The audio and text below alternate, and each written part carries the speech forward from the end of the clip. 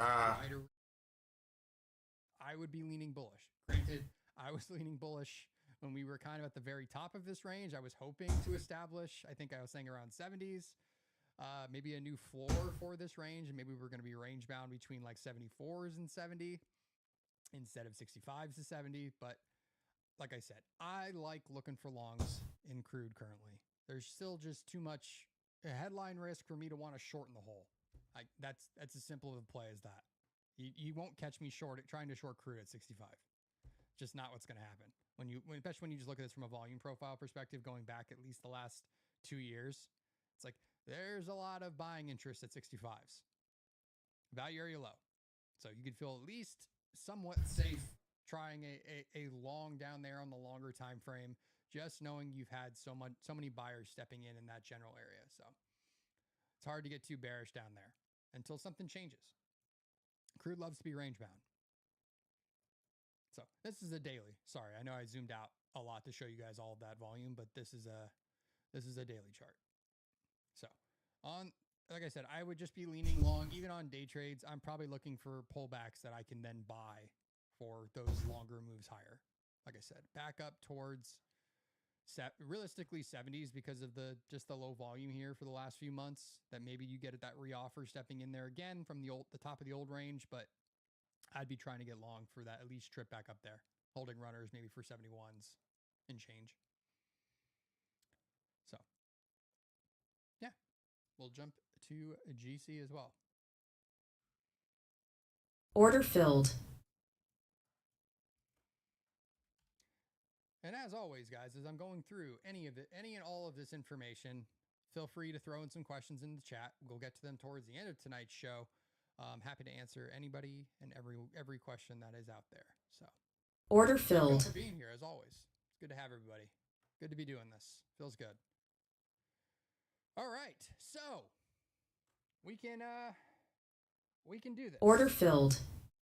If anyone remembers, me and Coach Dakota doing the Top Step TV takeover back in August, I made a pretty outlandish call of gold going to 3,000.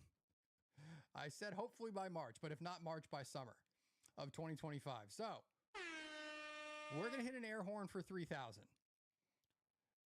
This was as simple as, guys, I'm not a technical guru. I have no idea what I'm doing half the time, but this made a lot of sense if you were looking at all the uncertainty. Order filled. Of kind of the end of summer of last year and just what was potentially going to happen with the election. And you always get order filled trade potentially in gold when there's a lot of uncertainty. So that's really all I was playing. And 3,000 just kind of made it. Order filled.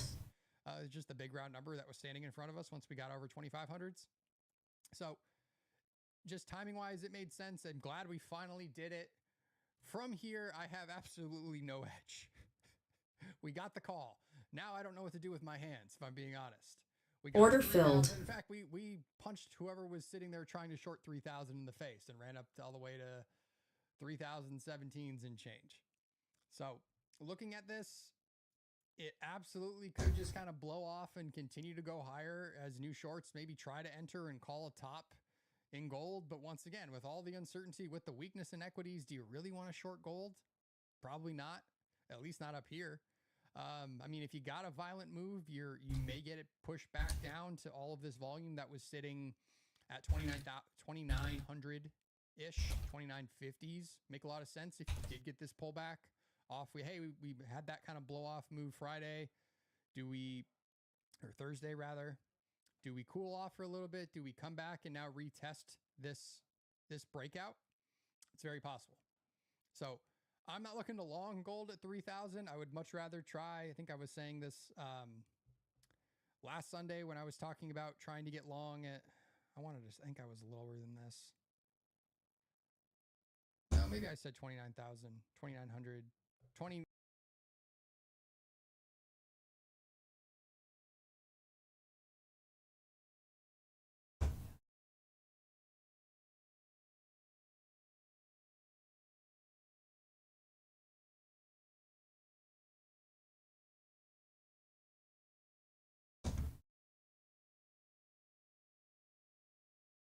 We shut down.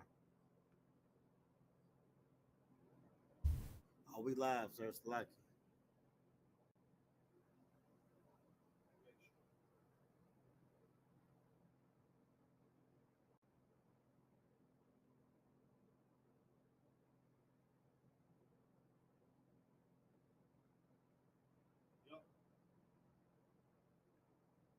sound, sir?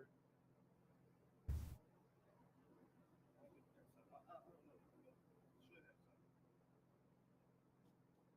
me check.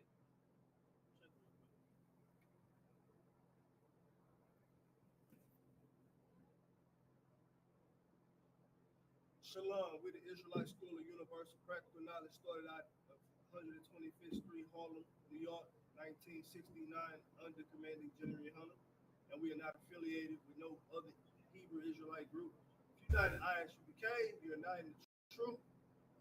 Today's ISUPK Houston Sabbath service, and we will be picking up from Exodus chapter 12, verse 40.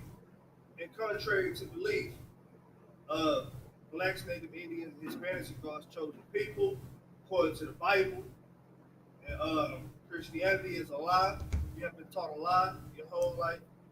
All these Christian pastors are just motivational speakers. They're not really teaching you the Bible. They're not opening up the Bible and showing you these records of God's chosen people, who they truly are. They're not showing you what the Bible is actually talking about. They're not showing you the true things in the Bible. They're just getting you to manifest a dream, whatever they're talking about. It's a lie. Here you are going to get the truth, uncut, raw, 100%. And feel free to tune in and just follow along. Again, we'll pick it up in Exodus chapter 12, verse 40. Without further ado, we're just going to get straight into it, right? So I'll bring up the first priest, Madim, which means to stand.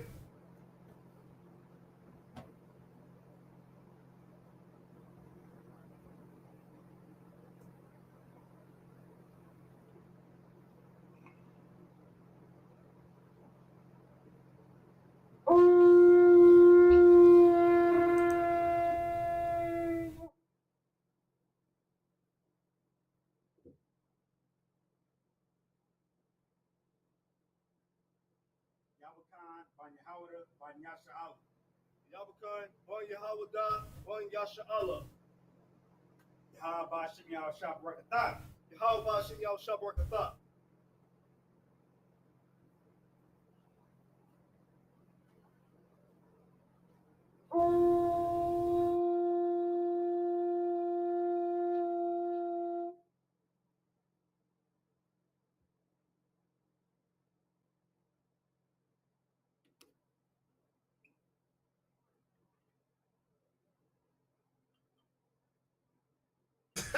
Nigga, is that Cavassier, nigga? They pour that nigga a fucking sip of the fucking Cavassier. Yasha Allah. Oh, man. That nigga got a little sip of that bad boy.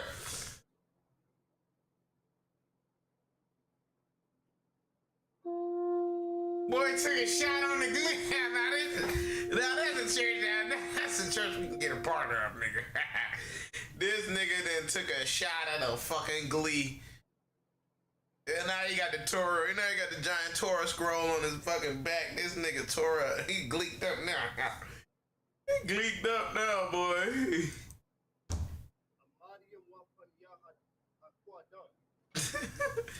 This nigga took a shot and then fucking said, shalom, shalom, shalom, shalom, shalom, shalom. Shabbat Shemayim, Shabbat Shemayim, Wadash, Wadash, Ayah, Ayah, Shamka, Shamka, Yahweh, Yahweh, Malak Wakah, Malak Wakah, Taba'ah, Taba'ah, Watzayaka, Watzayaka, Ayah, Ayah, Aisha, Aisha, Ba'aratza, Ba'aratza, Kawa, Kawa, Ayah, Ayah, Bashamayim, Bashamayim, Nathananawa, Nathananawa, Lacham, Makom, Ko, Yawam, Wasalat now, Wasalaki now, Kawat now, Kawat now, Kasalat now, Kasalaki now, Kawat now, Kawat now, Wala'ah, Taba'ai now, Taba'ai now, Barasayawan, Barasayawan, Abba, Hawashaya now, Hawashaya now, Mayan, Right, Kaya, Laka, Hamalakwa, Ba'ala, Waha'Allah, Ba'ata Parat, La'awalamium, Aman,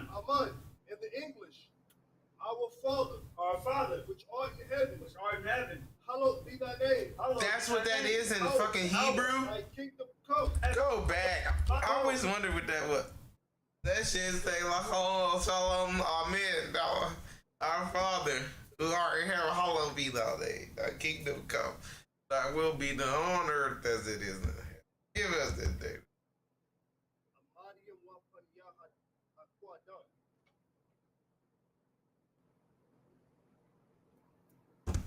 This is the Lord's Prayer in the Hebrew.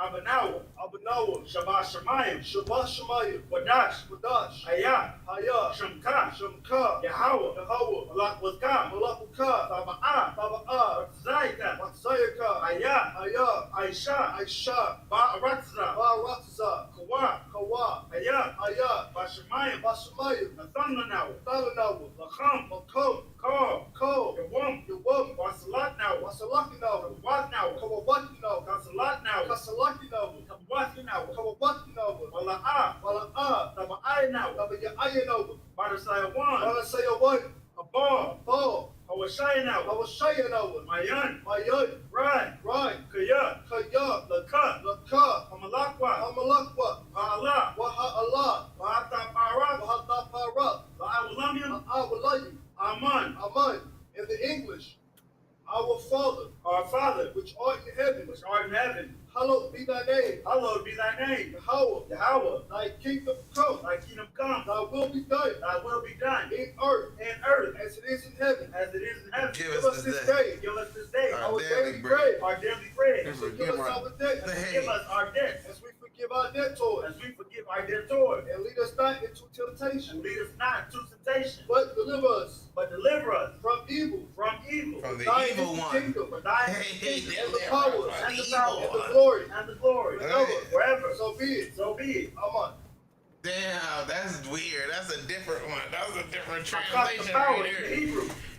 That's Yahweh, true. Yahweh, Hashem Yahweh Shai, Bahashim Yahweh Shah, Baba Kashai, Baba Kushah, Nathan Lanawa, Thalanawa, Akat, Akat, Akat, Akat, Arapa'ah, Arapa'ah, Kal Makala, Kal Them Makala, niggas Call money my wash. Kal Madawa, Akat, Akat, Latahar, Atahar, Hamatzraim, Amatariziah, Akat, Akat, Lahakwayam, Lahakwayam, Amathiam, Amathiam, Akat, Akat, Arakawat, Arakawat, Atama Allah, Atama Allah, Lagarashan, Nagarashan, Bashim Yahweh Shai, Bahashim Yahweh Shah, the water, the water, Aman, Aman. In the English, Yahweh, Yahweh, in the name of Yahweh Shah, in the name of Yahweh Shai, please give us the power, please give us the power to heal all manner of sickness, to heal all manner of sickness, power to heal all manner of disease, the power to heal all manner of disease, to cleanse the lepers, to cleanse the lepers, the power to raise the the dead, power to raise the dead, the power against unclean spirits, the power against unclean spirits, to cast them out. to cast them out. In the name of Yahweh Shah, In the name of Yahweh Shai, thank you so Let's have much. a normal So open be it. before some shenanigans on Wednesday. bless But Israel, the it could be Hebrew. short-lived with everything Yahweh, and anything Yahweh, with rollover Hashem and Yahweh not. Shai, Bahashim Yahweh I think we Shah, have expiration. Barak too. Barak Wa That's what Yashala, Wa Yasha'Allah, Wahab, I think it's this week. Wahab, Hayat So that'll be Safari, fun as well. Barak, But yeah, Barak, Barak, OPEX Hashem weeks, Yahweh Shai, Bahashim quad Yahweh witching Shah, weeks, the water Aman, compiled with What I F1C, not my favorite week to trade, just because it's just sloppy. So be careful this week. Lord, in the name of Yahweh Shai, And then bless finally, us, on the options and front, Israel, one of the reasons I'm really bullish bias, put in the bottom here, is what I'm seeing on the options front. So as far as gamma exposure, you're still seeing a ton up here towards 6,000. And on options expiration week, I know that's 300 points. We're probably not going to get all the way there unless Psalms we get just 121 an in the insane Hebrew. narrative. I don't think we're going to get anywhere close to this. But it just kind of can pull a little bit higher. That's all I'm kind of looking for. And with all of these, all of this options activity as well at 56,000, us not able to kind of make a continuation move lower, at least towards the second half of last week, it just makes me feel a little more comfortable trying some longs that maybe will get a drift a little bit higher if there is some positive news. But I am very cautiously bullish this week. Like I said, just with it being FX, maybe we go retag some of these larger, higher big round number strikes at some point. We just may drift a little higher. That's kind of how I'm looking at it. But if we got below 5,600 and we start rolling puts down like we were 2 weeks ago, and watch out. But as we see, and I think I was talking about this as well last Sunday, as you see this start to drift, with a lot more interest in these lower strikes, it just gets a little harder to sell us down unless there is a real catalyst. And Trump can be a real catalyst at any time. A hawkish pound can be a real catalyst for this week. So there's a lot more interest in downside protection this week than there was last week, and this week than there was 2 weeks ago. So when you start to see that after a 15% almost move in the NASDAQ, maybe we get a little relief. That's kind of how I'm looking at this. My help coming from Yahweh. My help coming from Yahweh, which made heaven and earth. That's the gist. That's what's on the docket. And everyone's going to trade safe this week, right? No one's going to full port their account and blow it on FOMC. I sure hope. But you guys are all adults. So you can do what you do. Anyway, we're going to get to some questions here. So, if you have any, feel free to throw them in the chat if you have not already. We have grabbed a few. But I will get to answer as many as I possibly can. So if there's something you want to ask me, talk about, me to walk through a little deeper, I am happy to. We are drifting a little lower since I started rambling on about earnings and the economic calendar and options. We have drifted a little bit lower since we opened. We were as high as 56.30s, I believe, yeah, 32s. On ES, and just kind of drifted a tad lower, but still very much in that kind of tight range that we were in for the majority of Friday so far. Allahayim, all dami yalakah, all sakarash, all that's your quiet. All right. Kaya, how much lower until we worry about recession? Well, recession is very much two different things than what we're doing every day, which is trading the shenanigans that is this market at times. I mean,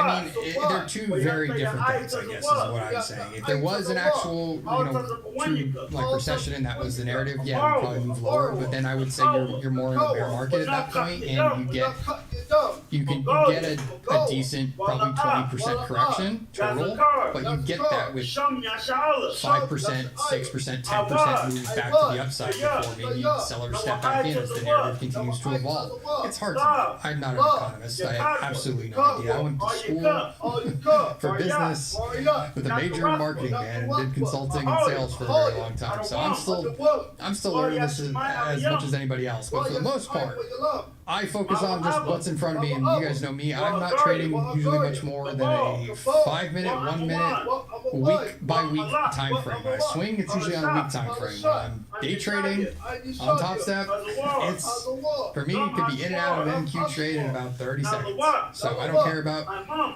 what's going on geopolitically or politically in the United States. I don't care about the trade wars, tariff wars. I am trying to scrape out 30 points on the NASDAQ in the next 3 minutes. And the recession fears or anything like that is not going to change that trade.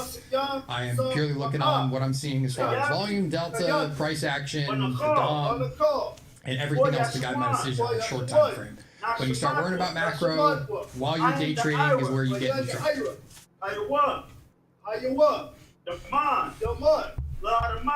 So this gives us an idea of a bigger picture. I can't tell if this is just written weird or I can't speak today.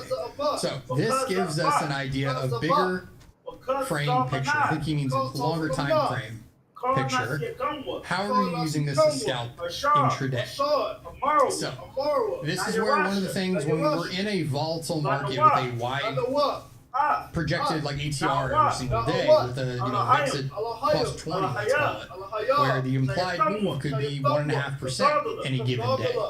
when you have it like that, you really have to rely on what you look at as far as indicators for volume, for price action, whatever usually triggers you in a trade. You really have to understand what it is you're looking at. And it can be as simple as you're just going with momentum.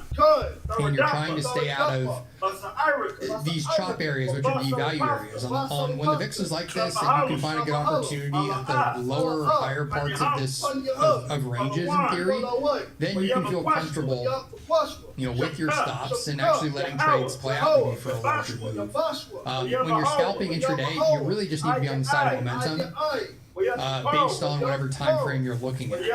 It just, for me, it'd be like in these last few weeks, a lot of what I was looking for was re-offers a little bit higher, like waiting for a good move back up that I could then sell at an area that made sense. You have to then basically define levels in the longer time frame that you can then interact with. And these can be levels from the previous day, the previous week.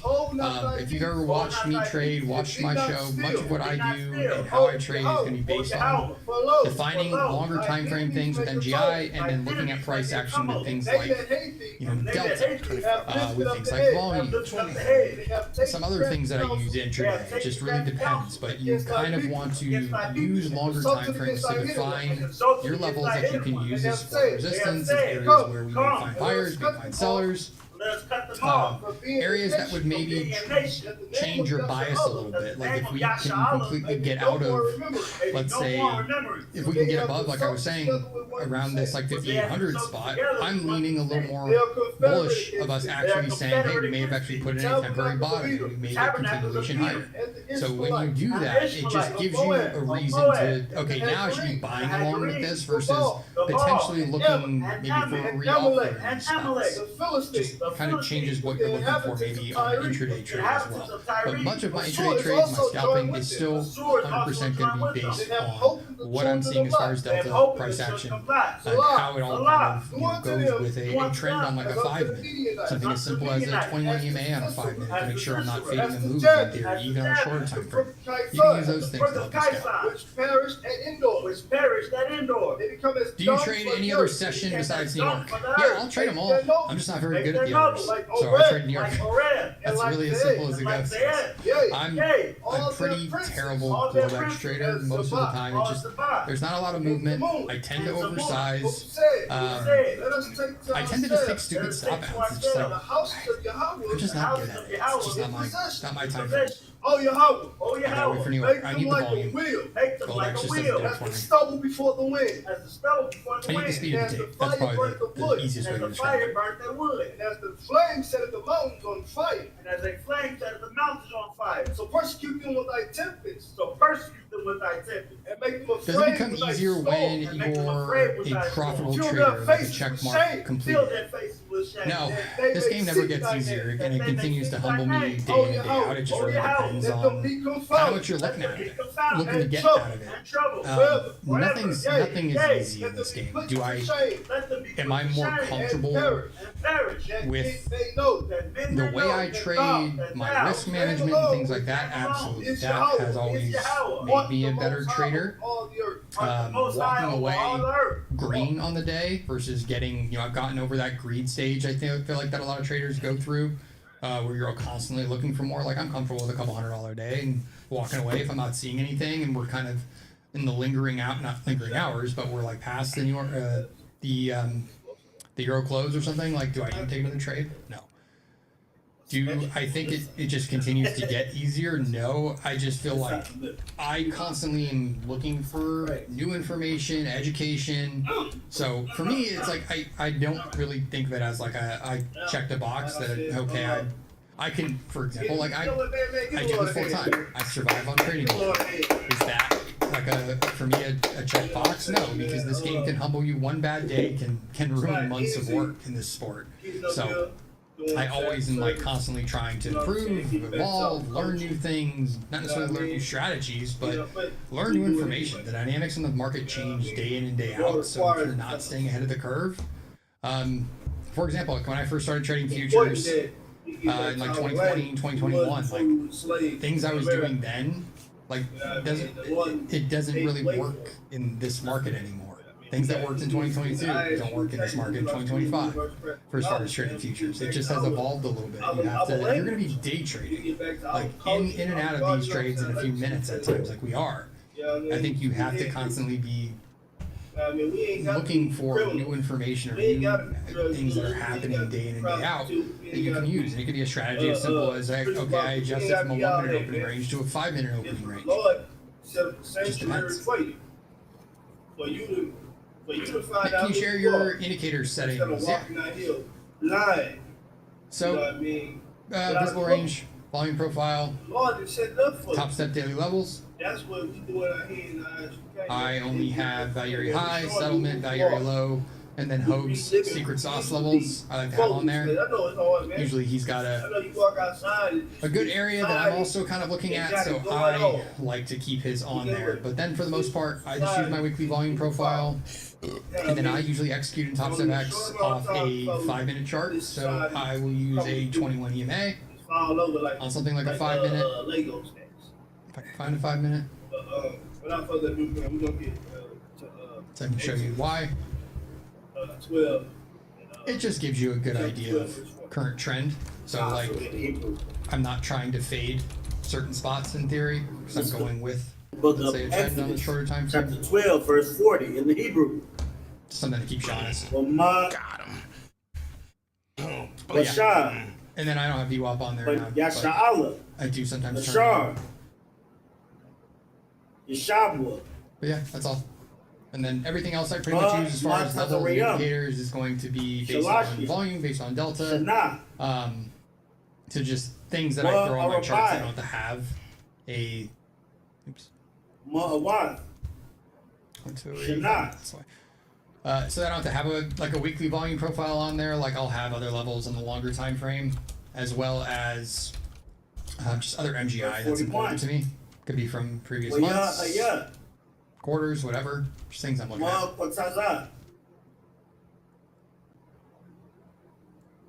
Shalashim. Shana. Wa Arabai. Ma'awad. Shana. Are you using a simple moving average or an EMA? If so, which one? Can you explain how you're using volume profile to scalp intraday moves? Yeah. So this is a 21 EMA, and I use this on a 5 minute to gauge the trend of the session. As far as volume profile, much of it has to do with time frame. So if you are someone like me, I define a lot of my MGI levels based on the previous week's volume profile, and previous couple weeks. And then a longer time frame. So it's like I'm zooming out to 3 weeks of volume here. I have a 3 week volume profile that I can, I don't need to spit out MGI, like I can visually define some levels just by looking at this of areas I'd be looking to be hands off, looking for reoffers, looking for rebids, depending on kind of what price action is telling us as we interact with some of these spots. But the simple way to look at it is we don't spend a ton of time trading in low areas of volume. So value area lows. We spend the majority of our time trading, or 70% of the volume is all value area. So depending on your time frame, if you're going to use like a daily, like if you're going to have the intraday and just have it populate as candles are printing, it's going to also spit out the volume. The same principle would be true. You're not necessarily looking to fade, but the most volume is going to be traded at this spread line, the point of control. And the logic would be we rotate. In normal market situations, we will rotate from areas of high volume, areas of low volume, where we would find buyers or we would find sellers, and we will then eventually return to an area of a lot of interest in the auction, which would be like a point of control. So in theory, on a longer time frame, let's say price action was trading back up here at 6,600, 60, and we couldn't find any buyers really or a lot of buying interest above that spot, and you found a big seller potentially step in there on the shorter time frame intraday with us, then in theory you would short that and look for a rotation back into an area of higher volume. So longer time frame, you'd short 660 and you'd be looking to ride this down toward 59.70s, where this high volume edges up here and this point of control going back. So that's a simplistic example on a longer time frame of something you might see, but you But can throw a what? volume profile on your Verse 45. 5-minute chart based on whatever candles are on the screen. Like I have that in trading view, which is just my a 5-minute ES chart that'll just do the visible range volume profile like this. So in theory, you only have whatever candles are there, and then it's going to give you that same volume profile that you can use to trade off of. And the logic would be, once again, we probably are going to rebid at a value area low. We may reoffer at a value area high, and we may shop around and return to an area of higher volume. So that's kind of how you can use it in theory to take day trades. You're not necessarily fading moves. You are looking for quick moves, potentially, or not spending a lot of time in low volume nodes. For example, if we got above 5650s here, let's say, you should not be shocked if we saw a more quicker trend move out of that. If we got buyers stepping in, you may see a faster, more aggressive move in a low volume area like that, or a trip back up towards where we might find sellers again down here toward 5720s. If they didn't step in there, you definitely would find a lot of interest in potentially selling this again at 5760s. That's kind of how you can use it. But what? So there's a million other ways, but there's just a simple example of how you're looking for a rotation out of low volume to an area of higher volume. Idaf. Yasha'ala. Ya'aishawa. I've started using volume profile value area low and value area high and point control. Do you have suggestions to be about that? Also, I see you don't have volume per candle on your chart. It's okay not to use it. I don't exactly know what your question is. I think I just did a quick overview on a simplistic way to use volume profile and value area highs. If you're talking about these levels as well, so this is also going to be like the previous days. Value area high, value area low, point of control, like whatever you want to have on there. I think the suggestion of how you can use it is you don't necessarily trade off of it. Like you're not looking for, okay, as soon as price comes up here towards the value area high, I'm going to short it. Because Nick was talking about rotations from value area highs back to the point of control. It doesn't work like that.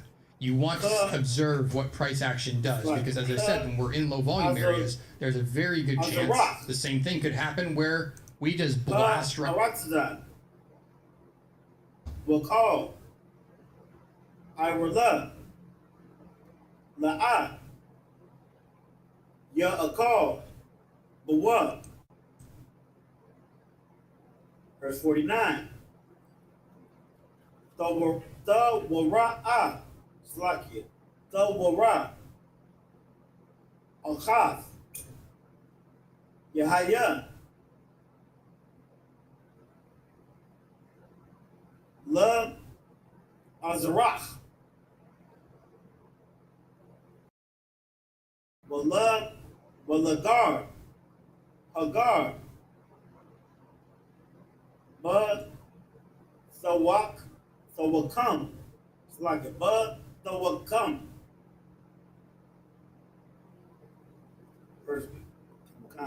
Verse 50. Wayai Shawab. Call, Banya, Yasha'ala, Ka Ashar, Yahweh, Af Mashah, Ma'af, Aharan, Khan, Aishawat.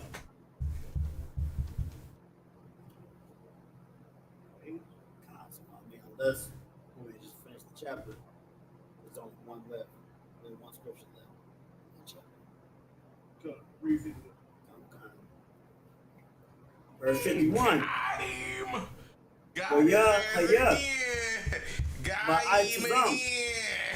Boom. Hawa Taza Ya'a. Yahweh. You go in with the five micros at one single price, and then it moves against you. My logic would be, think about how you are trading right now. If you're building the position, there's nothing wrong with building to 10 micros versus going to 1 ES. If you are somebody that is pretty good about have like Now, the your sojourning entries, then yeah, of sure, the you children of can try it, Israel but why who not dwelt just in build if Egypt you're using someone that's was comfortable using micros 430 and you have a good years. strategy that works? You can Verse also try to 41, continue and it to came to size up. pass If you scale in, at the end of the there's nothing wrong with scaling to 430 10, or years, if you wanted to try even the selfsame jumping day, in with it came to twos to build pass to a single instead of that you know, all the it's, hosts of the Lord one, went out and from the building land of Egypt. building to 10. Like that's another thing you could do. Verse If you like your 42, risk reward, if you it like is how a you night add to to positions, be much you observed could add unto 2 the micros Lord instead for of 1 bringing and build them to out of the land of Egypt. 10 micros instead of 1 mini. That's kind of my suggestion. Some problem background. The reason I say that is because To what we are going over right now. this is always my gripe with, you know, I trade a couple minis still, but there's a lot of times I should be in runners, and that's where micros would be a better fit at times. I know I'm very much a see profit, take profit kind of guy, but there's been a lot of situations recently where should have held a runner. So I've been screwing around with micros in a few practice counts. Plus I swing micros in my personal as it is on longer time frames. I do like overnight hours. So it just kind of depends. But my advice would be if you're using micros and you found success and you're getting payouts, and if you have ever scaled Also, in or on top of out, that's heavy why to say switch that to out of my minis list. and just do Lord one? is- I would tell you to that's size up what a the Lord little bit on is your doing. micros if that's what you're trying to do to capture a little more. Somebody that sees the whole thing. But that's why you But want to move just to us one as a for nation, 5 micros. we Like why think not it's move just to us 7 getting out of micros? captivity. If you're worried about the If I conditions, could, I think you can survive it, another tick or two to make up for it it. says that we were in Egypt 430 years. That's about how long we've been in America. Too damn What long, huh? is the difference Too damn of long, the two goddamn it. volume That's profiles we can That's see? a long ass time, How do you add them to man. the chart?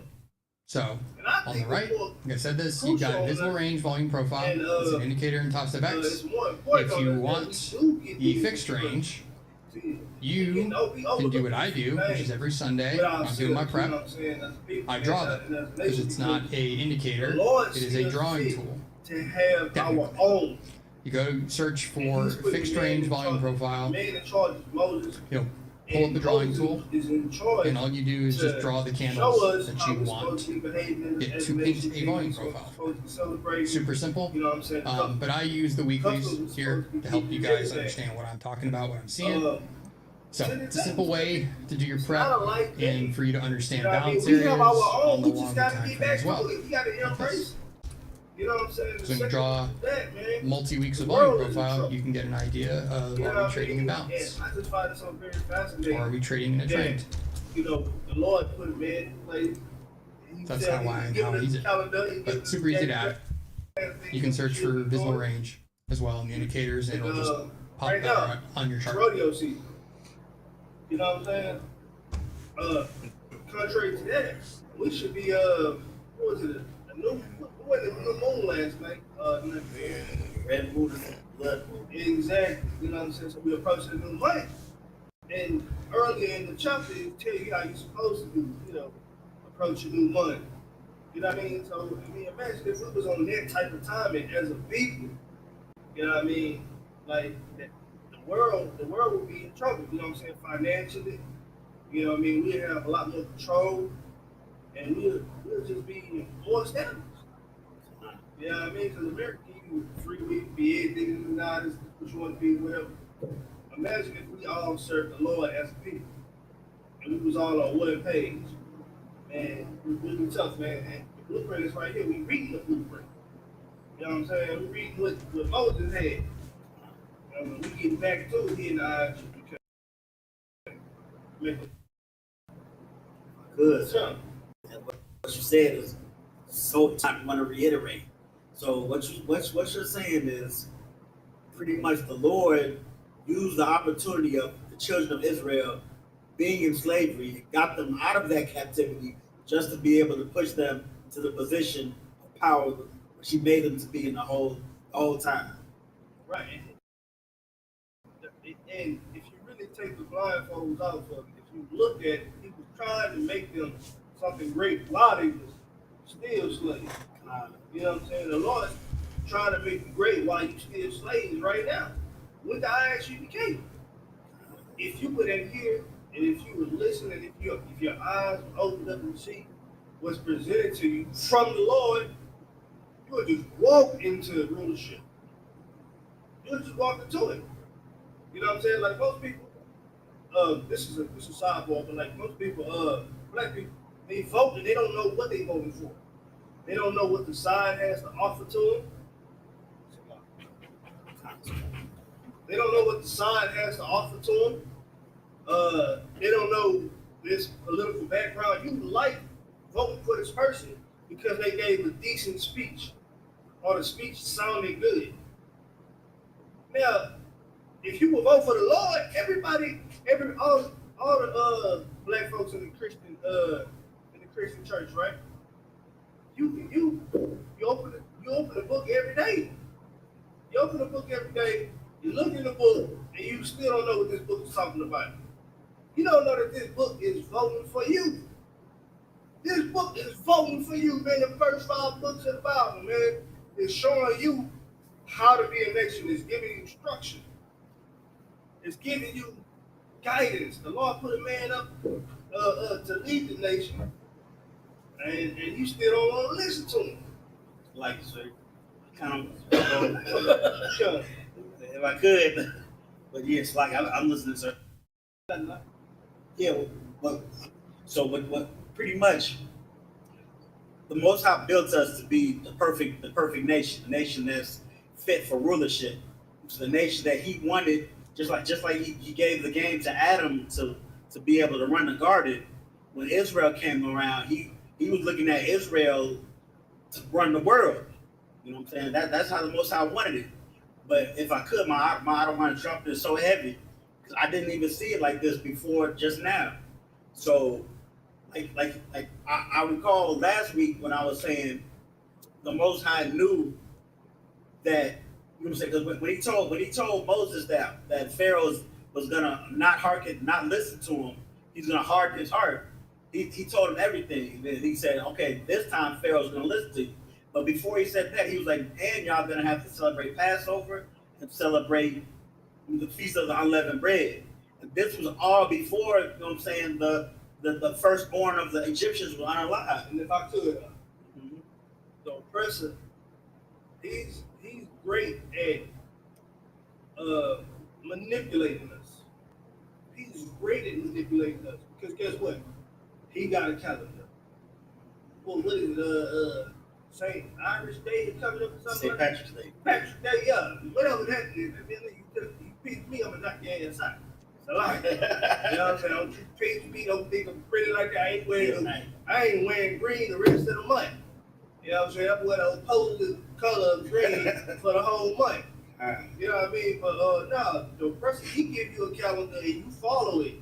You fall right in line with the oppressor, and guess what? I know it's hard to escape because you got the slave, or you got your job, your 9 to 5. It's all in the air. The kids go to school, and you know it's in the school, it's in the daycare, and it's hard to escape. It's easy to just go with the flow. But man, if you follow the Lord, if you're picking up on what the ISPK is dropping, you know what I'm saying? Stay with it. Stay with it. Endure. Fight against it, man. If you open your eyes up, if you see that the Bible is telling us to oppose against the oppressor and his holidays and you know the things that he stands for and everything, stay with it, man. And guess what? You ain't got to do it alone. You got your brothers, you know what I'm saying, in the same fight as you. We in the same boat together. We trying to reach one destination, and that's the kingdom. That's right. You know what I mean? So your brothers in the same fight as you, the same boat as you. So I don't think you're going through it alone. But I know it's easy to curl to the temptation of the world because it's all around us. You know, they're doing big parades, they're doing Easter egg hunts, and they're doing sales and all this. Forget about all that. You know what I'm saying? Stay with what the Lord gave us. And it ain't bland. It ain't bland. I mean, like, contrary to popular belief, it might seem like it's boring, but when you look at it and what the Lord, like Passover, right? That's our most high holy day, and it's coming up. We're finna have an amazing time in Atlanta. You know what I mean? And the Lord gave us that because to celebrate every year because He destroyed our enemies. That's the kind of God that we serve, man. You know, I mean, think about it. If you really think about it, what? Why wouldn't you want to serve a God and say, hey, just chill out and I'm going to destroy your enemies for you? Just do what I tell you to do. Don't that sound so amazing? I love your father. Right? That's a loving father, right? Don't that sound amazing? Don't that sound so simple? But yet we make it difficult. Why do we make it so difficult? Why do we have to complicate things when it's that simple? When the Bible tells you step by step how to be as a nation, how to be as a people, how to govern yourself as a person, how to interact with your brother, you know, why do we make things so difficult? You got a question? Okay. Yeah. Why do we make things so difficult, man? It don't have to be that difficult. That's why we going back over what we should be celebrating, how we should be behaving as a people, how we should be behaving as a nation. You know what I mean? Because it's so simple. But of course, 400 years of slavery has made things difficult for us in this place. You know what I'm saying? It's embedded in our spirit, in our DNA, in our complex to behave a certain way. Because we've been here for so long, and we don't have the knowledge and the understanding of who we are. That's why the ISUBK are telling you who you are. You know what I'm saying? I'm teaching you who you are. You know what I mean? We'll continue with it, man. I done went on the way. Because I ain't crazy, So sir. it's out to walk. So we had verse 42. It is a night to be much observed unto the Lord for bringing them out of the land of Egypt. This is the night of the Lord to be observed of all the children of Israel and their generations. Verse 43. And the Lord said unto Moses and Aaron, this is the ordinance of the Passover. There shall no stranger eat thereof. Now, hold on. This is major. Read that again. There shall no stranger eat thereof. One more time. There shall no stranger eat thereof. Look here, man. The Passover is coming up. How ironically, you know what I'm saying? And this is the greatest feast day on the face of the earth. And guess what? No stranger shall eat thereof. This is for Israelites only. Don't that sound good? You know what I'm saying? Don't that sound amazing? And I like to compare the Passover. You know, I like to do an analogy like this, right? Let's say your people can do an annual cook-off, right? Or an annual barbecue. Don't they look at you crazy if you bring somebody crazy? Yes. You know what I'm saying? Like, if you bring a white girl, I mean, I haven't experienced this, but I've been to cookouts and I know when the vibe is off. And if you bring somebody crazy or odd or something like that, they're gonna look at them like, what are you doing with strangers? You know what I'm saying? Read that one more time. There shall no stranger eat thereof. Stranger can't eat with us, man. You know what I mean?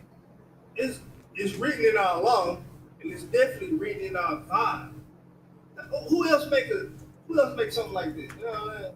Like come up with a sequence like this, with laws like this. You know what I mean? It's black people.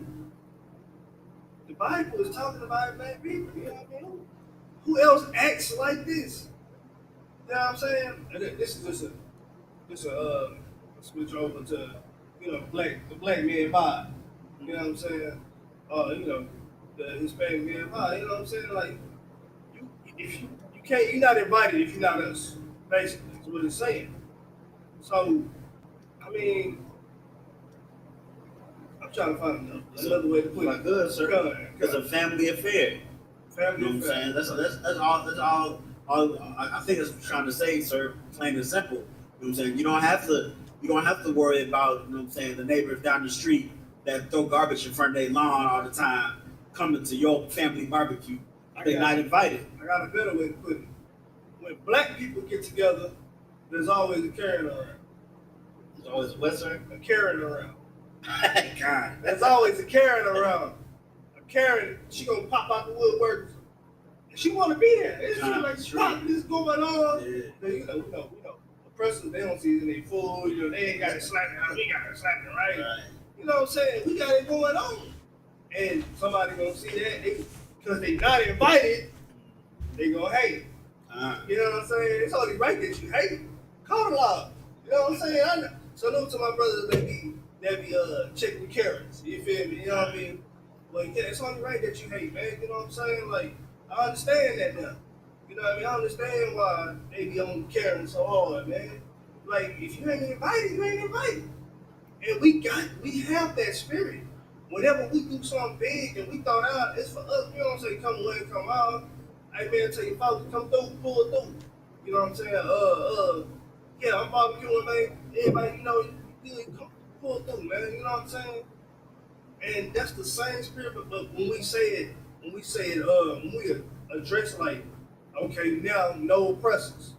We lay down the law and say no oppressors. Then you got them Christian folks want to say, well, God love everybody. Because that's what Christians do. You know what I'm saying? But it's in our spirit to be separate. It's in our spirit to say, only us. This is for us. They have their own thing. They don't include us for anything. You know what I'm saying?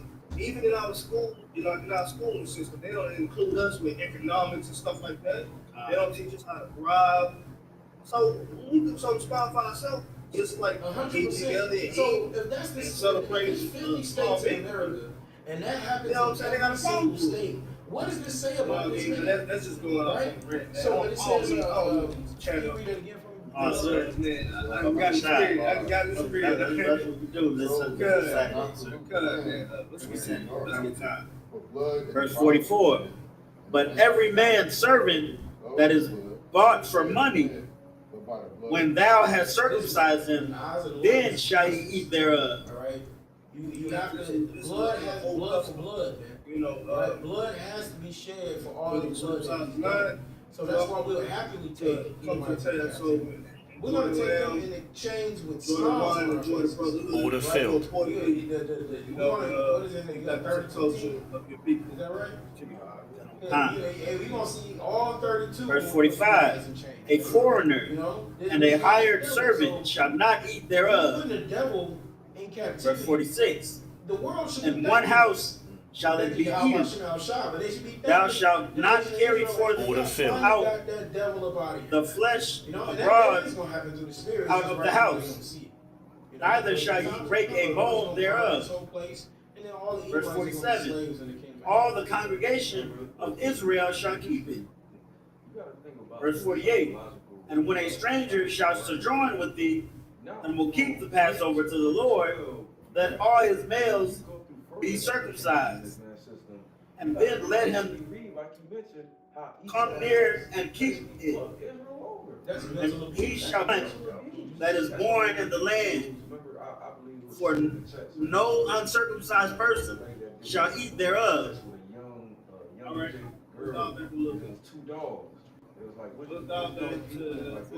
Yeah. They actually said this is the book of Exodus, chapter 12, verse 45. A foreigner and an hired servant shall not eat thereof. This is talking about somebody in other nations. We're not talking about somebody in Israel. And then they said, which one is the bad dog? Which one is the good girl? You know what I'm saying? And then all of the bad that's somebody that's the dark one. And there's a fucking dog. You see what I'm saying? Like, these one even people, they just, that's look at the institutionalization. What they do that. So imagine, if that's how those are mostly, in plans and stuff like that. You ain't doing no business some ladies in there too. Putting there. What is that do to the psyche of our children and us? Constant reminded that this man is your verse 46. In one house shall it be eaten. Thou shalt not carry forth out the flesh abroad out of the house.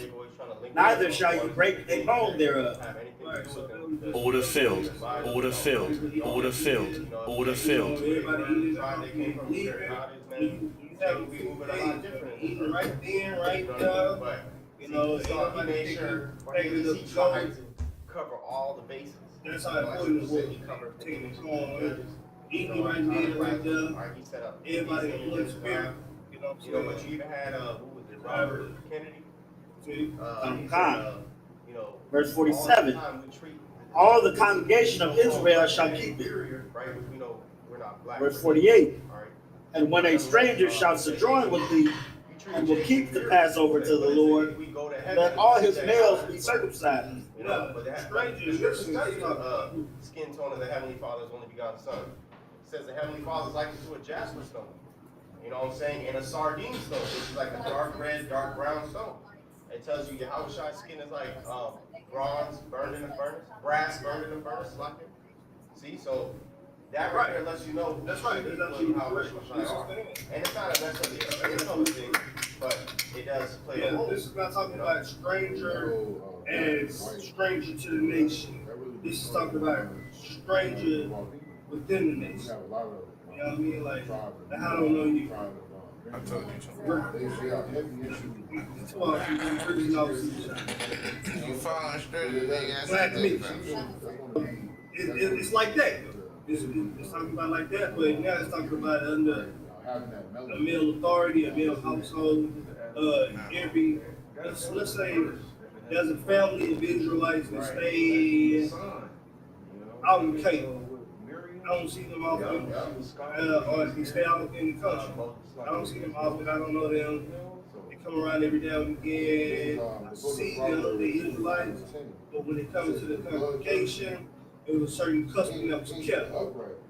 You know, like how we take brothers at the door. You know, make sure there's no way. It was a that was kept. Okay, if you're one of us, you know, every meal has to be circumcised. So that's basically what that is saying. Is custom within the congregation, custom within the nation that we kept, just to make sure you was one of us. You know what I mean? So that's all it is. It's just wearing the jersey. You know what I'm saying? Making sure you're on the right team. And then let him come near and keep it. And he shall be as one that is born in the land. For no uncircumcised person shall eat thereof. Verse 49. I'm gonna pause right there because now, you know, because we all broke the nation, this might be somebody watching online and might think, well, you know, due to circumstances, hey man, we're a nation now. We're just more focused on getting back to being a nation. You know what I'm saying? Don't feel like you have to go out there and do something like changing to yourself or whatever. Just get back into the nation. You know what I'm saying? You welcome to the Passover. You know what I mean? Any kind of tradition you are. You know what I mean? Just come to the Passover, give us your people. Sick. The doctor says stay away from human contact. You know, follow what the doctor tell you. But other than that, man, you welcome to the Passover, man. If it's black man, Native Indian man, Hispanic man, come and enjoy the brotherhood, man. The feel of being a part of the nation. What you're saying is heavy. So you definitely don't have to circumcise yourself physically for trying to come to the Passover. The only Passover in Israel is ISUK Passover. But if I could, like we read a few weeks ago, you know when Moses said he had uncircumcised lips, I'm saying we went from there to the scripture that talked about a circumcised heart. Circumcised heart means a heart that's trying to serve the Lord. So you can circumcise your spirit when trying to come to the Passover. So you don't have to physically circumcise yourself. Circumcise yourself spiritually. Get in all black, you know what I'm saying? Get ahead of the sister, you know what I'm saying? Say the prayer. Don't just come try to eat the lamb and drink some strong and try to, you know what I'm saying, chase down on some sisters. No, that's not, your spirit not in the right place. Circumcise your spirit. Try to come back to your culture. That's coming from the Lord. Right on, man. Right on talking. And yeah, you don't. I mean, it's not saying circumcised. Nigga, buy some shares. Said, but Paul spoke about it. Well, you know, I get a nigga heat. when Christ was building his Order filled. he left, might pick it up. Paul was talking about circumcising yourself in the spirit, and that's like cutting yourself off of this world, cutting yourself off. Order filled. You know, the pleasures of this world. Order filled. I see so that Moab on there. I just saw Moab on that way. All right, that's right. Okay. They ain't playing for it. The shorts ain't playing for today either. On the con. You see any team shorts? Verse 49. Look at them. One law shall be to him that is homeborn, That shit and unto the stranger that sojourneth among you. They play worse than we play. Verse 50.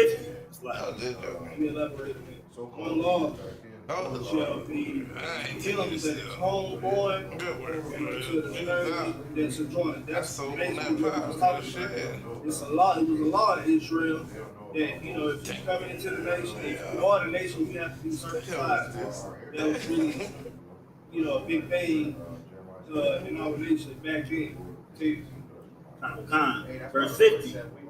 Thus did all the children of Israel, as the Lord commanded Moses and Aaron. So did they. Like your brother said, we looking up at Rosa Parks. Verse 51. And it came to pass the selfsame day that the Lord did bring the children of Israel out of the land of Egypt by their armies. All right, so he set up Yahushua first and foremost, and then Yahushua set up his men. All right, they died, and then we fell away as a nation. And then now the Lord rose up Abba Bivin. You know what I'm saying? Heralded the coming of Yahushua It's so important to be circumcised today. Circumcised in the spirit. You know what I'm saying? Moving your spirit from America. Moving your spirit from this place. You know what I'm saying? Coming out of Egypt. You know what I'm saying? That's why a lot of our It's people are covered going to be with destroyed. filthiness. Because they turn their You back know on what I mean? God. It's covered with fornication. It's covered with This one. a layer of unintegrity. I don't know how That's a good word, yes, sir. no integrity. You know what I'm saying? So to build a better foundation, you know, remove your spirit from this place. You know what I mean? Separate from America. You know what I mean? It was big on separation back then. And if you really think about the process of circumcision, it's a process of trouble. You know what I mean? It's a process of trouble. You have to cut something off, give it time to heal, and then you know what I'm saying, you're able to be completely healed. Right? I got a precept. Come, if you got a but if you think about it, the Lord was performing circumcision with us from Egypt. Because we was joining Egypt. It looked like this with Egypt.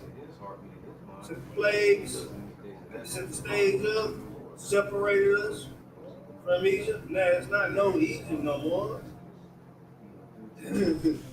You know what I'm saying? Now it's just one.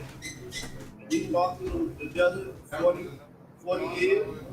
You know what I'm saying? Healing as a nation. We still didn't heal completely. You know what I mean? But we got to where we need to be. That's, I'm dragging it off. Get the precept? Con. This is the book of 1 John, chapter 2, verse 15. Love not the world, neither the things that are in the world. If any man love the world, the love of the Father is not in him. There you go. You know what I'm saying? That's time progressed. Circumcision progressed, speaking blatantly. You know what I'm saying? Speaking blatantly, like I can't find the quote. Maybe that's they can go for numerous things. I'm not gonna digress into that's an excellent if precept. you have a black zero, you white. Yeah, that's right along the lines. So we might be going to Exodus chapter 13. No, I think it's the movie, Judas found a black Messiah, if I'm not mistaken. This is the book of Exodus, chapter 13, verse 1, in the Hebrew. They're gonna save the nation Where you're the bar, outside of Yahweh, all Mashah, right? La Amar. Brothers said Jackie Robinson, Martin Luther King. If you follow all along these the line, people that you know, seem like you they're follow doing something along righteous. with us reading the Hebrew. Bible that. J. Edgar Hoover, right? That was the president at the time. Black Panther movement was taking place. Right? So you had Again, we had Exodus chapter 13, you verse had 1. all these different. I'm forgetting their names right now because I forget all of the pastors. But Verse all 2. the different Black Panther Party. Wada, call, Did he start the CIA? Yep. Bakawar, 21. There will never be Atar. another Messiah unless we create. call, Right, there will never be another black Messiah. Raham. Create them. So, you know, they want you, Babanya. they want you to have their Yasha'Allah. idea of what Ba Adam, right? Somebody's going to What? do. Man, look, Ba I used to Ba before the shootings when I was Hama. in middle school. I used to be down Yeah. for. I Hawa. used to understand Martin Luther King. I was always one Martin Verse Luther 3. in my spirit there. Waya Amar, But I'm gonna say this Rashad. shit, man. Martin Luther King All might Ha'ai. be the biggest coon of our nation. Zakawar, You know what I'm saying? Like he did not care Ah. about our people. You know, he Ayawam. did what he did to make money, Azad, to sleep with Ashar. random women, get his Yeah, bag, Taza get his Asam. name up. You know, he's Zariyam. basically a modern day Christian pastor. Mabayas, You know what I'm saying? They're doing all types of I wicked, bought wicked you. shit, man. He was always the Yeah. president. Who knows what Martin Luther King Ba was? Khazak, Yeah. You see what I'm saying? Awad Where's the man- Taza Where the Ya'af, fuck he from? He from like Montgomery, Yahweh. Alabama, I think. You got where's a I was Mazak. saying, what is a nigga from Montgomery, Alabama, Yeah, with a call. goddamn suit town with a mustache, me with a Hamatazak, Right. You see what I'm saying? Like what's going on, man? So this man, Verse if 4. you're retired with the Rothschilds, you have no goal of saving our people, but that's because they programmed him, they engineered him to Hamatazak, say what they want to say, to do what we want to do. And look, that's what verse his 4. damn speech, Ivan Trump. Ayawam, That speech Asam, was to embody the Yataza idea of Ayam. love. That hey, these people that did us so Hadash. wrong. Hey man, one day Ah, I want to see a little Aliyah. black girl and a little white girl holding hands in the street together. I have a dream, verse 5. right? Trying to Well, yeah. make Jake docile. Man. Yeah, He did a great job of that because during that time, Yeah. Jake were all they were By they Akah. would fight against Esau. Yahweh. You know, and it got to the point All where Esau Aratazah. would come with the hoses and stuff. Yeah. So he did Ah, a great cause the job. eye- Like you said, docile the people. Yeah, and during the Well, civil ha- rights movement, yeah. during the '60s, things like that. Like Well, you ha- trying to calm, you trying to tell Amari. these people to relax, but bro, well, man, how, get hit with them fucking Hawaii. fire truck things, bro. You will see people fly Well, across how- the street, man. Them shits is like guns, bro. Yeah. People fly across the street. But what's- that shit hurts, man. Shit, even like when they Ashar. pop open a fire hydrant, you get Not hit with that Shabbat. gas, it's a little painful. They had them things shooting La- you up. La They was Abbasi attack attack. dogs on us, and he's telling our people to chill, La relax. Fa. This is your friend. the No cubs, way, bro. That's Aratazah. like NFL. the boss, Right? Get hit from the linebacker. That's Halal. Yeah, the man will tear your skin off. You know, I want to get this real Well, quick. the This Bosch. is Ezekiel 25:12. Thus said the Lord power, because that Edom Well, had I rebelled bought, against the well, house I of bought, Judah, like, taken well, I vengeance bought. and had greatly offended and revenged himself upon Ah. them. Therefore, thus said I the Lord bought- power, I will also stretch out my Like, hand upon I Edom, bought, and I will I cut off bought man it. and beast from it, and I will make it desolate from Teman, and they of the Dan shall fall by the sword. Haza'ah. And I will lay my vengeance upon Edom by the Ah, hand Hadash. of my people Israel. Hazah. They shall do in Edom according to mine anger and Let's according go to at my your fury. email. And they shall know Shabbat. my Check name. by Discovery. said the Lord Yum, yum. Yahweh. So this is a passage from God, bro. So a call, That the so-called white nation What's has that? been This time. terrible towards our people. what by your Been woman, terrible. Right? He put it, he took a matter in his own hands and he greatly yeah, offended the Most High and yeah. us. But you'll have a Jake, you can walk down the street now Right. and ask a Jake, how they feel about yeah, white people. I, They're gonna say, "Oh, we all good. ha, Slavery's over. love You your can house, get a job just like you can get a job." verse You 7, know, but not knowing Because you're of the why? bottom of the totem pole and you can't eat. I Yeah, saw call. an example earlier. It Ah. showed 5 people. It showed 3 Shabbat. guys on the bottom, 2 guys in the middle, 1 guy on the Yum, top. yum. It said, but the thing is, only the guy at the top Well, can ah. handle it. So they kept fading the hammer You're to the right. dude at the top. The So cup. he kept getting bigger and bigger and bigger. Come on to But that. the people on the bottom of the pyramid is Well, what's the upholding the pyramid. But they You're get right. skinnier, more frail, and they're The losing. cup. But the people The in the shark. top are benefiting the most. Because You see, so our people are the ones on the bottom Double- right now. double And luck you up. say that this man's your friend, but he the only one eating off you, man.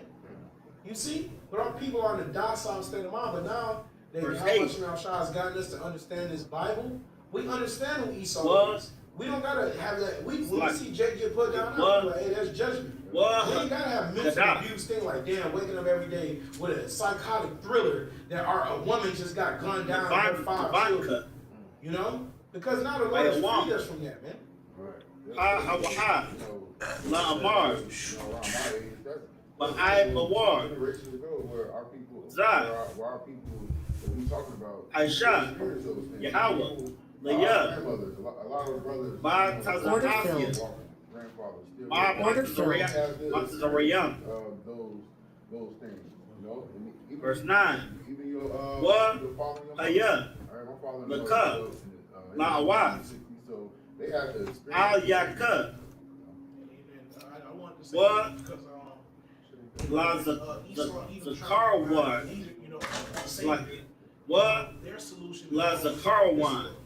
you know, let's build black businesses. Bayan. Let's establish black schools. That's not Ayanayaka. salvation. That's re-institutionalizing, La putting Ma'ain. you back into the system, man.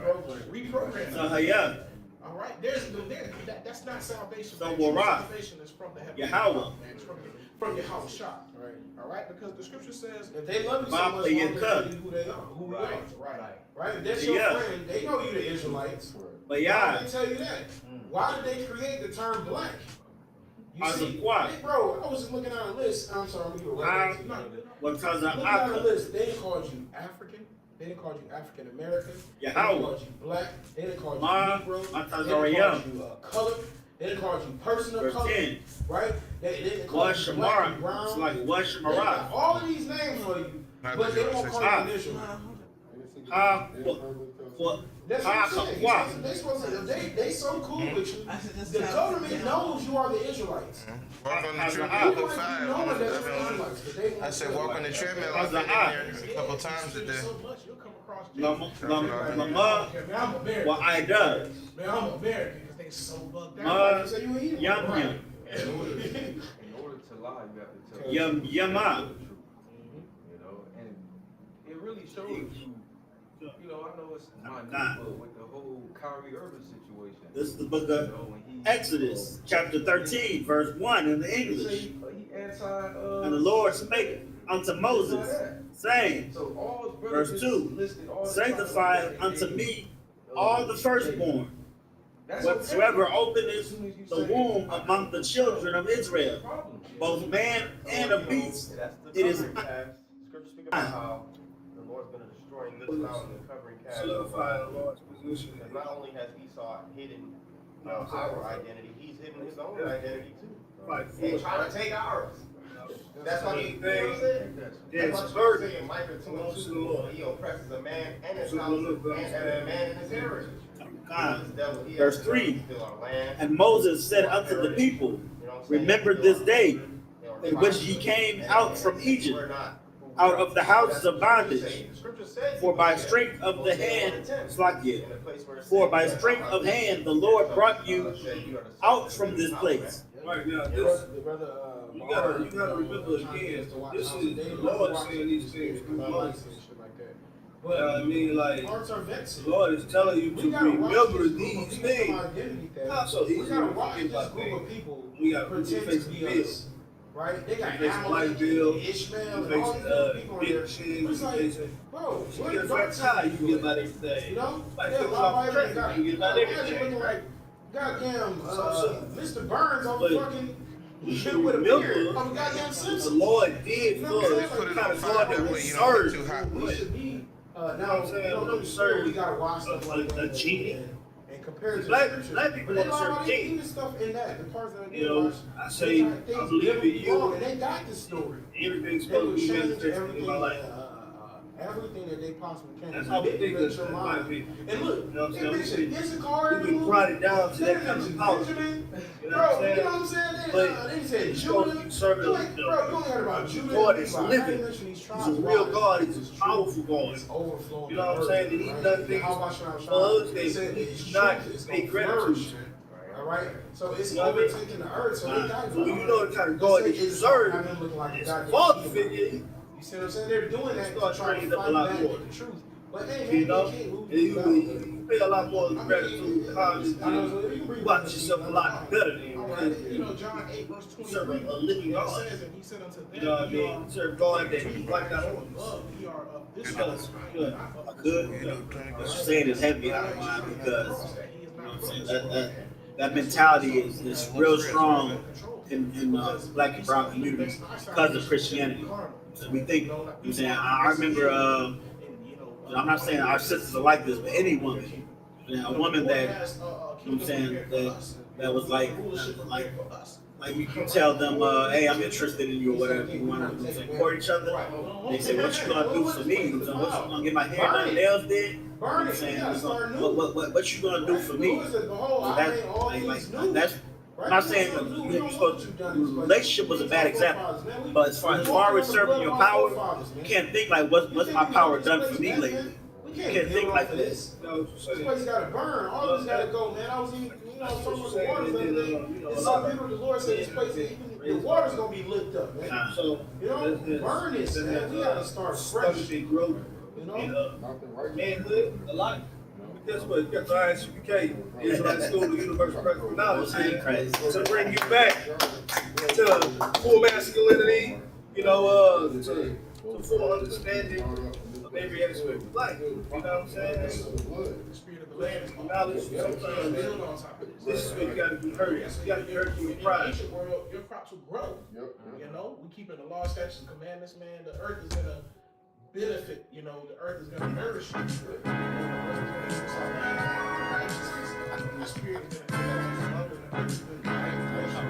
Listen, hold on. Said mixed emotions, reminiscing. I keep thinking back. GBG forever. If I catch him, no, he getting whack. Hit you out that rent, he switched the V and then we switched the map. Chick ain't never love me, but she sang it like she Janet Jack. Told us I was locked, and he hard, they just send me back. Seen so many foes, shit got old, but I won't get it tight. I won't trust his soul, but big bro, you know we get it back. Trying to sell y'all souls, but it ain't worth none. Tracking on y'all, man, I know they souls turn.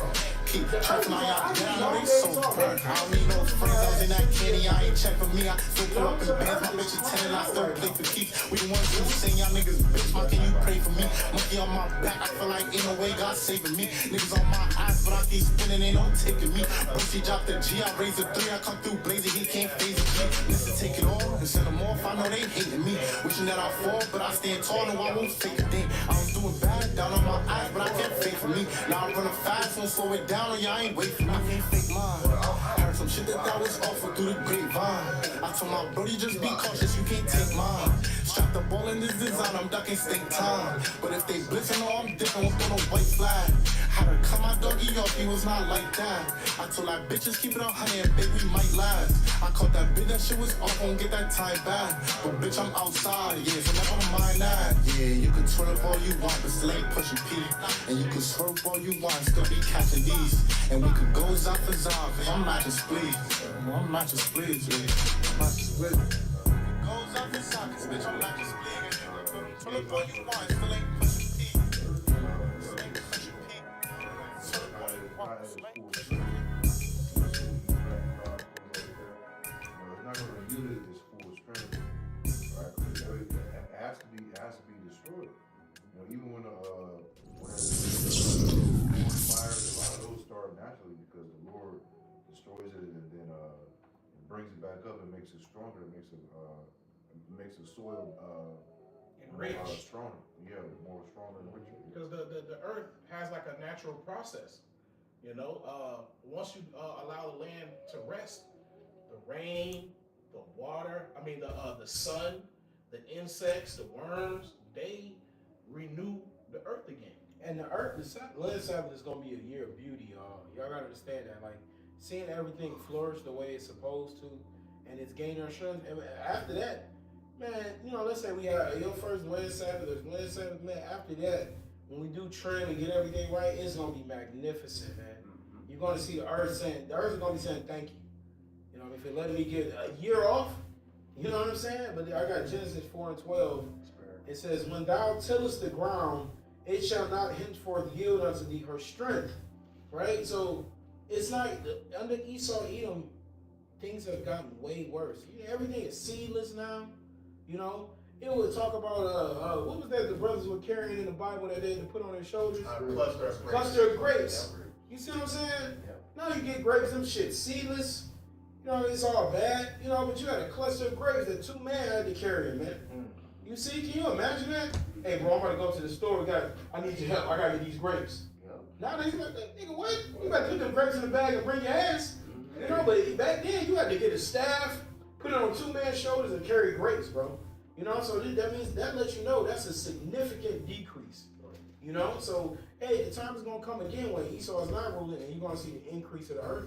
Well, you know, you don't have to, now they probably don't have to market it as seedless anymore because this generation doesn't. They prefer seedless. They don't know. They probably don't remember what grapes with seeds look like. Right? Yeah, that's true. They've never had. Bro, I haven't had like. Bro, I remember when I was young, my mom would give us grapes, and let me say this, my first time getting grapes, I'll say it like that. I bit into it just thinking about, shit, it's a seed in here. Yeah. You know, I remember that, but now I haven't seen seeded grapes in the store in so long, bro. Right. You see what I'm saying? So you ask a young kid now, hey, you want some grapes? If they bite into it, it's a seed there, they gonna be like, this something ain't right here. Right. Dang. Yeah. They even make grapes, GMO grapes with seeds in them. That's crazy, bro. So what is that? GMO seed grape. What is the seed then? You see what I'm saying? Like, what is the seed made of? If it's a GMO seed grape, what the hell is the seed made of? Oh, brother, they could make steak with a lab. I mean, with a machine. Yeah.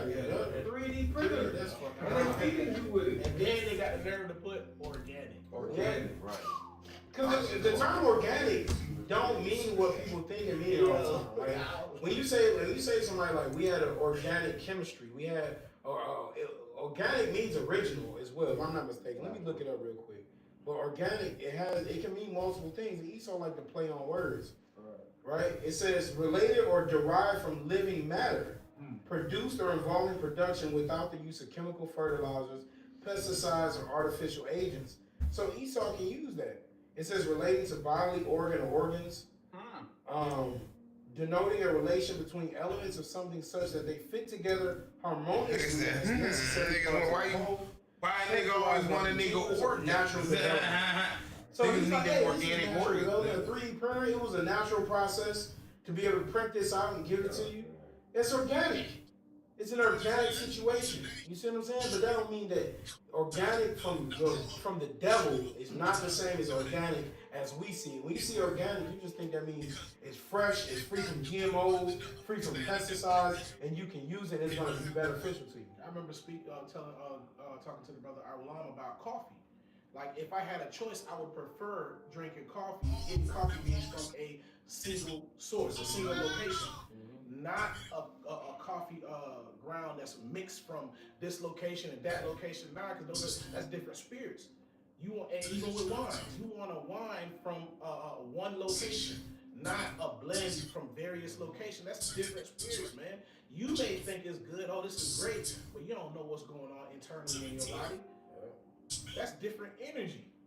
And that Lord is big on that, like mixing of things, right? The Lord ain't the Lord ain't never. That's what people gotta understand about God. He's not big on mixing things, man. Like he he clothes, he said you're not supposed to mix wool with linen, and all these were for a purpose. You're not supposed to, as an Israelite man, we can get a woman of another nation, but that's not mixing. Okay, that's pure. Because the seed comes from a man, that's not mixing. But when you start to mix different things, even the brothers we talking about olive oil and things like that. You got 4 different countries of oil, they got 4 different processes. And you like, what the hell is going on? The Lord is all about having whole things, having things pure. And ain't nothing wrong, ain't nothing like having. If you go with gold, we be talking about gold, man. Pure gold You know, of course, sometimes you mix it to get strength out of certain things to make it stronger, but nothing like purity, man. It's nothing on this earth like having something pure. You know? This is Romans 8, starting at 19 in the NLT. It says, "For all creation is waiting eagerly for that future day when the Most High will reveal who His children really are." And that prophecy already happening. All right, you know, through our apostles and others. Verse 20. Against His will, all creation was subjected to the Most High's curse, but with eager hope. The creation looks forward to the day when it will join God's children in glorious freedom from death and from decay. For we know that all creation has been groaning as in the pains of children of childbirth right up to this present time. And that's why, you know, the earth is like fighting back in a sense. You know, that's why it's all these forest fires. All right, that's why it's all these tornadoes, is all these so-called natural disasters, hurricanes, and earthquake. That's because that's like the earth fighting back in a way. Yes. You know, the earth is a living organism. Mm-hmm. Yep. Absolutely. Didn't you just send the video saying how plants can talk? Plants communicate. Yeah. Right. Yeah, that's stimulus. Yep. You know, they react. You sing to them, things like that. They grow better. You know, there's so many lively things around it. You know, me and Yuan went to the grocery store earlier, and we saw the different produce in there. I was like, man, you can't say the Lord isn't great, bro. Just looking at the produce section, all those different things for different purposes. You know what I'm saying? Like, the Lord is great, man. You know, but these people, they know how to corrupt, they know how to defile. Even that, when we see it, it looks beautiful, but Esau spray things on to make it look better instead of just giving it to you in its natural. Esau want to put makeup on everything. But just, you know what I'm saying? But plants have discernment. Yep. That was incredible. Yep. It knows its neighbors. It knows every plant or leaf that comes from its branch, from its root.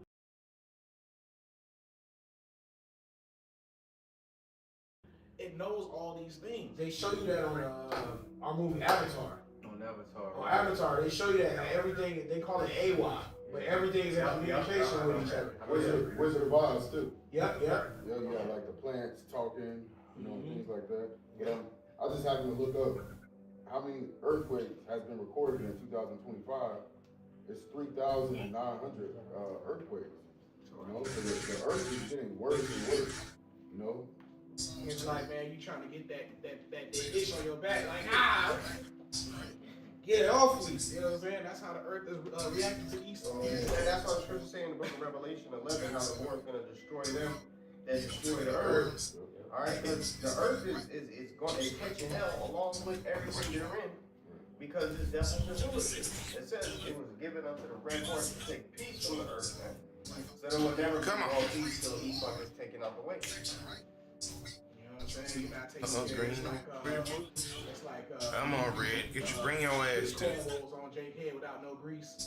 All of a sudden you got like flakes and shit. You know what I'm saying? Because you have to take care of the land a certain way. But when you do it, not and you don't do it according to the Heavenly Father tell you to do it, it's gonna have a reaction. Right, and that's why, like, you see like on the internet, you know, how a whale came and ate up the dude. You know, you got to put it in the whale's mouth. Like, the whale knows that was an Edomite. You know? And the Heavenly Father put the spirit on that animal to do it.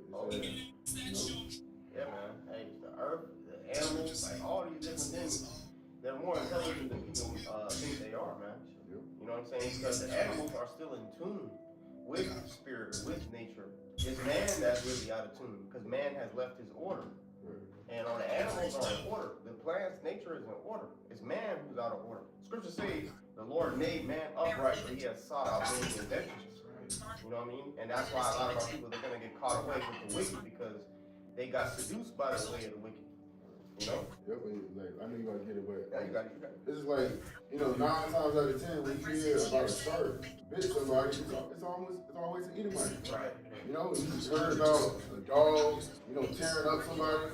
A lot of the times it's Esau. Right. You know, it's because the devil, the creation knows that man's spirit is not upright. And animals are highly spiritual, more spiritual than 2/3. You know, you let a dog If you let somebody in your house and that nigga ain't right, the dog it's gonna react. It's gonna let you know. It's gonna let you know. Like, all right, this nigga ain't right. Yeah. No, I was gonna say that dude off that name, who was killed by a hill. Pretty much, he was in territory. He got killed by a hill, but he was in Stingray. And he was in territory that he didn't belong, man. You know, but pretty much, you know, the overall thing is that Esau Edom, he goes in territory that he don't belong, like where bears are. He's hunting bears to pretty much, you know, take the fur off of them. I forgot what they call them when they the poachers, that's what they call them when they take like the skin off of the bear. Yeah, they do all that stuff, like they kill bears, they kill the giraffes, and all of these animals are going extinct because Esau Edom's lust, you know, to pretty much kill animals and pretty much take their skin and throw away the rest, like alligators too. They'll just cut the tail off the alligator and then use the tail for gator meat and then just throw the rest away. You're not supposed to be eating it anyway, but that shows you how Esau Edom, how you move, man. I got a Oh, you got a free? Isaiah 14 verse 7, it says, the whole earth is at rest and is quiet. They break forth into singing. Yet the fir trees rejoice at thee, and the cedars of Lebanon, saying, since thou art laid down, no failure has come up against us. You know, so ultimately the earth is going to be rejoicing when Yahweh Shai, you know, take Esau down from rulership, man. We also understand that, you know, trees represent people too, because we also read in Proverbs 29:2, it says, when the wicked bear fruit, the people mourn, the righteous on authority, the people rejoice. Right. So at the end of the day, the whole creation is going to be rejoicing when Yahweh Shai remove Esau, man, because this man being in rulership is pretty much a terror of the earth. You know, but you got it out. I'm gonna get this. I'm trying to read through this, Lord willing. This is 2 Ezra 11:37. And I beheld, and lo, as it were, a roaring lion chased out of the wood. And I saw that he sent out a man's voice unto the eagle, and said, so that roaring lion is Yahweh Shai. The eagle represents the Roman Empire, all right, which is symbolic of Esau Edom. I said, hear thou, I will talk with thee, in the highest shall sing unto thee. Art not thou it that remainest of the four beasts, whom I have made to reign in my world, that the end of their times might come through them? So Esau is that fourth beast, that very last kingdom to rule before Yahweh Shai's return. Okay, that's how we know we're at the end. That's how we know the Lord is soon on his way back, because this devil's in rulership. Okay? And it said, and the fourth came and overcame all the beasts that were past, and had power over the world with great fearfulness, and over the whole compass of the earth with much wicked oppression. And so long a time dwelt he upon the earth with deceit. All right, and that's Esau Edom to the teeth. Okay? And it says, for the earth hast thou not judged with truth, for thou hast afflicted the meek, thou hast hurt the peaceable, thou hast loved liars, and destroyed the dwellings of them that brought forth fruit, and hast cast down the walls of such as did thee no harm. Therefore is thy wrongful dealing come up unto the highest, and thy pride unto the mighty. The highest also hath looked upon the proud times, and behold, they are ended, and his abominations are fulfilled. So we're at the end of this devil's kingdom, man. All right, and we're seeing the beginning stages of his fall. Okay, and it says, and that's why these other nations like Russia and so on and so forth, they're all getting stirred up to destroy America. Now, mind you, 2 Ezra 11 is talking about the Roman Empire, right? But America and these various other NATO and EU nations, that's Roman reincarnated.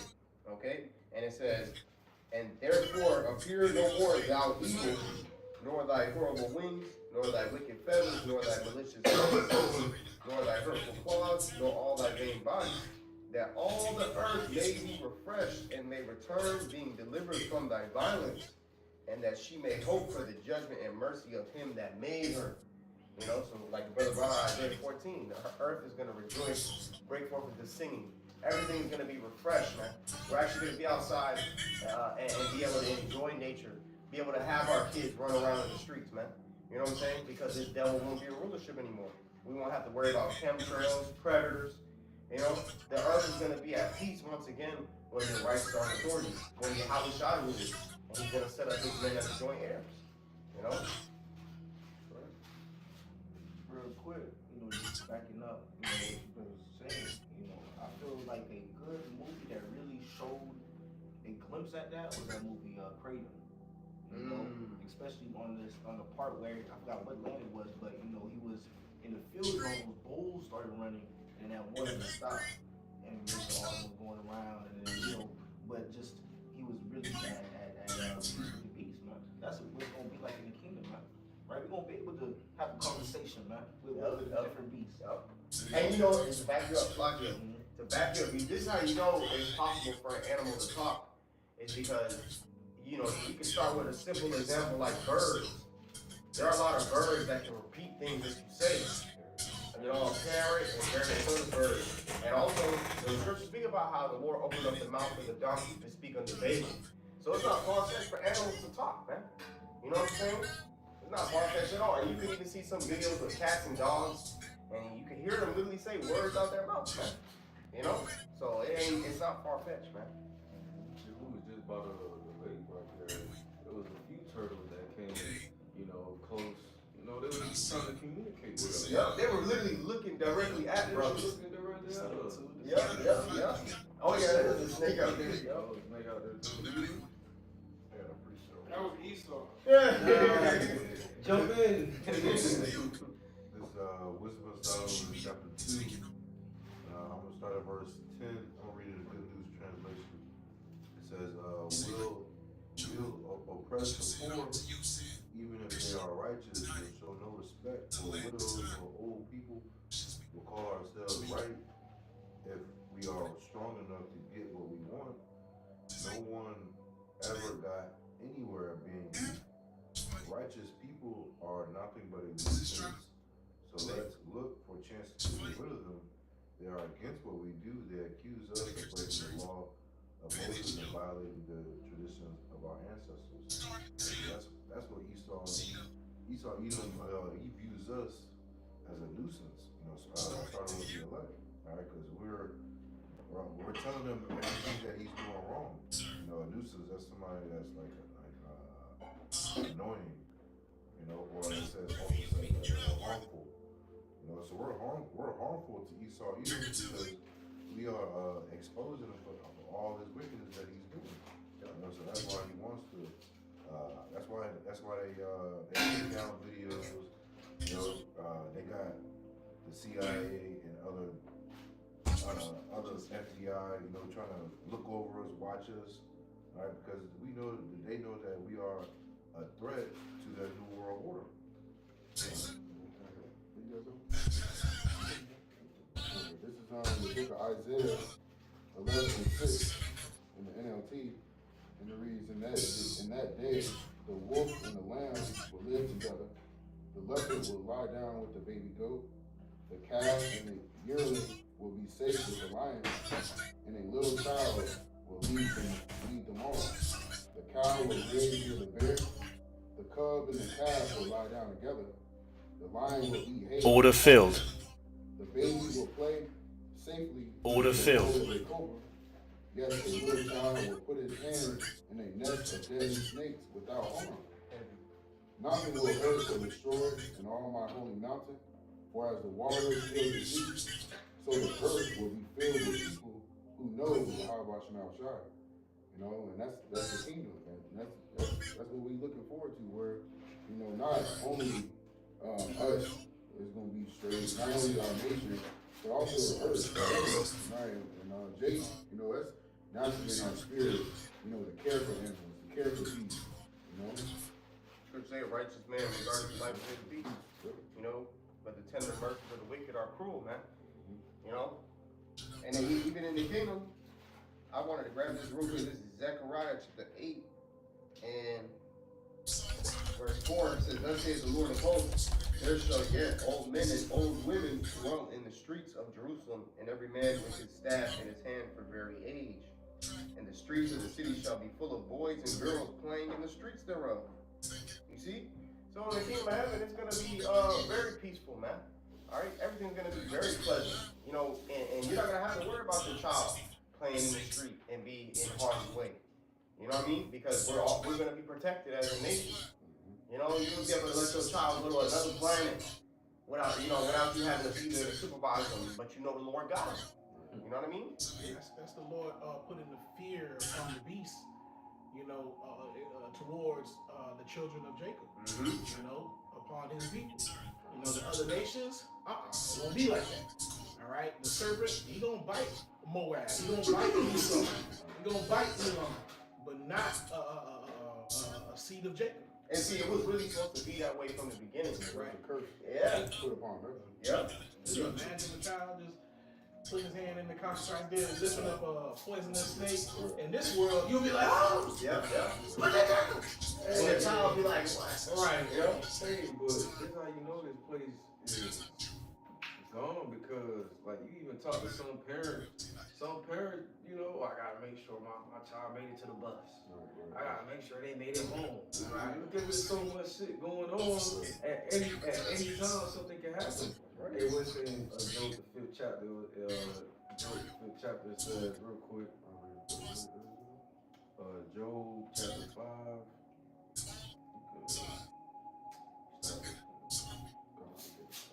This is Job 5:21.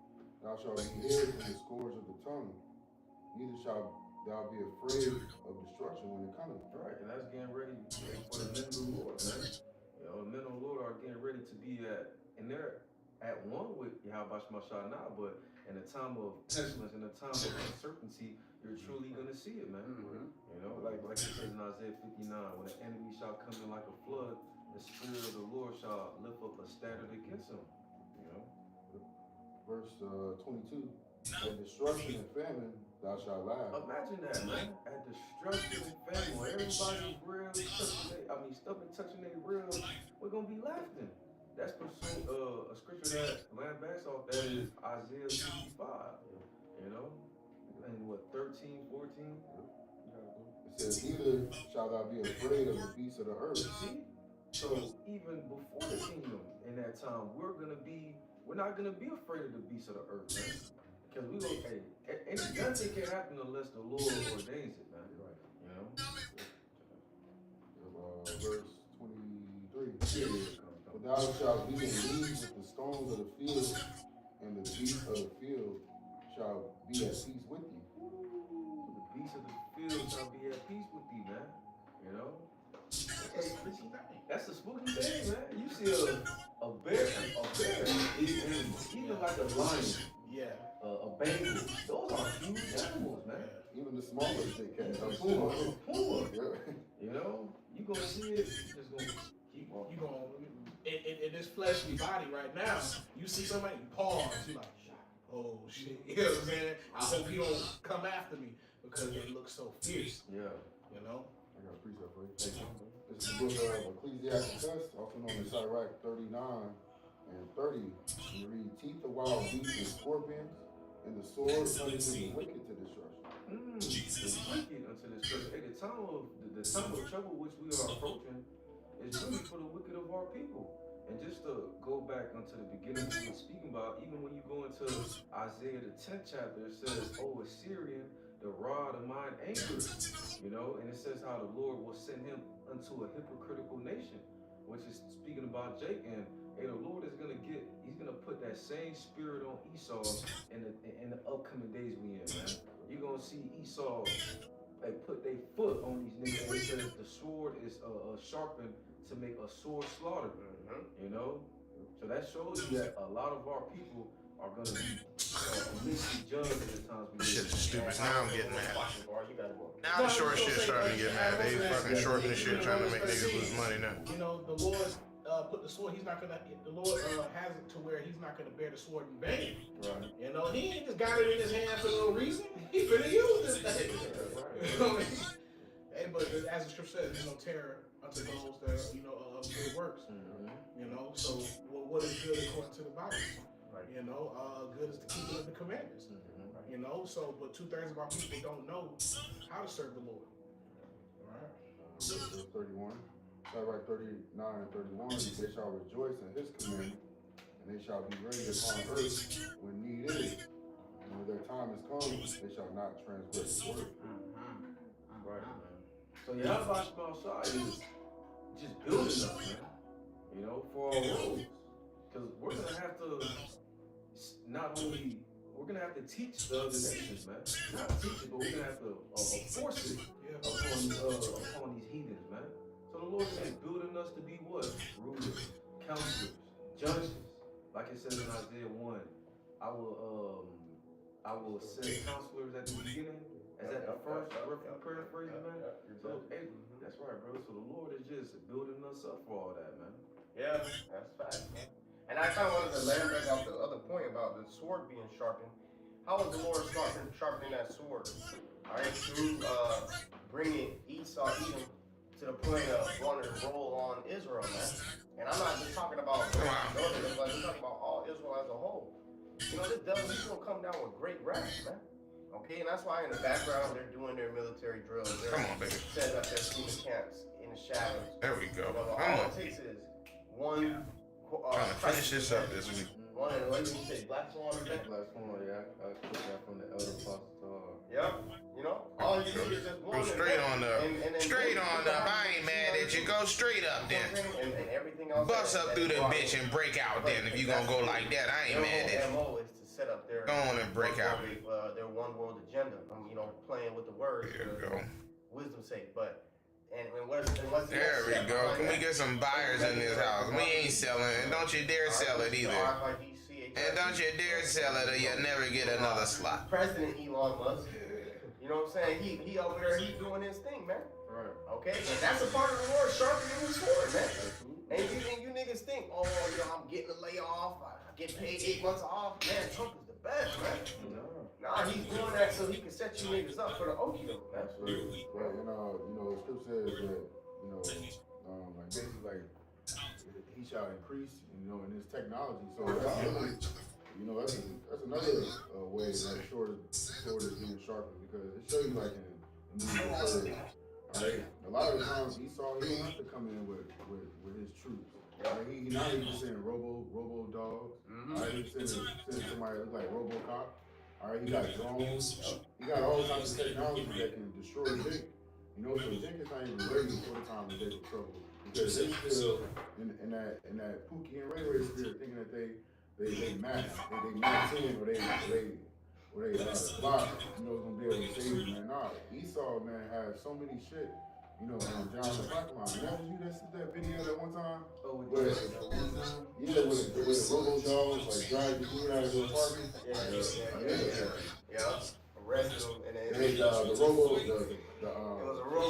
the robot dog cracked the window open, bust the window open, threw a smoke bomb in there, and the thing had no choice but to come out.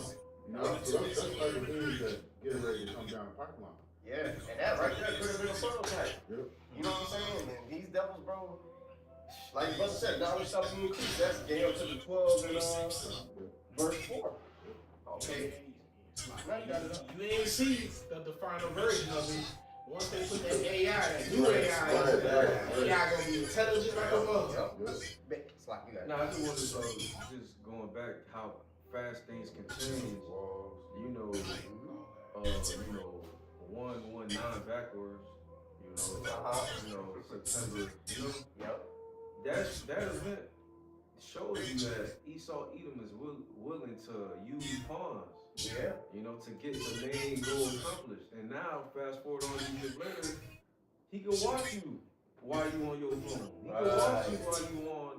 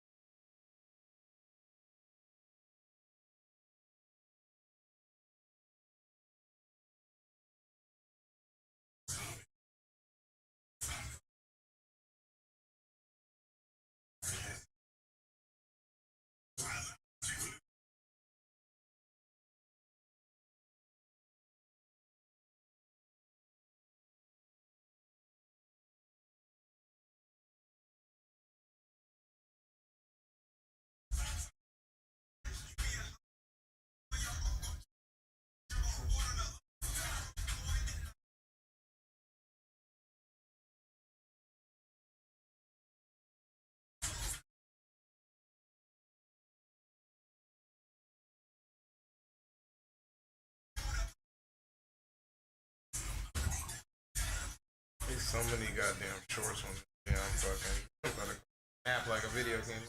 Map. Too many shorts on the map. If we wanting to go up, then these niggas are short. I mean, literally the whole map is fucking short. I keep saying map until I've been playing that game. The whole fucking map is short.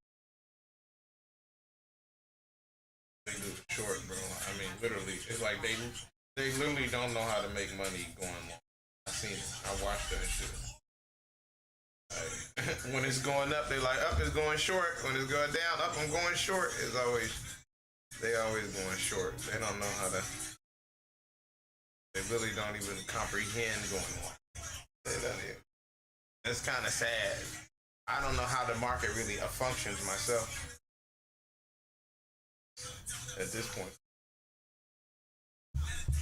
Because if everybody's short all the time, who's the one that's buying when it buys like that? Like I'm saying, it's really the machine that's changing its mind and taking the other side of the trade like it always does.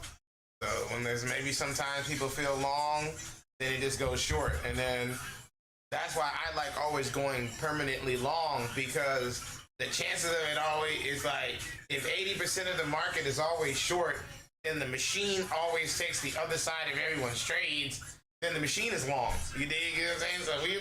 So we in the money. Like, that's how I figure it. But then sometimes the machine goes short with the crowd or goes whatever. So if the crowd is long, it might come in because it doesn't want to make the wrong maneuvers. But it takes the other side's people trade. That's why I only go long. I will never go short, because it'll take the other side of your trade and then go long on you.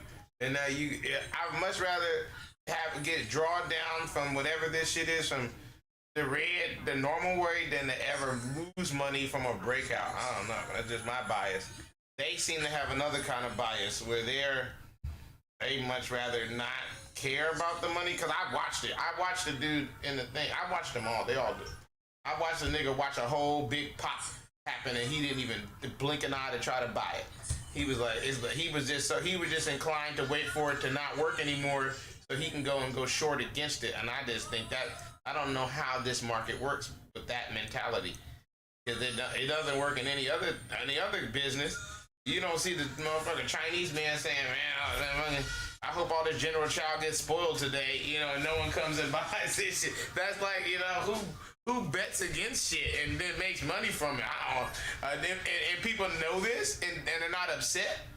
You know what I mean? Like, that's why I be getting mad at equals sometimes. I'm like, bro, it's all right if you weren't really trying to make nothing, but what if I was really a real CEO with a real product that I really was trying to get to the market, and then every time I try to, put my pie on display, everybody always hating on my pie. That nigga, it should have been rhubarb. It should have been peach this time. It should have been apple. It's like, goddamn. So nobody ever gonna buy a cherry pie? Nobody want to buy the pie that I'm selling? Like that? How does that work? How do we have a market and nobody coming to buy pies, and it's a pie selling content? It's a flea market. No, who goes to the flea market trying to lowball these broke ass people all day? You a piece of shit. You know what I mean? And that's how them niggas be too, and them picket and flipper people like, this an old ass man, and he been holding this shit in his damn garage for 50 years. Now you come in and want to play with it and see if you can get a dink into it so that you can drop the price on it. Like, that's why I hate them niggas every time they do that shit.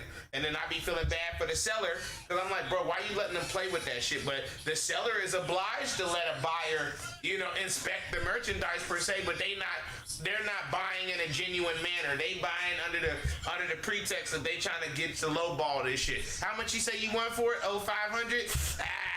I got 350. Like, damn, you gonna lowball the nigga to something? You see the old man you see where he living, you see how he living. You got a TV show. You come on. If I give you 5 and I was gonna sell it for 6, that's my margin. Yeah, and that's they lot. It's like, wow work. Wow work to me how they do that. I'm not saying pay top dollar for everything, but goddamn, nigga, shit. Sometimes a nigga gotta pay a premium to keep the market going. Sometimes you can't get it on sale. Sometimes you got to buy it right here as is. You take it or leave it type shit. You know what I mean? And then that's when they leave it. When you hit them with that, they be like, thank you for letting me check it out, man. It's been a pleasure. Thank you for letting me come over. And then they leave and take the camera crew and everything and dip out on you. It's like, damn, they're not real buyers, nigga. Like, damn, I'm a real buyer, bro. I'm really stepping out here on the market, acquiring these things, trying to sell them for a higher price than what I acquired them for. The standard operation, and that's kind of why I get on my nerves. Because I'm like, how are they getting a profit? How is it a bias towards shorting when this is not real? No one owns your shares, Thomas Equal. I was the dick that believed in your product. You see what I'm saying? I'm the one that actually thought maybe you could cure COVID. It's been 6 years now. There's no such thing as COVID. Howard, do you say you got a phase 2 checkpoint 3 agonist blockade therapy shit that's in the trial state for a disease that no longer exists? Somebody owe me some. You know, that's what I'm looking at. What the fuck? What do we... heaven forbid you niggas really are doing a trial at the John Hopkins. Them poor patients. Like, when they came out with that shit, they said, oh, we got 20 subjects. Oh, poor, them niggas, boy, are dead by now. Whatever you squeezed into them for a disease that don't exist. What happened to long COVID? I mean, maybe the government just covering it up or something, and there are a bunch of people still in their bed shaking and coughing or some shit, but I don't know, bro. I didn't believe it when it was happening. It's been 4 or 5 years later, you'd be hard pressed to get me to believe it now. And I'm just like, damn, Eeks. That's what blows me when I think about him, because I'm like, bro, because I'm really trying to do this, bro. That's the part. I'm not scamming. I'm really trying to balance the budget. I'm really trying to acquire money. I'm really trying to get paid. This is all real, you know? I'm not borrowing a damn thing, you know what I mean? These are all loans that are intended to be paid, you know? Like, that's what I said, nigga ain't giving me a motherfucking thing. I'm writing down everything I'm pulling. So I don't understand how they can how is this a market? How is it a market when 80-90% of the participants are fucking short? And I mean, they literally, all of them. Like, you go, like, all you gotta do is just type in day trading videos and just watch these niggas trade.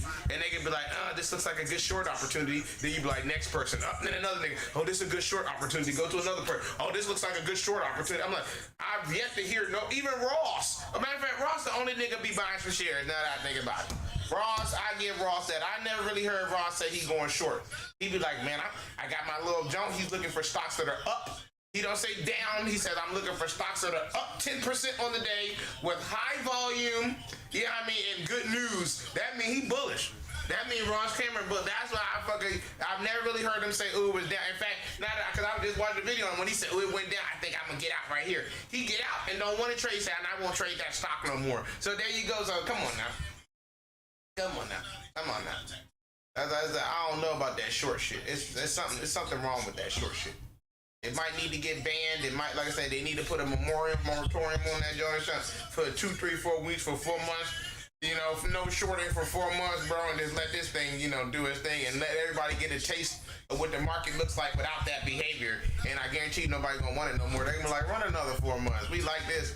It's nice to be able to buy and actually not have to worry about what's gonna happen once you buy. Yeah, and you can just buy some shares with confidence. It's like how you buy a house. You buy a house right now, you go sell it in 30 years or whatever, it's gonna be worth more. Just like the man say, bought it right here for 300,000. They bought it from me for 300,000, whatever, for $1 million. Now the next person I sold it to, he gonna sell it for $3 million. That's how markets work. Yeah, I mean, it's not a market if I sell it to you for $1 million and you got to get out of it for 700,000. That's not a market. Yeah, I mean, it's going down. That's not going up. No, who wants their money to go down? Who's betting for money to go down? Come on, what the fuck is this place?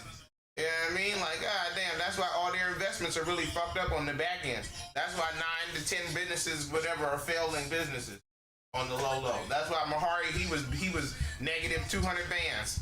Talking about you can keep this going negative too, like, bitch. So nobody said it's green. No one takes green money, and everybody in the red trying to float debt. Everybody floating debt and shit because they got an asset, and then they'll let you. The banks will let you float it if you got something that they can repo at the back end. And that's all that's going to happen. Let's keep it real.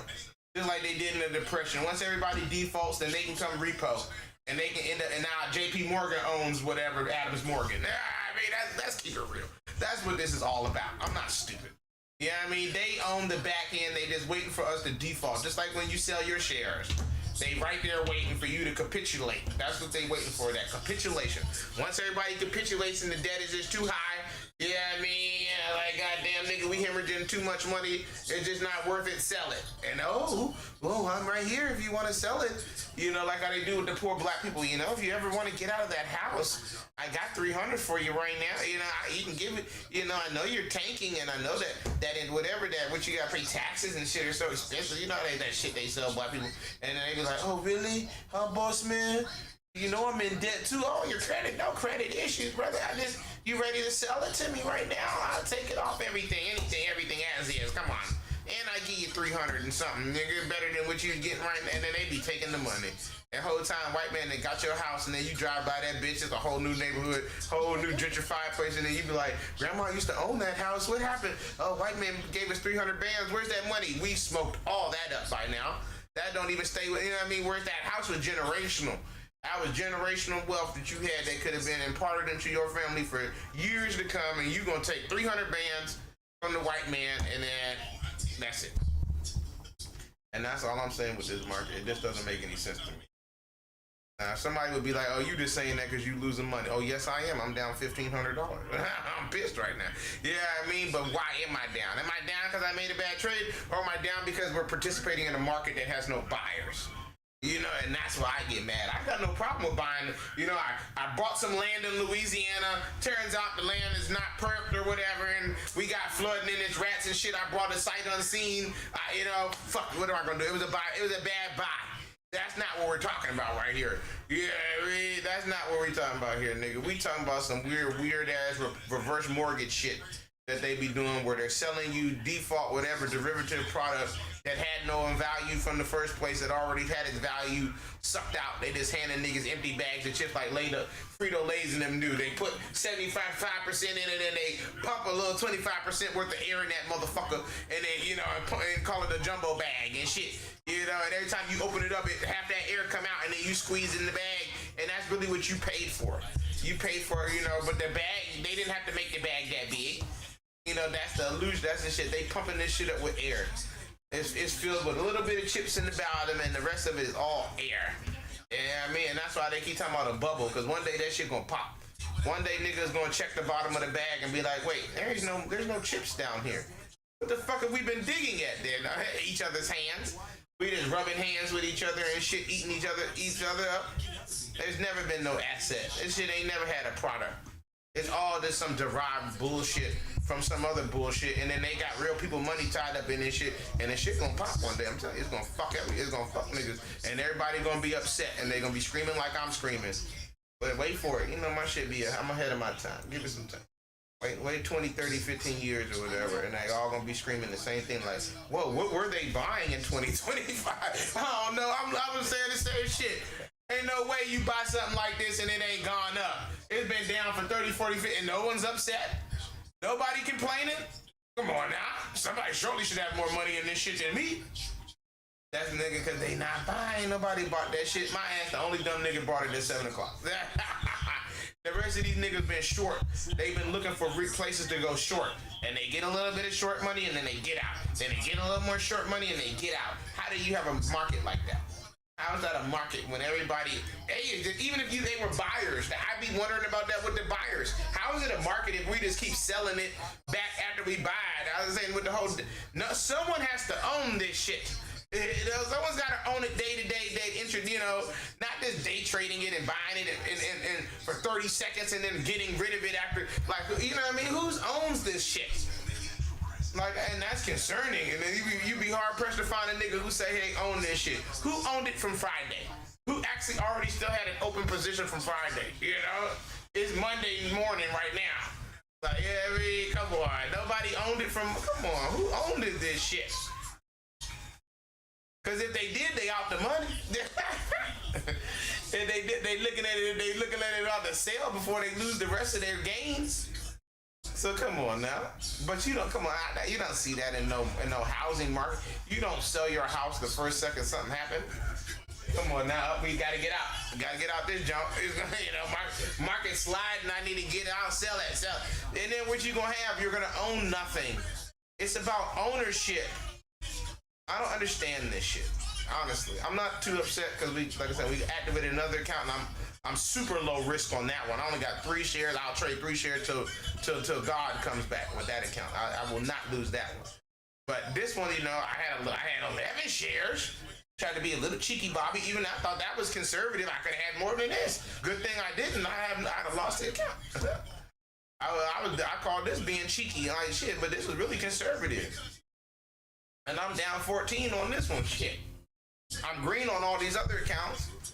Like I'm saying, so it's like that's the thing. That's how I know that it's not a bad trade, because why am I green on these other accounts? It just placement. It was placement on the order right there per se, but like I said, why is the product deteriorating in such a rapid fashion?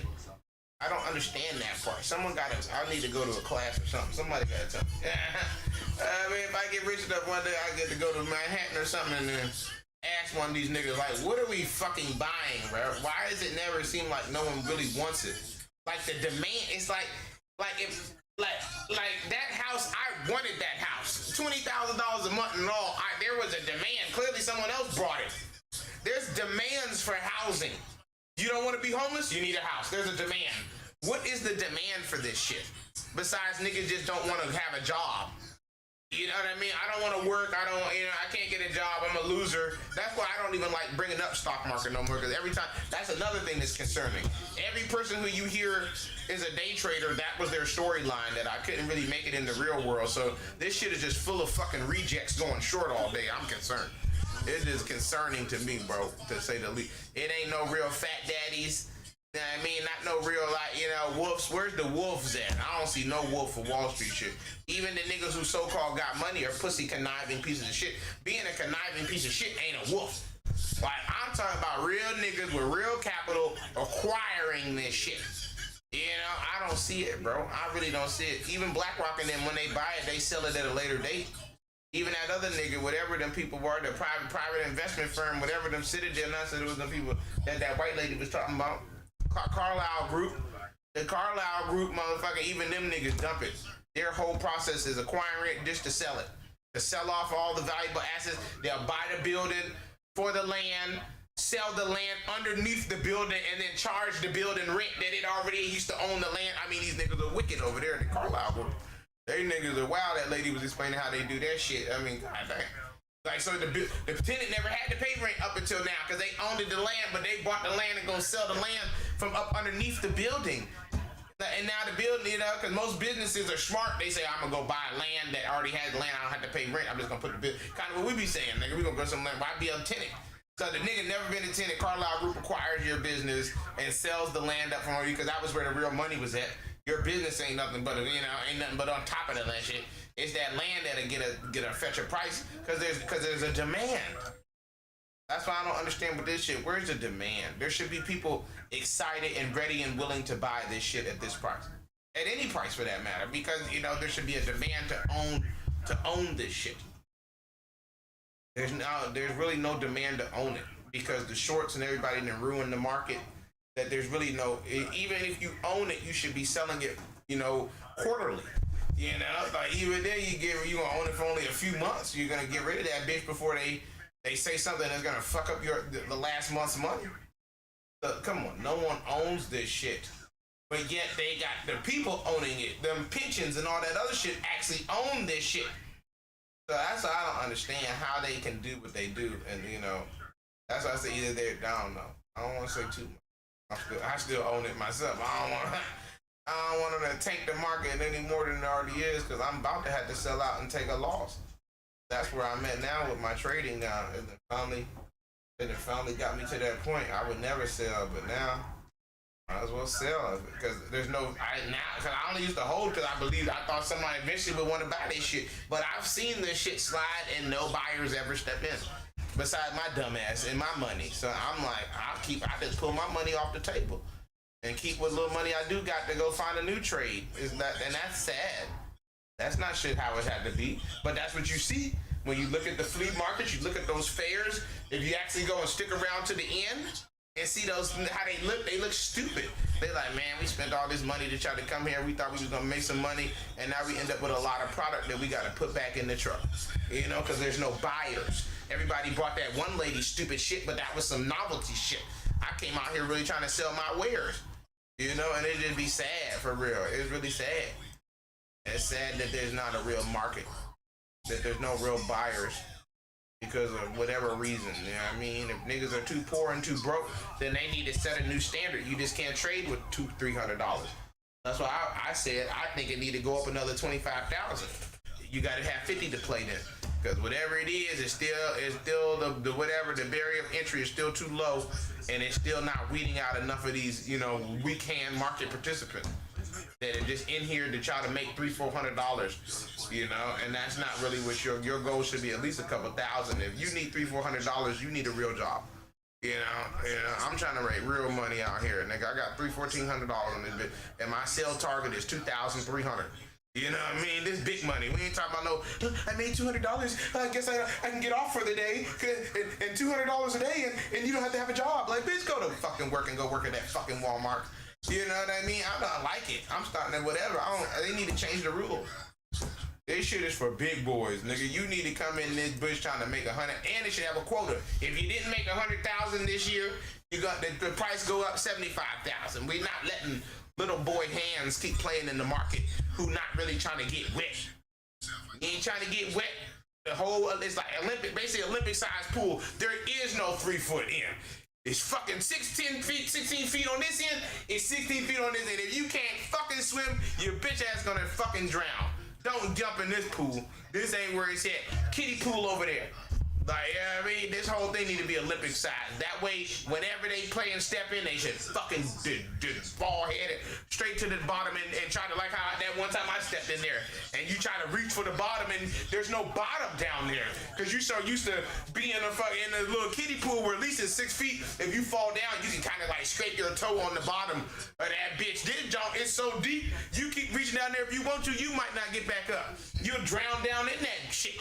It's so damn deep in that water. I remember that shit to this day. I can still feel my feet trying to like reach down there. I was holding on, even trying to like, you know, try to see if you can. No, you don't get to touch the bottom of the Olympic pool. There is no, you know, and that's what this shit is. I feel like it's too kiddie pool.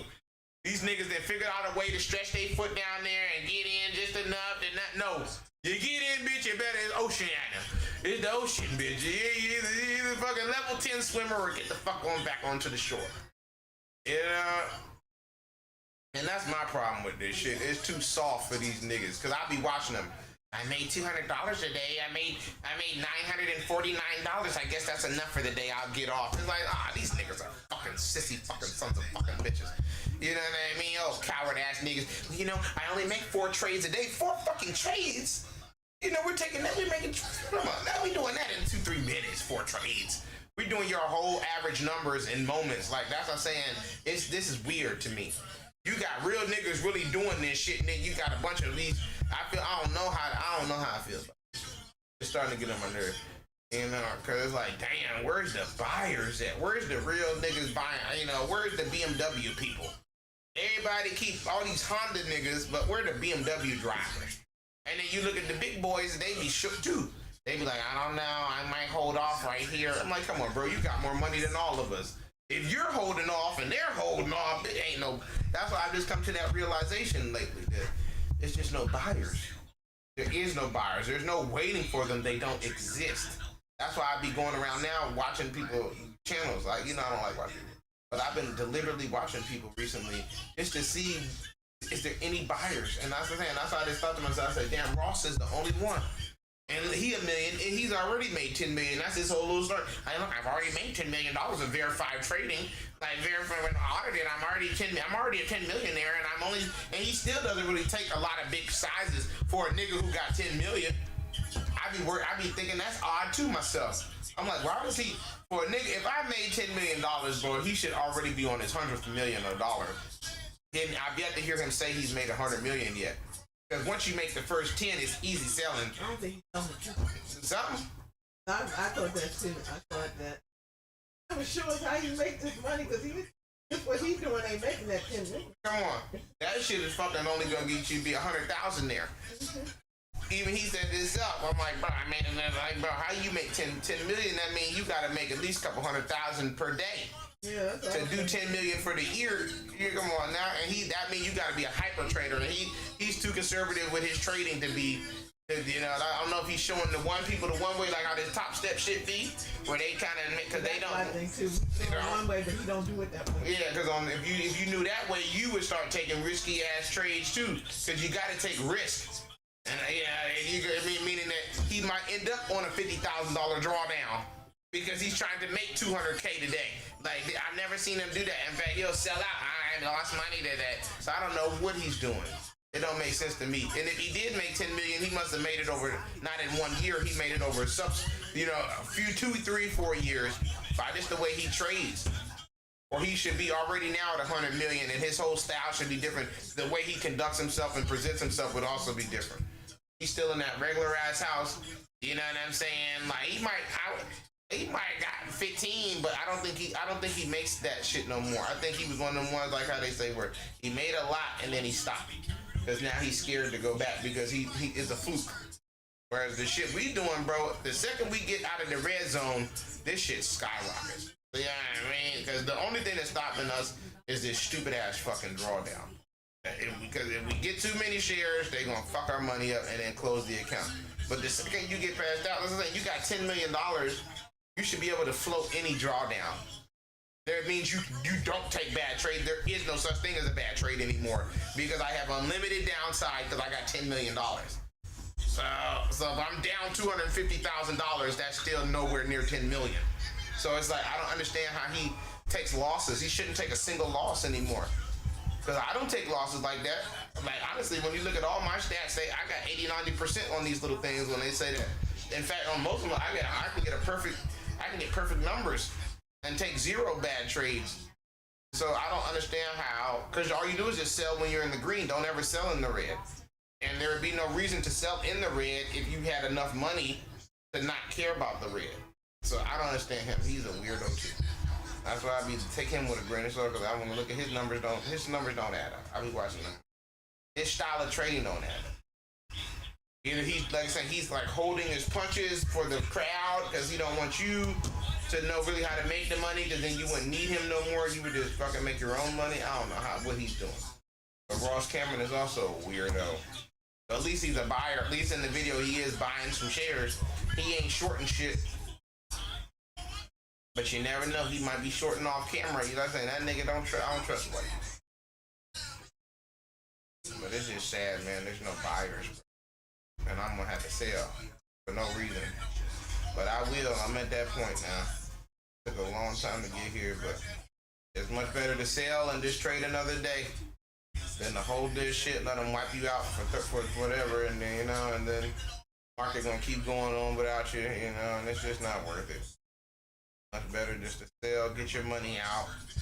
Trying to hold as long as I can, but sometimes I be like, damn, what's the point? Well, ain't no buyers, ain't nobody really buying this shit. Like, it's literally no buyers, bro. I don't, and I know it because I be on the NYSE, I'm on the damn Bloomberg people, I'm watching their feed, I know what I talk about. There's no buyers, bro. And I'm like, and they not looking like they looking for buyers, which is also weird. Now, maybe they gonna change their mind, maybe it's, you know, getting through. You know, somebody eventually, you know, take a little while for these big machines to finally, you know, actually feel their toe get stubbed or whatever, you know. They stubbed it a while ago, but the pain take a while or whatever. Get to they got that weird disease, or you know, they got shitty nerves. I don't know. What the fuck? Oh, speaking of shitty nerves, I think that lady lost her arm or something. The preacher man, something wrong with her. Every time I seen her recently, and he holding a jacket, but the jacket don't look like it's an arm in it. Just her name Jackie. Yeah, Jackie. I don't know either. Maybe it's like she got it curled up underneath there. Hopefully that's what I was hoping. Or other than that, they didn't cut that bitch arm off. I haven't seen her in a while. I seen him. I haven't seen her.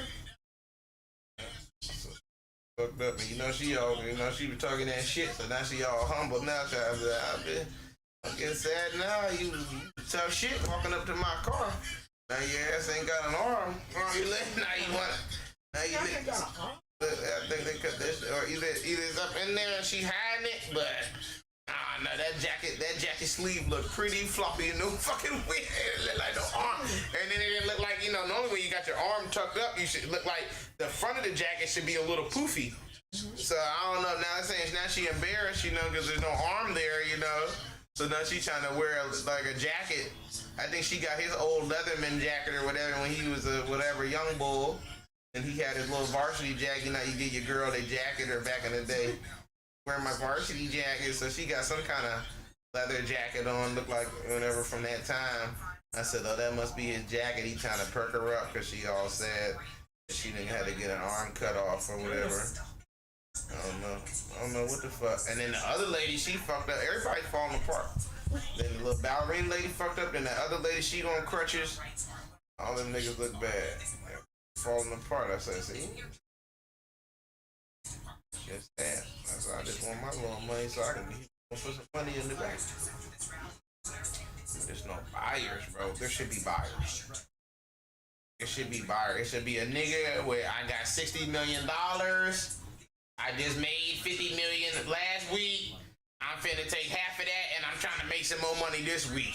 And then I'm gonna take, it's some nigga. Where are the niggas who like to make money on the market? Like, I don't get it.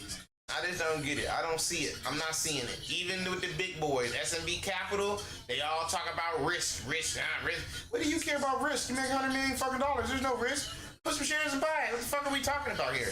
So I don't understand. And the pussy people are saying the same shit. The big boys are saying the same shit. I'm the only nigga fucking excited about trying to buy some shares and and to get make some profit. Profiteering. Where's the profiteers, nigga? Where's the Lewis and Clark niggas when you need them? That want to make, actually want to go out into a jungle and chop down some leaves and call it new land and shit. Nigga, we don't want no more settlers that already. There's no water and shit. I gotta work and tend to land. Yeah, bitch, this shit ain't we not there yet. It's not Jamestown, bitch. You gotta fucking. We getting to the point so we can put a Jamestown here. Like, where's those people? Where's Lewis Expedition? Where's the niggas who want to go and explore the market? At that point, I feel like we are a better breed. We should get better accommodations and shit. We should get the American Express Special Delta Zone or whatever that place be that can't everybody go into. There should be a special place for a nigga. If you make over 10,000 trades a day, they supposed to fly you out and motherfucking, I'm supposed to get a badge or some shit. Cause I am the market. At this point, we are the market. Nigga taking 4 trades a day and averaging only 100 trades the whole year. That nigga ain't the market. Get the fuck out of here. We're the market. I'm the damn market. I'm the one with goddamn thick ass piece of paper and trades. As I said, I know Charles Schwab missing nigga now. Nobody takes those kind of trades, bro. Nobody's moving money like me. I move capital, bro. It's just right now we in a weird, like I said, we just in a weird place where we just don't have enough capital to move the kind of capital that I like moving. So that's why I'm just trying to, that's why I only got 3 fucking shares. It took a long time to get to this point. Weak ass shares. That's all they want. That's all you can afford. That's all I can afford. And 3 shares. That's all I buy. Then I got 3 of them. And I'll run this little three shares up until I can get me enough money to buy 4 shares. And that's basically what they want. And you can play with 4 shares. And then you can maybe if you're lucky, you can buy 5 one day. Oh, thank you. Thank you, master. I can buy 5 measly fucking weak ass contracts. Because that's what they want. They want you to and just be thankful. And I just think that's not why we're here. This is fucking Wall Street. Niggas want to be all cautious and pussy because they don't want to go work at Walmart. And they so happy they done found a way from working Walmarts. They're happy to make a couple $100. Because they doing the math. They like, I can do back-breaking TJ Maxx work and fucking make only 7 something, or I can make 7 right here in one day. They like, shit, we'll do this shit. But it's like, fuck that shit. You better go in there and be a clerk. I was in a clerk happy. I was working my clerk ass off. That gets you, you earn your stripes, nigga. Niggas trying to circumvent being a slave and shit. Like, nigga, that's how you earn your, who you are. That's how you see what kind of person you are. And then that's why you end up stuck there for 30 years because you wasn't worthy of leaving. That's why they know that. They know if I get stuck in there, I'll never get unstuck. I know you won't. So now you come over to my fucking market where no one already got a problem. This thing already has like an internal systemic problem. Now this shit is starting to become an external problem and shit. Now because this shit was already bad. You got the market makers and them niggas was fucking fuckery. A lot of fuckery internal. And now, at least back in the day, the little noob nigga was buying shares. Now the noobs that got smart because they kept getting raped, losing all their money going long. So now they done figured out the game. They like, oh, I see I see what's going on. You know, everyone's short, so I'll go short. And so now we don't have no buyers. That's why I'm like, right now, I don't know who's buying this shit. I used to think there was buyers, but this knowing what I know and knowing that 80% of these niggas, every video I've seen, I never saw nobody really excited about buying. And then when you watch their tutorials, they're showing you tutorials on how they trade the market, and then you watch the trade, and it's them going short with a stop loss. Well, if you put your stop loss right here, then you go short. Then if the market goes against you, you won't lose a lot of money because you're short. And if it does, which most likely it'll fall, because now that's all it does, you know, and then you'll make money. Like, come on. So nobody buying this shit. It's like crazy, bro. I'm the only nigga with some shares right now.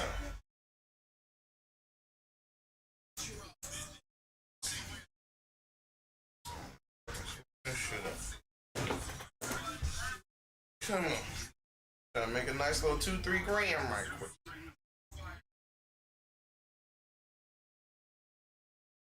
Order filled. Order filled.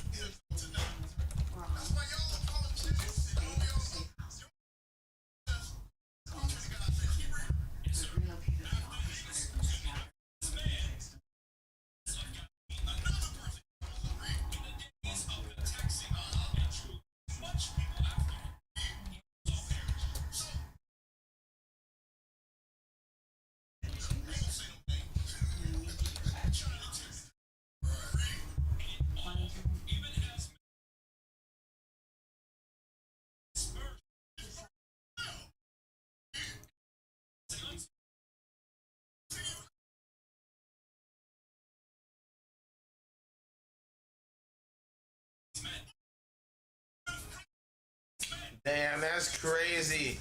I typed in what's the percentage of people that go short. They popped up this thing that showed most shorted stocks, and guess what fucking stock is number like a 10? Fucking Mullinen. No. Mullinen Automotive Inc. is most short. It's got almost 1 million people going short on it. Come on, dog. That's why it always goes down, bro. Oh, it's one of the most shorted fucking stocks. What's this? Aldea? I don't know what that is. Interactive Strength. New Generation Group. Transcode Group. Top Wealth Holdings. Come on, nigga. That's all it be. Come on. Y'all wrong. Beyond Meat. That's the damn motherfucking vegetarian.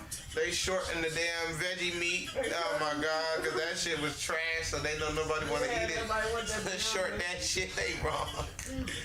Microcloud. Symbiotic. Kirkland. That's ain't that Costco's brand? I thought that was Costco's brand, yeah. They going short against the Kirkland. Oh, wow. Crazy. Or see, that's how they fix the price. They go short. That's why Kirkland's always on sale. Because if they had a boom, they would could charge better. So they basically short themselves to keep the money down. Weird shit like that, I bet you. I'm trying to see equals on here. Fucking aim. Oh, there's my that ain't my people. I'm gonna say is that my other people.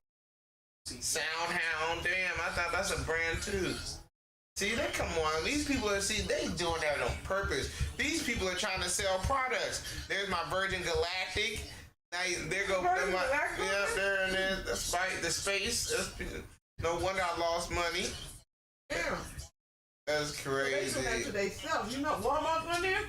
I don't see Walmart. I see Lemonade, Lamar, Urgent, Guess. Yes. Oh, there's my Serta. My Serta.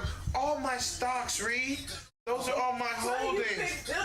Reed, those are all the ones we were buying, so they deliberately went short against us to stop us from making money. There goes Serta. That's the one that was supposed to be the damn telecommunication. There go my Mullen and them two out of Corolla. So don't add up. Them are my buying, all my damn, out of the two out of my damn stock. I own them stocks right now. Bitch niggas top, no wonder. And that's why shit keep reverse splitting this shit. These niggas fucking are shorting this shit. Wow. I didn't know it was, see, this shit, boy. The violence got this stuff. It's a good company that's trying to take a profit. Yeah, some shit. Cause these were some good trades. I remember when I bought that shit, I said, okay, they gonna be a telecommunication company. They just got the thing in the Bahamas. They just had a new thing in America. Yeah, remember they gonna do the walkie-talkies in the school system. They had just gotten a $150 million thing for the government. I'm like, and that shit, and these niggas on the short list. See, that let me know this shit is an attack. They do that to keep you down. Like I say, and that's what I'm talking. Same thing with equals, bro. Either somebody so what happened to Smile Direct? I just thought about them. What happened to Smile Direct? The Invisaligner niggas took them niggas all the way off the market. Come on now, I gotta take that in. Whatever happened to Smile Direct Club? Whatever happened to Smile? Die. Look, it don't even come up. They die. There it is. Damn, it didn't even come up on the hit. Smile Direct Club Consumer Aligner Treatment Company shut down its operations in December 23 after filing Chapter 11 bankruptcy in September, citing nearly $100 million and $900 million in debt. Oh, damn. They took all the money. They took almost $1 billion. Wow, Reed. It is in debt eligibility to secure and is in debt eligibility. More details, bankruptcy and shutdown of Smile Direct, which has been struggling financially. They were not struggling. We was listening to them calls. Yeah. They were saying, well, we starting these new shit, we doing that. That's when they did that shit in D.C. Remember, D.C. the one that shut them down. Remember, they fucked up them people's teeth and they got sued in Washington, D.C. And then when that shit happened, wow. Inability to secure capital. Smile Direct was unable to find a partner willing to provide enough capital to keep the company afloat, leading to its shutdown. Wow. So it's not even a company? Nope. No.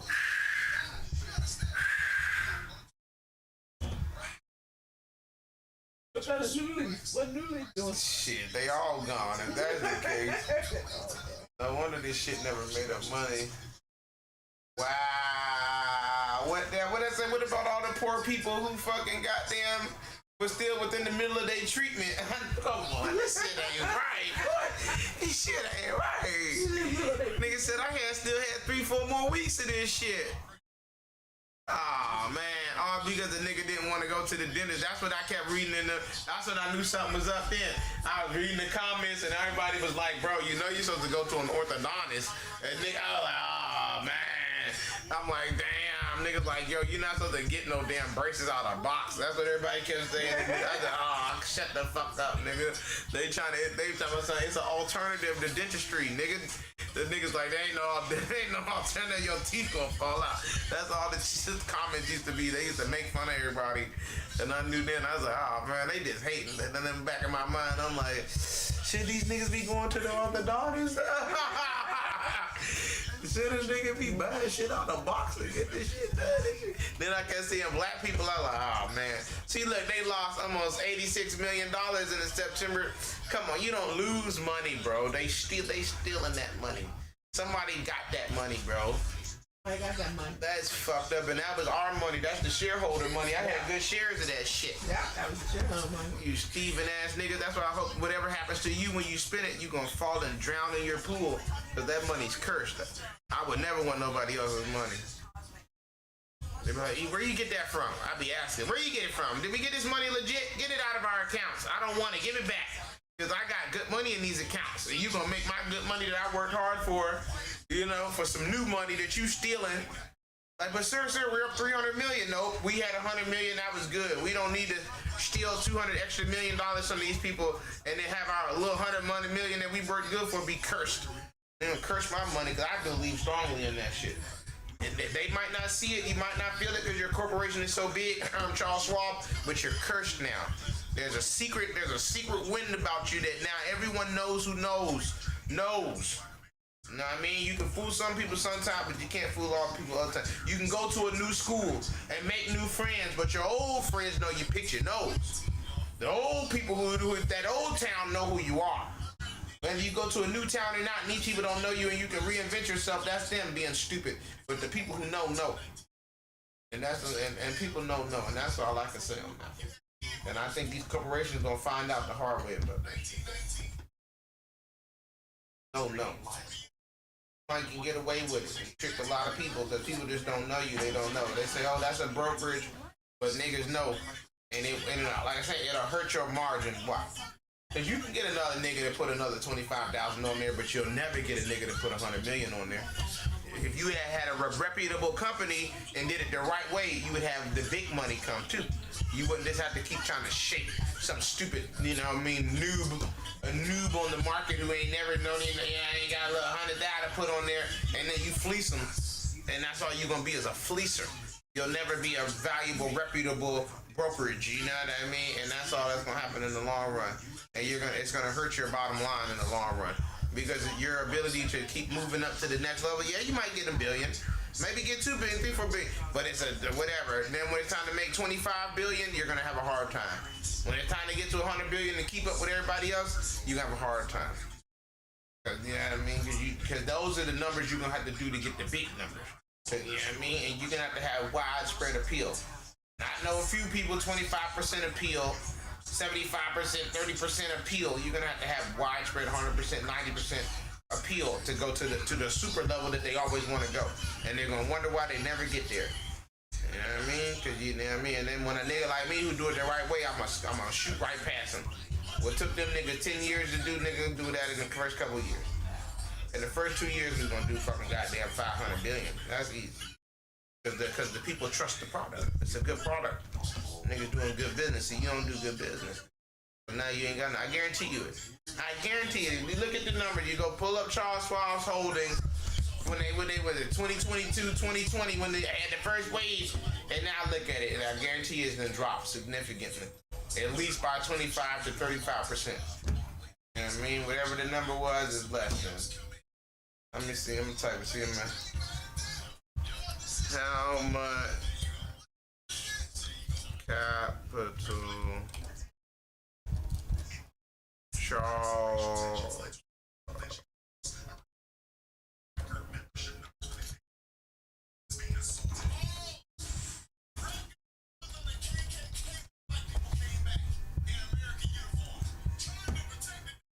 Damn, they got $10 trillion.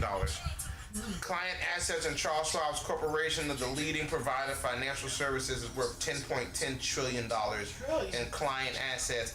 Active brokerage accounts are at 35 million. See, now that's only 36.5 million. How they got fucking $1 trillion in client money, but only actively there's only 36.5. That's a big whatever. That's a guy saying that's almost a whatever 80-60% difference, if not more, bro. $1 trillion to 35, we talking, nigga, that mean only 12% of the money is active. Workplace plan participants only have 5.4 million. See, the numbers don't add up. That mean they took all that money and it's just sitting in their own account. And now there's no more money in their other accounts. See what I mean? Yep. So now they'll never get that. But then they don't care. They're like, we already got 10.10 trillion, but you'll never get 20 trillion. You'll never get to 15 trillion. And if you don't hold on and be super tight with this 10 trillion, it's going to trickle. And then you're going to end up with 9 trillion. And that's when you got to steal the money. And the next thing you know, that's what they're doing now. They trying to find clever ways. Because look, as of December 2023, they had 3.5 trillion. And only have 4.8 million and 52 corporate retirement plans and 1.8 million bank accounts. Also offers a donor advisement fund for clients. Oh yeah, Rick, we supposed to sue these niggas. They got big money. Got 10. They got 10 trillion, nigga. Well, they definitely good for. They definitely good for a lawsuit, boy. $10 trillion, boy. 10 point. This one got even more. I know this $10. Charles Schwab Today Company notation largest publicly traded investment service firm. What? They the largest? How are the fuck are they the largest with nobody with a shitty approval rating? Charles Schwab must be making money holding our deposits. See, look, that first thing, see? But that's listen what the people say. First thing when you go click on one, there's an open talk. It say Charles Schwab must be making money holding our deposits for unusually long times. That don't sound like a nigga fuck with you. Yeah. Come on now, is Schwab scamming me? Come on, this is random niggas. Why would someone say that? The first two things we click and read, a nigga say, these niggas are scammer boos. Scammer boos. And it would make sense, because look how much money. You don't make that kind of money without stealing something. $10.10 trillion, that niggas are crooks. It takes around 6 months for all these newbie restrictions to be lifted.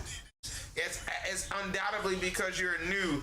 I've been with Schwab for 20 years, and the ACH transfers often happen over a single night, if not over 2 nights. That's still a long time, 2 nights. It should be within the same day. Surprisingly, they sometimes post them during the day and not during overnight posting process. Likewise, the ACH withdrawals post during the day. It takes a few months, but once the account is verified, the deposits will clear faster. See, look, verified. That mean they tracking, and that's that weird banking shit. Make sure you not no cartel nigga. Cause see, they don't want you to pull money and move money too quickly, cause nigga, that's how the drug niggas. I need 100 million right now to buy this cocaine, and I need it now. That's what the whole thing, nigga. Broke ass nigga only gonna need 2,000, 100. But nigga, when you, like I was saying, I seen a video on that with the rich rapper. That's always been a fear of mine. Nigga, they treated that nigga like he wasn't shit trying to get his little 20,000. It's like, this is my money. Damn near called the police on him and everything. Like, damn, cause they hating. They're gonna be that, man, I wanna pull money out of their bank and they gonna damn near kill me because they ain't never had a nigga pull this much money out. Schwab tends to take their time more than other brokerages for new customers. Yeah, I wonder what. Group says he was a TD Ameritrade customer. How could he be treated as a new client and put on hold? See, come on. Because they're scammers, and this is how they make the money, because they can't pay you too quickly because they got to take that money from another account. When I first opened my brokerage account with Schwab, my first deposit was held for 7 to 10 business days. Now, we never had that problem. They had no problem fucking snatching our money, putting it in there. Had money in a brokerage account, but it was unable to do anything with it as its funds were to hold the entire time. Second deposit took 3 to 5 business days. Since then, all my deposits went through 24 hours. These niggas might be foreigners with dirty accounts. That's why you wasn't, you know what I mean? Niggas couldn't trust your money, dirty funny money. Hold time is less than business days. It can be almost a week if the weekends are included. God damn, what kind of... Let's do this in the greatest possible scenario. How much money would you estimate Charles Schwab made from holding your particular transfer? Please include the scenario where Charles White outright takes the money. Okay, if you're aware of other brokerages exist, right? You are in this frequently, yet you don't change firms. Caring to explain? Have you ever heard of a WILE before? They trying to say it's a setup. See, now they defending it. That's what they always do too. You try to put out a counter narrative, and all of a sudden these niggas start defending the system and shit. Like, bro, you're a peon. Shut up, nigga. You don't speak for Charles Schwab. Shut the fuck up. Money market funds. A money market fund is a mutual fund that invests in short-term, high-quality securities designed to provide high liquidity with lower risk. Come on, Charles Schwab is a fucking crook. Charles Schwab Corporation, bro. Find the latest Charles Schwab Corporation quote history and yeah, these niggas are bums. Charles Schwab review, is it right for you? Keep your money away from Charles Schwab. Federal Reserve Board, Charles Schwab Bank, SBCRA static plan. Terms market share deposit, Bank of America has 2,106 billion. JP Morgan Chase has 2,821 billion and hold over 30% of all deposits. So they gotta hold the money. That's that law. Charles Schwab. Oh, they got a little thing where they battling these niggas. Participation submission process, historical performance. Performance look at these niggas. Look at you, scammer bammers. These niggas are fucking scammer, boo. Nigga. Get the price up, man. We were just over this line. Now they trying to go down again. There ain't no buyers. Cause it ain't no buyers, and the nigga who bought, he's trying to get out because he know what's up. Good for him. As he should. As he should, cause nigga try to hold this shit too long, he gonna be stuck out the money like I am, which is sad, bro. Really sad. Really sad that niggas only buy that shit up to a point and then they get out because they know better. That lets you know that the market is a fucking got some internal problems that are gonna surface soon if they don't get some buyers in here. But who would buy though? Like I'm saying, nigga, you gotta be a broke nigga.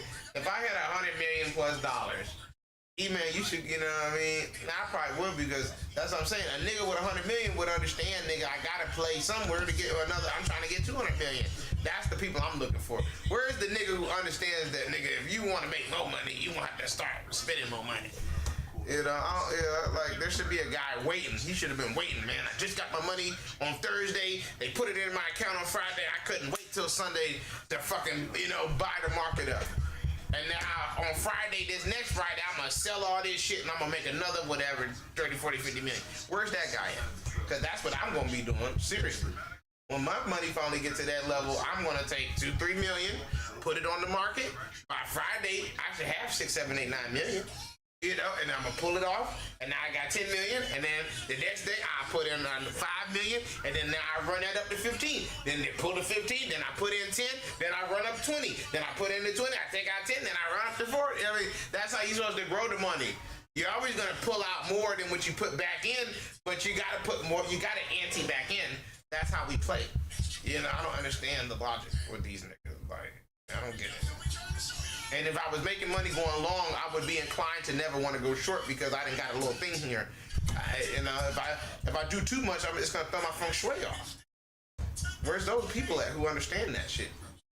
We just buy and then we sell. Then we buy some more and then we sell.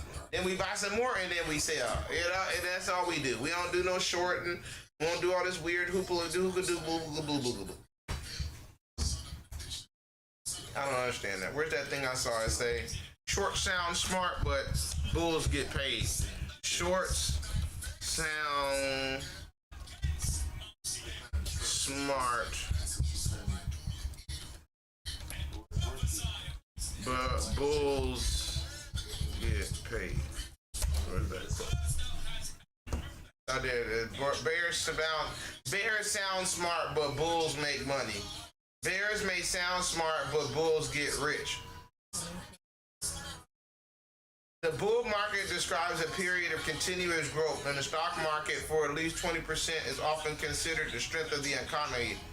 Bull markets often generally are more profitable, but investing during a bear market can be beneficial too. Bull market, oh, that's the same. Do bulls make the moo sound? Bulls move too. It's only one car. Oh, they talking about real motherfucking bulls. See what I This all a fucking scam. They naming a nigga after a cow. That's why I never was fond of that terminology. Bears smell smart, but bulls make money.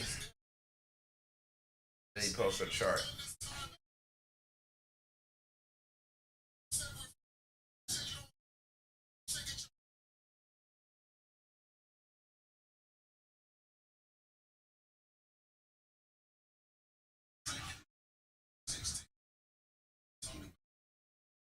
I don't care. It's trying to go back up, man. I'm holding, trying to monitor the situation. Be green on the other account. I'm taking my time. I sold on that one.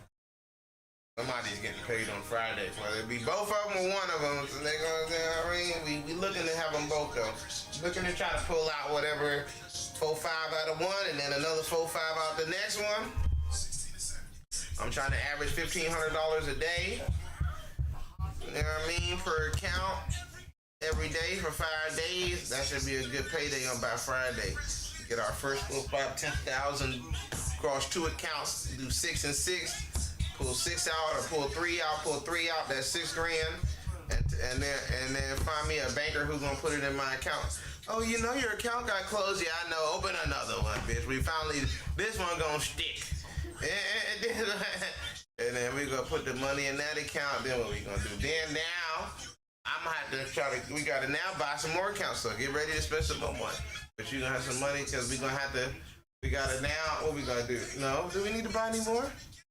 Or do we gonna run? No, those will be fine. We got that one. We might not have to buy no more.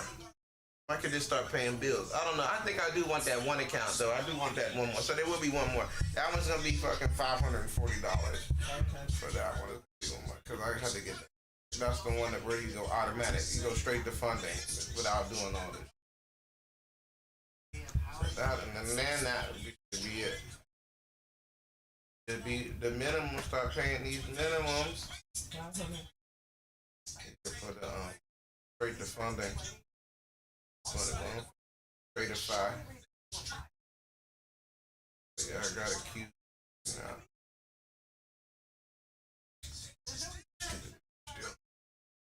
Buy some shit.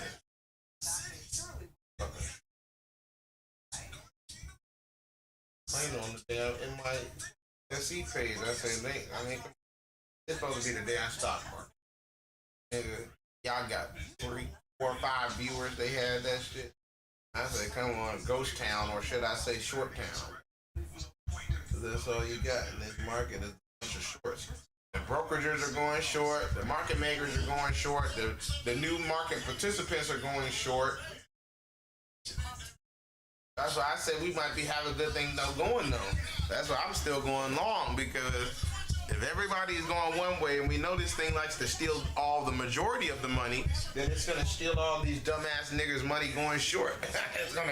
It's gonna turn on them one day as we foresaw. Because the machine always likes to take money.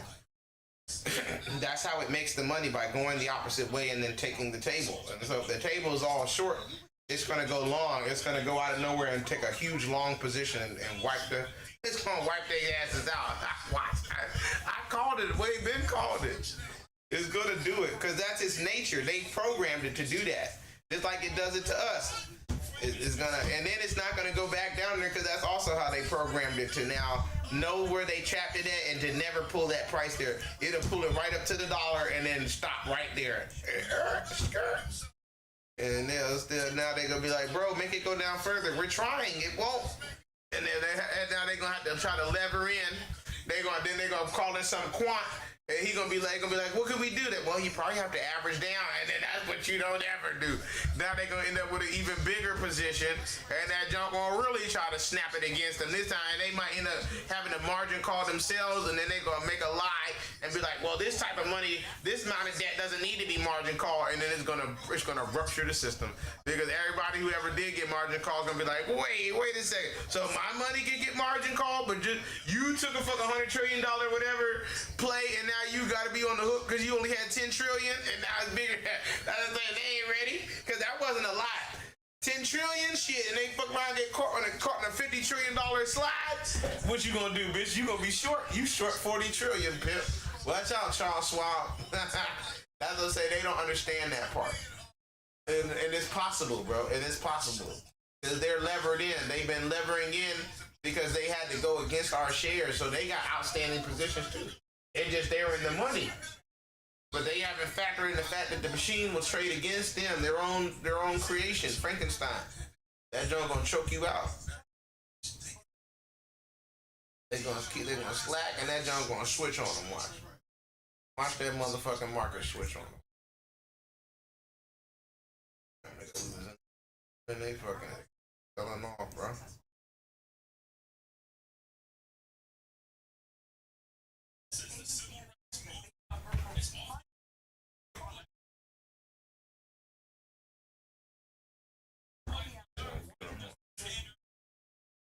Whose account was that? It was our short. It was one of our short accounts. And then they gonna be like, wait, what do you mean? We got a bunch of those. Which number? It looks like it says 1 through 100. Gonna be all that count. They done wipe their own self out. And now the machine got the money, and then they got to figure out what to do because now the machine got like 100 trillion on it. And now they gonna know how they gotta figure out how to get the machine to sell back out. And then the Jonah is, but it don't do it like that. It's gonna break the market, bro. They're gonna have to turn this bitch off for weeks to figure out a way to get it to trade off. And then by they did it, then everybody's gonna be pissed. So they gonna get their money back because they can't never lose. But now all the participants are gonna be woke. They gonna be like, wait, man, what the fuck, bro? You stopped trading for a week so you could clear your own money? Oh hell no, this shit is a fucking pull it. Everybody gonna pull their money. They gonna pull all their money. If they keep doing it like that, they're gonna pull it. Here is your latest RTS news, and it's both hot and cold. You will learn why during this video overview of the newest facts about your favorite and most anticipated upcoming RTS games, already released ones, as well as some mods and demos which are worthwhile checking out. Links included in the description. First up is a brand new single-player campaign mission in Broken Arrow. The developers and publishers have kindly sent me the game's newest work-in-progress version to showcase to you all, and I'm happy to say gameplay, visuals and sound design have come together beautifully in this snippet of the campaign experience you can expect to enjoy during this summer. Because, in case you didn't know, Broken Arrow is launching with single-player, skirmish and multiplayer in June of this year on Steam. This mission was straightforward in both story and design, with quite a power trip because of the top-tier tanks equipped with the most modern defense systems, acting as your tip of the spear, while your objective is to clear one settlement after another and make safe a corridor for a much bigger vehicle convoy to get through. Near the end of it, you even get attack helicopters added to your command and blast away enemy tanks and IFVs at distance, but also get to learn just how fragile these airframes are if they get too close to enemies. This is basically a marketing demo, and it came just before the reveal of Broken Arrow's Striker Cavalry Regiment, which is now added to the available specialization decks for the United States faction. This deck is designed with highly mobile units, which have top-level lethality mixed with highest maximum speed on the battlefield. Hopefully, there will be another demo open to the public and a chance for you to play through this campaign yourself, as well as the tutorial level, which is also part of this demo. I personally have very high hopes for this game, despite its lack of base building, as it has the potential to bring in a lot of players who have been avoiding such gameplay for years. But if lack of base building is simply a bridge too far for you, then both Tempest Rising and Sanctuary Shattered Sun are going to be more to your liking, and since Tempest Rising had a new demo, let's go over to that one first. From February 24th to March 10th, we were given the opportunity to play a total of 4 campaign missions and on 3 different maps in the skirmish game mode against AI bots using both factions. It was the most complete demo release of this game so far, just like in multiplayer, which was available as a sort of beta playtest just over a month ago. Since then, the developers have read a mountain of feedback and done a few gameplay corrections to address the most critical. Right there, bro. They playing games. There's just so many shorts. That's why they beat the machine want to go up. But then it's like, what should I do? What should I do? There's a lot of people selling to me right now. Should I go short? And it kind of like, it has to trade the least, path of least resistance. Next, they have improved, and so it goes down. But it don't want to. It's looking at it like, hey, we should be going up, and it should. We should be breaking out and hitting new highs for the day.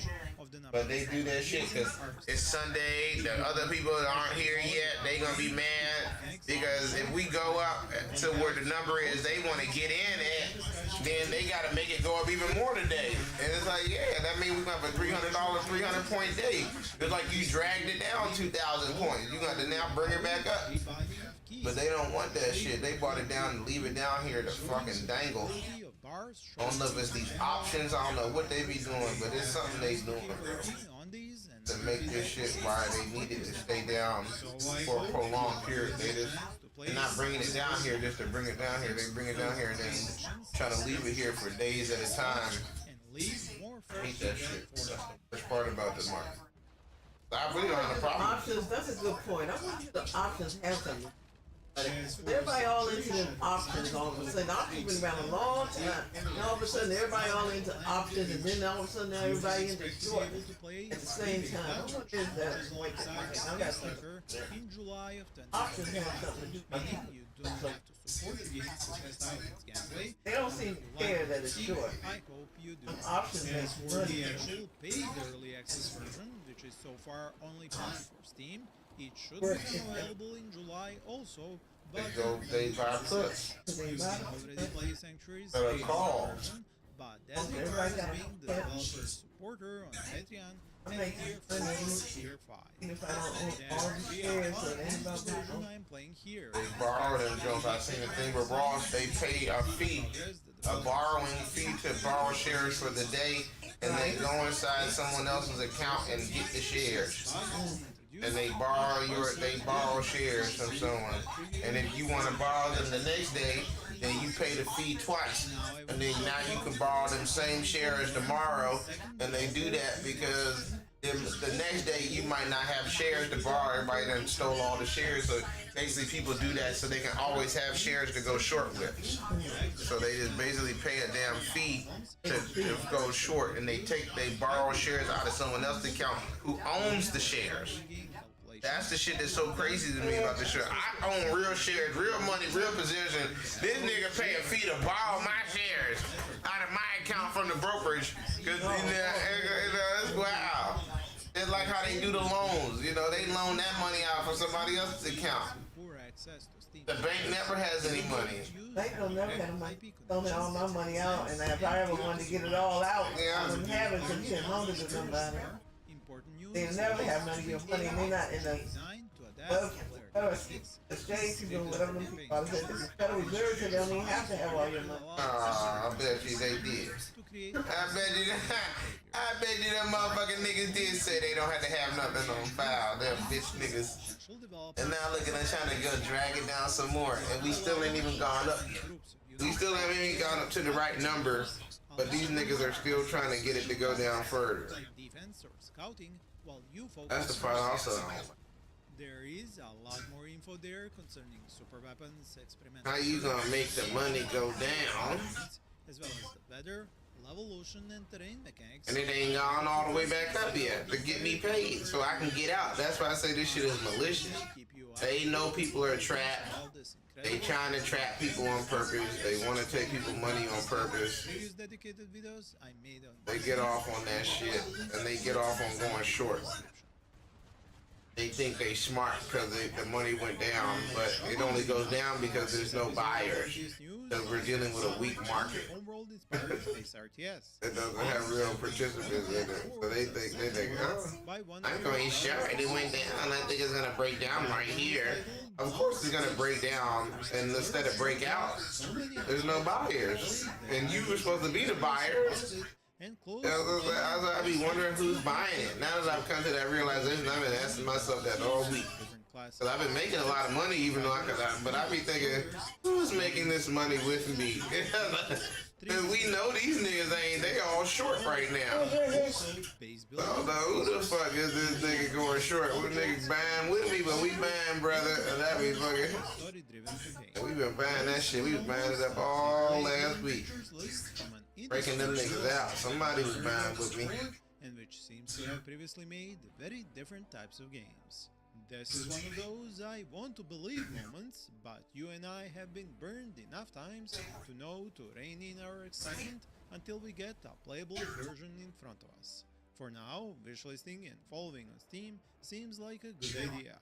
And if you want to see a list of already playable homeworld-like games, I have made a video like this before and will link it up here and down in the description. Once again, I want to thank my viewer for pointing this game out to me and invite you to do the same in the comments of videos such as this one or in my own Discord server, invitation to which is in the description of this video. I know there are a few games I have yet to showcase which you have asked me to do, and trust me, they are on my to-do list. A storage there. The second homeworld-inspired game is called Phantom Hazard, comes from a homeworld modder. It too is limited to single player, and with good reason, since the modder turned indie developer wants to create his own lore and world in which you rebuild your civilization with the use of a persistent fleet, inside of which you can even directly control your most massive ship. There is an element of survival, exploration, research, and mission-by-mission story progression. The backstory doesn't look that deep right now, at least from the available info and clips, but what is most important is the gameplay, and that certainly seems to be well designed with both a UI that is showing just enough to keep you immersed, while the huge mega structures fill up what would otherwise be a lot of empty space. There is also a tactical map already implemented and a diverse array of weapon systems for these ships. Unfortunately, I haven't located much footage of the fleet-based combat or movement on the official Discord server for Phantom Hazard, so I hope to get that for you in a future video.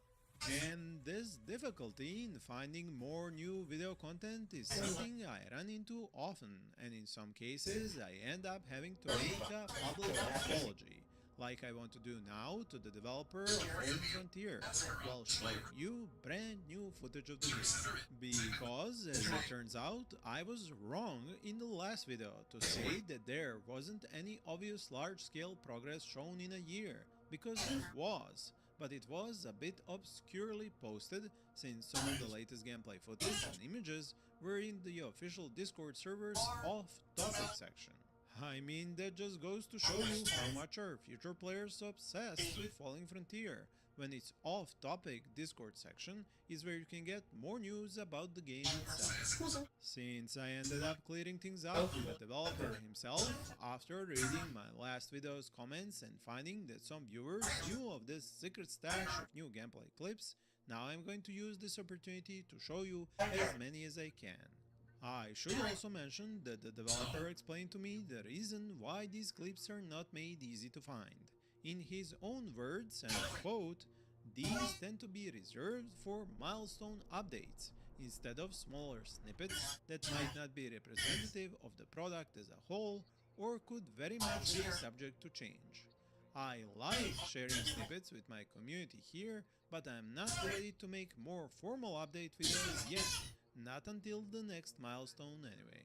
So basically, those who are invested into following this game's development can figure out where to see the latest news and will understand its work in progress nature the best, while the developer tries to curate what comes out with the purpose of marketing so it doesn't create situations where he is later called out for something being shown but not actually found in the playable version. At least that is how I understood the reasoning.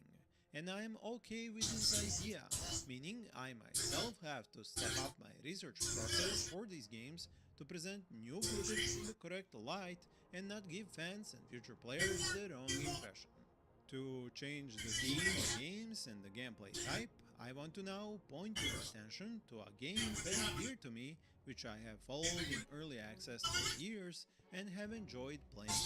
This is Big Castle, and its simple graphics and cute world cover up very fun gameplay you might miss out on if you judge it only by its appearance. Developers have been hard at work. Come on, baby. We only down 200 right there. Update, which will be made available on March. Down fucking 1,500, almost lost the account. We down 200.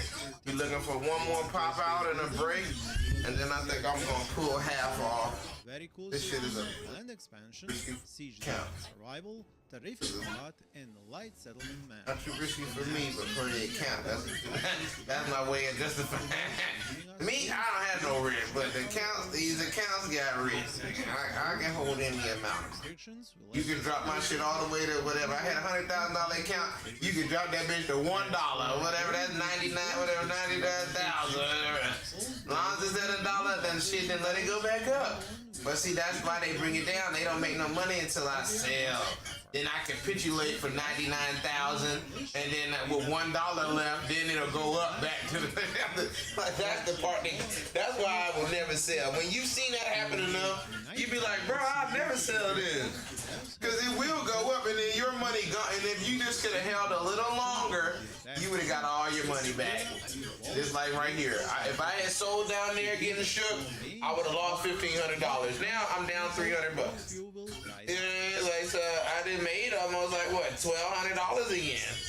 And I'm looking for a breakout to complete to put me totally back in the money, and for now to run up to my price target, which is $2,300. Because I'm curious, do I sell out for $1,500 like I've been doing with these accounts? Because remember they got that weird consistency rule, or do I make some money today so I can start to create a cushion?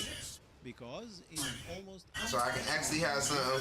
Because if I make some money, I can have it. But then, will they just raise it up then tomorrow? And then it's like I didn't even make no money, and now the drawdown is still 2,000.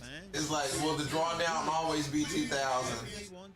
Will they ever let me get to make money so I can have enough room to survive? Or is that's the game? They always want me in this weird danger zone. And added where they can steal my account. They can always margin call my account or some shit. Tiberium Wars and Kane's Wrath, even the first-person shooter Renegade, and the least important Tiberium Twilight. On their YouTube channel, they have even posted a video which includes footage from the Command & Conquer archives showing alpha gameplay and prototype cinematics from several of these games.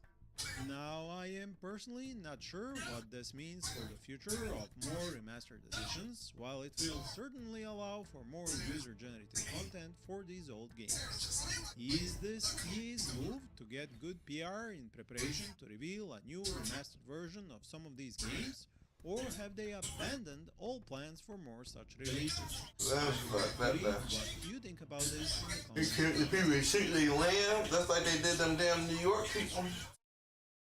And speaking of modding all your CNC games, I want to talk about a huge mod called Dawn of the Tiberium Age, which has also received a new version. They shouldn't do business with them. Valencia don't do business with them. You see how they did you? See how they did them? All that shit, all that sloppy Ukraine sent all the people to die, and then they switched up on them, yelling at the nigga, treating him like a nigger. Did his ass like a nigga right on camera with his white ass. He got the feeling today, his ass was your nigger there, your Ukrainian nigger. They treated you like a nigger that day, boy. missions. Like, this is our house. This is our house. Here ain't come that you don't have any cards. We not playing cards. It's like how a black person be inside say something slick. They got nigger him and shit. That's you know they not like they trying to gut his country, take all his resources, and then he's stupid. He better not take this because all they gonna do is fuck your shit up. Word, bro. If they take the deal and take the resources, what are they gonna do with you once the resources are gone? You're gonna be no different than Rwanda or all these other places where they were done with you. It's just gonna be a big mountain of dirt from where the mines used to be, and all the tears and the sad people used to work in the mines. And then what they do, they go into your old mines and dig these little crude shafts themselves because there's still a little bit of ore that you left down there, and then they start trying to finally get a little piece of the abandoned mines, which is the most dangerous and fucking putrid area to even be in because you use all this toxic shit to pump the water down into the thing to frack, basically the fracking. Yeah, that's where fracking and shit is. They pump water, the dirty, putrid water into the ground to crack the ground open so they can get deeper into the ore and to extract more ore. Talking about they need rare earth minerals. That's because that's how they make them neodymium magnets and the shit they use to make shit. They got all that shit in Tartaria. Yeah, that's where that shit is, and they know it. If I was Valencia, I would go to another country, but they don't. He needs manpower. He needs manpower, and he needs it, and it's gonna be too late because even if he gets manpower, they're just gonna blow up the plane with all the men on the way there. They're gonna be like, "Oh, that was that plane you needed. Oh, there was a lot of people on that. What a tragedy." Them niggas don't play. They'll blow that plane up. If they get wind, oh man, you know, even Valencia wouldn't say he went to the Saudis. The Saudis gonna send 10,000 men. They be like, what flight? They on a flight right now. Oh, blow that, hit that bit. And that flight gonna crash, and all the people gonna die in the ocean on the way there. And then now you can't go back to them again. Now you gonna be all like how you was there. Didn't I just give you 10,000 men? Well, you got them killed. So now if he do send you another 10,000, they not gonna be high quality. Cause I sent you some real top flight motherfucking security of the world niggas, and you got him killed. So now I'm not gonna send you no more of the high guard. You know, you ain't getting no more of the Crimson Knights. I'm gonna send you some fucking regular niggas. And now you basically not getting what you paid for. Cause I paid for some top flight niggas to come help me on the battlefield. You know, logistical specialist. He needs specialists. Just need grunts. He needs specialists. He needs tacticians. Helicopters, naval units, and even ICBMs. That's the sad part. He don't got none of that. That's what you need. Them stupid ass high Mars missiles. That ain't gonna. Hospitals, research, tech, and recruitment of. They got him in a hard. He got a rock in a hard place right now, boy. Damned if you do, damned if you don't. I know the Indians like, see, yeah, that's what happened to us. That's why I went and took the trade. Don't take the deal. But if he don't take the deal, then they gonna let Putin and them continue to slaughter, and there will be no more Ukraine, and then they gonna go make the deal with Putin. Yeah, that's all. That's the whole thing. They're gonna either you make the deal with us, or you'll be having your country, or you won't have no country, and then we'll just make the same deal with Putin, and he's gonna do the deal with us. Because he's gonna let it go through either way, because now we're gonna trade him your country for the deal. The deal is he's gonna get to keep you, and then he's gonna let us be able to come in here and mine these rare earth minerals. Now, we've been wondering why they was over there, and now we know it wasn't that field. It wasn't the shit on the field. It's the shit underneath the field. That's why we was like, why don't they care about blowing off this good green grass? Because it's underneath the green grass what they looking for. They looking for the shit that's underneath that shit. They gonna dig up underneath the Ukraine because that's where all the good shit been. Because Earth is weird like that. You come out one end and come out another end. That's the other end and shit. Like if you throw something, you'll end up in China. If you go through a hole in the ground and that shit is. One which is sort of an arena, and 4 nations. Zelensky, don't take the deal. Age advancement system, developers have divided access to technologies.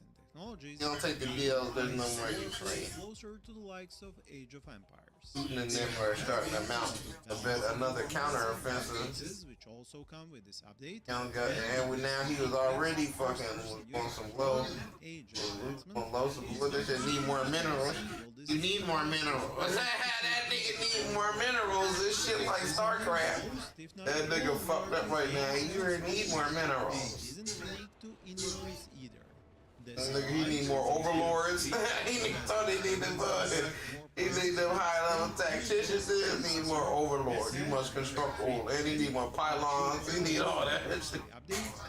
You must construct additional pylons. Nigga, all that shit is fucking. It's screaming out to him. His supply. He need more supply depots. All that shit fucked up. You were at maximum supply.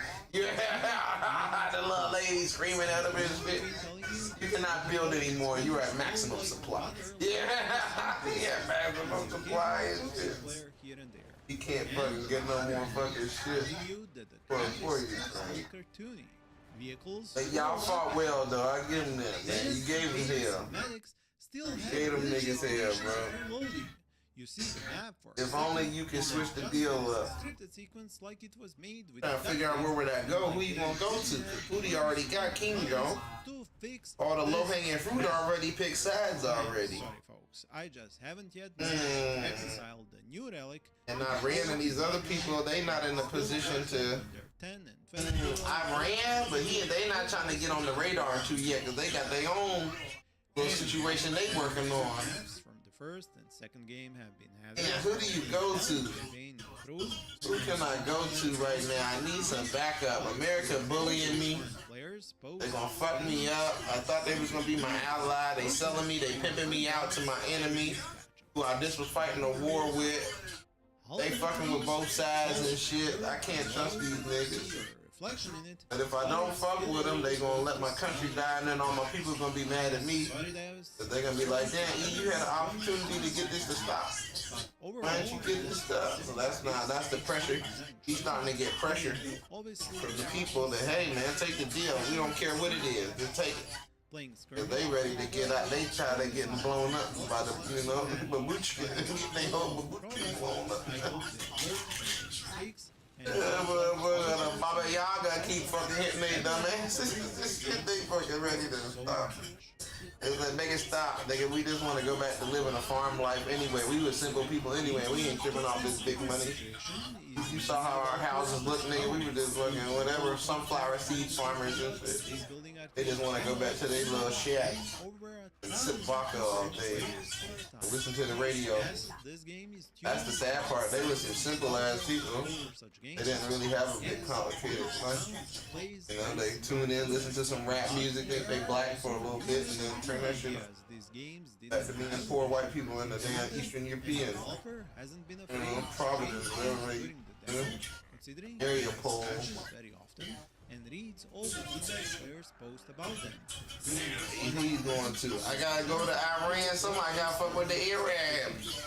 But they don't even fuck with you because they, you an infidel. Damn. Limited content. You gonna do Zelensky? You have to take the deal, but if you take the deal, they gonna slut him out. They gonna slut him out, and Ukraine gonna be worse off than if Russia had won. I think you need to go talk to Putin. Ooh, can he strike a deal behind their back? Like, come on now, you don't want these fucking American separatists to get this shit either. And what you think they gonna do to you? They gonna, let's strike a deal. Fucking Ukraine and Russia side, and then nigga, now we gonna take Poland. Nigga, switch your side. That must be two sides. That can be. I'm trying to keep Ukraine in the game, bitch. You wanna stay in the game or what? I know it sounds far-fetched, but if we can get Russia to take the side with Ukraine, then we can secure all of that, turn us back into the SSR, and now we gonna aim at Poland, bitch. It's time to bang. It's time to get these niggas. And then Poland gonna get mad as shit because Poland be like, you assured us that this would never happen. That's the lie they tell them niggas that. What you think? The worst that can happen is they can make the SSR again with that. And then they probably all laugh and shit. Ha ha ha ha. That'll never happen. Yes, bitch. Now bring it back. Switch sides on them, Zelensky. Call Putin on the direct line. without the Americans and strike the treaty with Putin, because Putin want them rare minerals too. Nigga, he need more minerals too. He had maximum supply. He want to construct some more pylons. Strike the deal with him for the same deal, because America gonna gut you either way. They coming to drill all that out the ground. So you might as well strike a deal with Russia. Y'all both still speak the same language. You got more in common than with them than you got America. Y'all still speak that whatever shit, that gibberish. I don't know. I think that's what I'm gonna go with. That's my plan. I'm gonna call Pootie. I'm gonna strike the deal with Pootie and remake the SSR. And in return, Ukraine get to be over top of Crimea.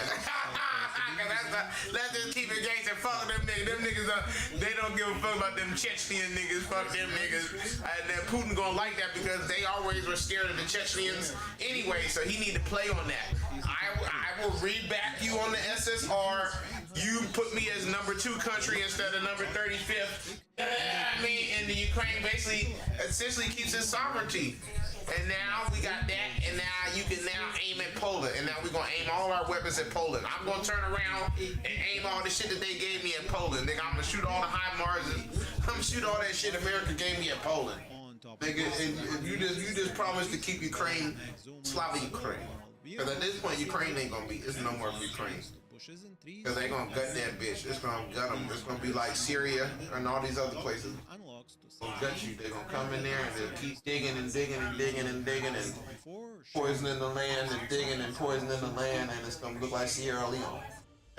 Shit gonna look like them niggas gonna gut your shit all out, nigga. Especially once they see you got a good deposit down there. They be like, ooh, it's more richer than we thought. Oh shit. Oh, and then all these niggas, they just gonna keep drilling. Everybody gonna try to send a motherfucking team, send an extraction team in there to see what they can extract. The announced content is That's why I say don't let them do it. Strike a deal with Putin. Strike a deal with Putin. We can save Ukraine. Save the Ukraine. Additionally, this DLC brings Because Putin's not too inclined to want to, these stupid Americans. He ain't trying to be all up underneath the Americans either.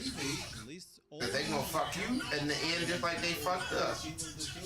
They just playing nice with you right now. Trumpy won't be president forever. He only got 4 years. A very different one, but using the lore. That's what the plan is.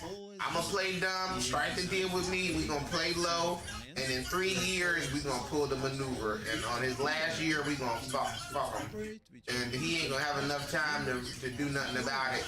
And then we gonna make our maneuver. We gonna catch him in the whatever, in that little campaign trail. While they campaigning for their new president, that's gonna be our moment to fucking strike. We're gonna strike Poland and NATO while nobody's looking. Which they always been their fear. Hey, I tell you, they always been worried about the Hitler scenario. Because Poland is weak, bro. They scared. It's like fucking StarCraft. It's really a StarCraft, man. That nigga in the front is a pussy nigga, boy. If we hit that nigga and break the lines, we can break into these niggas' facility. We can come on through and start to begin to change the map dynamic, nigga, because Poland falls, nigga. They fall within the first, you know what I mean, the first wave. They ain't got no fortifications like that to, you know what I mean, and then we come and swing around and take them to Greenland or wherever them people are, that place that's right there with the ice, that's right there, that other place, the Norwegian, the Norway, the Nordics, whatever them niggas are. We snatch the Nords, we snatch Poland, and then we double back and encircle fucking Switzerland. Cause them niggas pussy too. Cause they talk a good game, but they ain't got no military. And we encircle Switzerland and we hold Switzerland hostage, and them niggas gonna strike a deal because they are shook. They're gonna be like, nigga, you can either wait for NATO to save you or strike a deal. Switzerland folds, strikes a deal. We let them go and we take the deal, and now we begin to move into the EU sector. You know what I mean? Like we had always planned, nigga. Oh yeah, E-Man takes all of Europe. Just like Hannibal. Just like Hannibal did, nigga. Rinse and repeat like Hannibal. Come straight on through there from the backside of Turkey and walk them down all the way. I see you niggas at the Vatican. Nigga.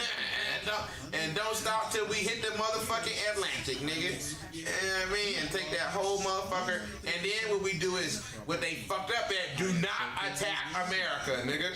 Because that's where they fucked up. They took the whole thing, then the stupid ass Japanese, they got jealous. It was like, oh, so you niggas gonna take everything and leave us nothing. Well, then we gonna go around the backside and fucking Pearl Harbor, you fucking morons, because America was not gonna come save Europe, bro.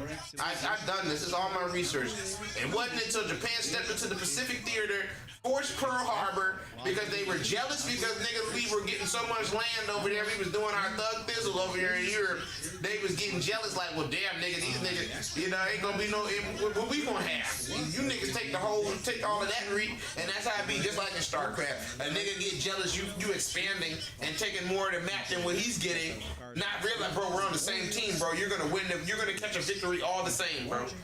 That nigga gets jealous because he, you know what I mean? And then he starts, you know, trying to sabotage the team from within because he a jealous piece of shit because he mad you Zerg and he picked Terran. Not my fault. Not my fault, nigga. And that's how that shit be. And that's how they fought. And that's how you lose a match too. Just like they lost the match. Stupid ass Japan pulls early. Next thing you know, America like, well, we gotta do something now. And then they go over there in D-Day, Normandy. And then we got down, Hitler falls on the beach and loses the beachhead. And these niggas start to infiltrate the goddamn Europe sector from a fucking beach, which they thought was never possible because the last incursion on the beach was when the French, or what was it, the British did it, and it was an utter disaster. So every military force thought, nigga, that sieging a beach was literally impossible. But America had these secret, those boats was a secret boat. See, I learned all, I just was watching the whole thing on them boats that they used that had the piece that flapped down. That was some man's invention. He was in, was it Florida or some shit, and he was trying to, you know how they always do, he trying to get some money from the government, save his family. They saw that boat could get onto the beach, and the nigga said, oh, well, fuck it, nigga, this is what we gonna use. And then it didn't have no front piece. So then they was at another thing in Japan, and they saw another inventor. He had a part on his boat that would flap down, and they said, and they smashed the two boats together, and that's the boat you see in Normandy where the thing flaps down and hits the beach, and then they come out, and they came out from the front, and it was nothing but an experimental craft. Those are all experimental craft that they had never used before, and they didn't know it was going to be a success, and it kind of wasn't a success. We lost a lot of men that day. That's why the people who survived, whenever they go back there, they be shook, because they remember, nigga, they was on that beach. That was no joke, getting deployed onto that beach. Even though we did take the beach, though, but it was still no joke. That was some hard work. Hard work they went through them lads, the lads. That was Normandy. War history for you. Ain't I'm a war buff.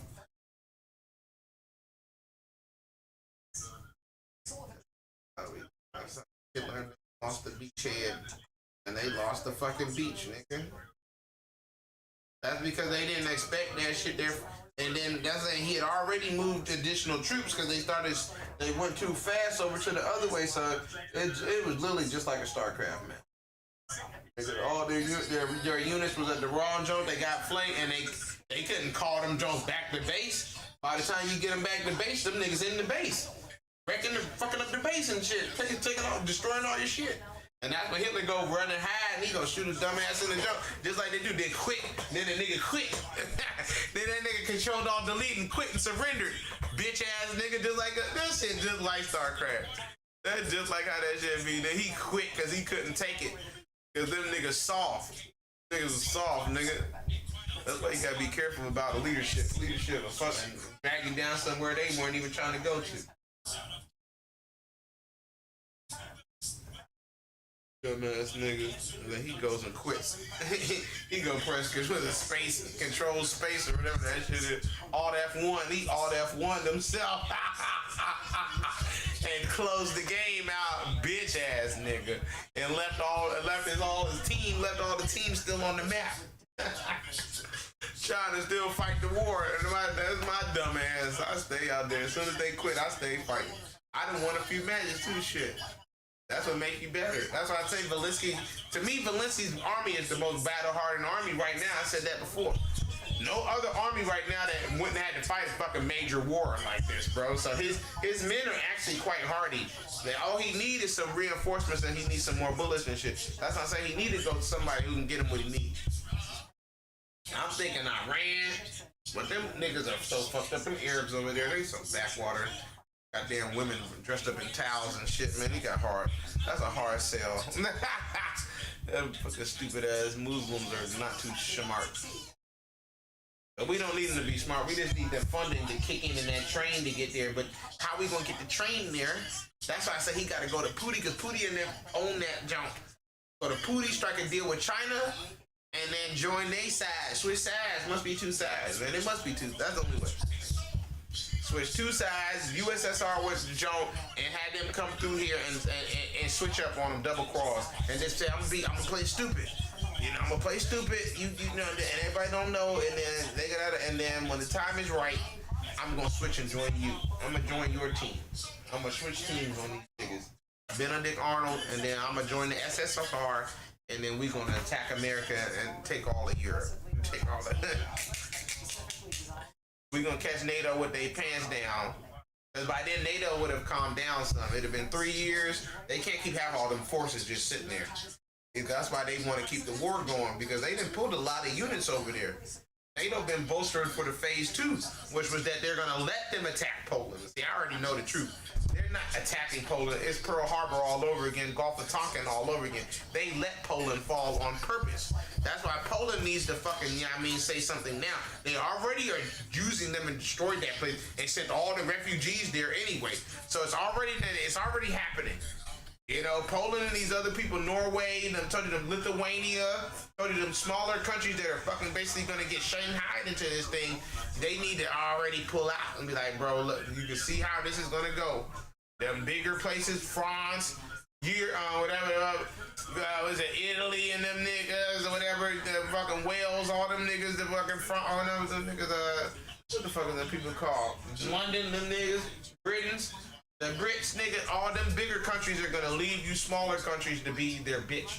Just like how America did Ukraine, and the Poland gonna be like, we are no one's bitch. And they little accent, we are not bitch. We are no bitch for these niggas. Like, well, that's what they gonna do. Do the math. You think they gonna come over here for real, and let all their men die, or you think they gonna let all your men die? Yeah, I mean, and then you go to each one of them, and after Poland go, what you think gonna do with you, Norway? And after Poland and Norway go, what you think they're gonna do with you, Germany? Because Germany a bitch too. They using Germany as their little bitch too. Are you prepared to fucking go down this road with these niggas for real? And everything that come with this shit? Meanwhile, they still gonna be sipping tea 5 years later, and their country ain't even gonna get touched yet. But your country gonna have a crater in it.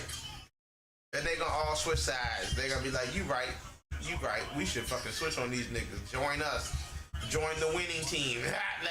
They converted Poland without taking them. We didn't convert it. But them niggas all switching.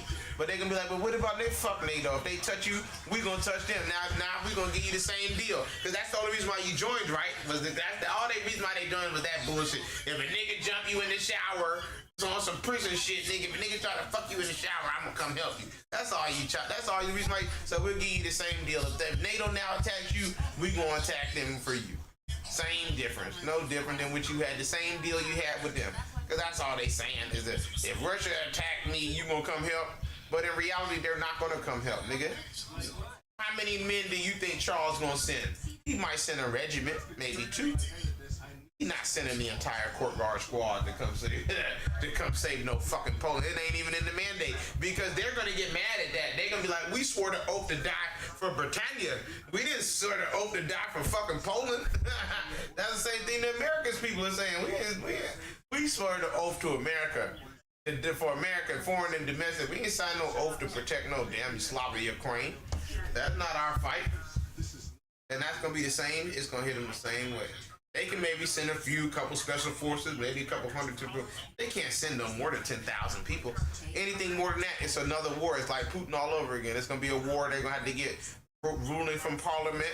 They're gonna have to do all that shit all over again like they always do. Come on, baby, big money. $300. Trying to make some money.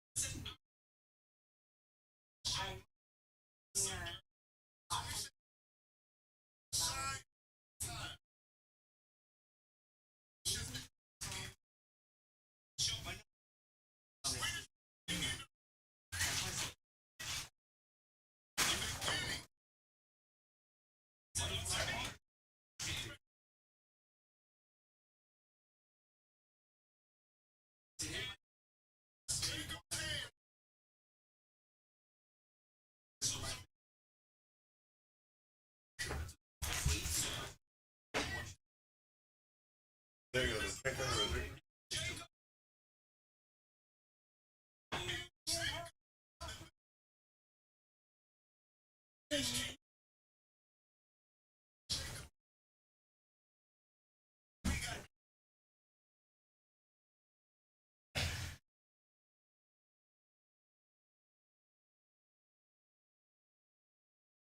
See, I heard Rachel's voice before I heard Crooked too. Know that she took his slot. And she know she gonna be on the main TV. Gonna be like, what's the date? Wednesday? Yeah, I told you.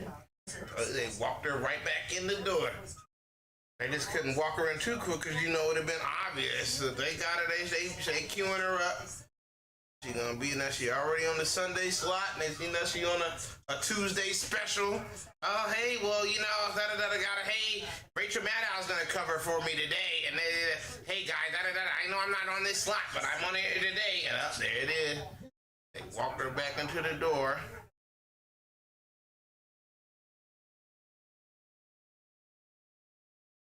Oh, they trying to fucking go down again. What y'all doing? Come on. Fucking shorts, bro. They're so pressed to try to drag the price down, bro. Damn, man. Fucking weird double tops, dog.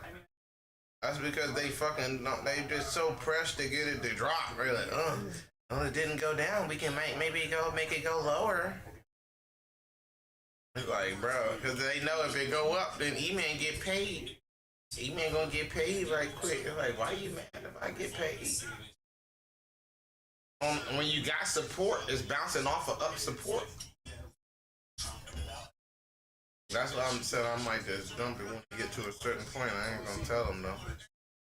I got a profit target up there for 2,000, but I might dump it earlier. Just because look at what it's doing. Been here almost for 3 hours now. Market opened at 6 o'clock, about at 10 o'clock. That's 4 hours.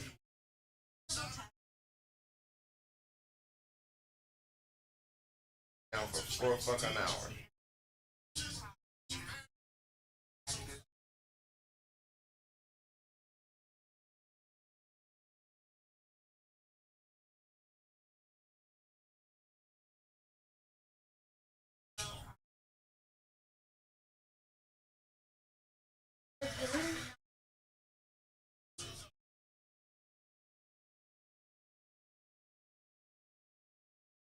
It's gonna backfire on them though. That's why we staying in the game. Cause this shit gotta go up. Because it's gonna get to a point where somebody gonna come. The right nigga gonna have to come down and start cutting niggas out. Cause they're gonna be like, bro, you hurting my firm now. If like, fuck them, fuck them. They didn't care about them. We talking about my shit now. You can't keep doing this every day. It's throwing my money off. I got money in this bitch too. That's all it's gonna eventually happen. Somebody the righteous motherfucker gotta come down there and complain.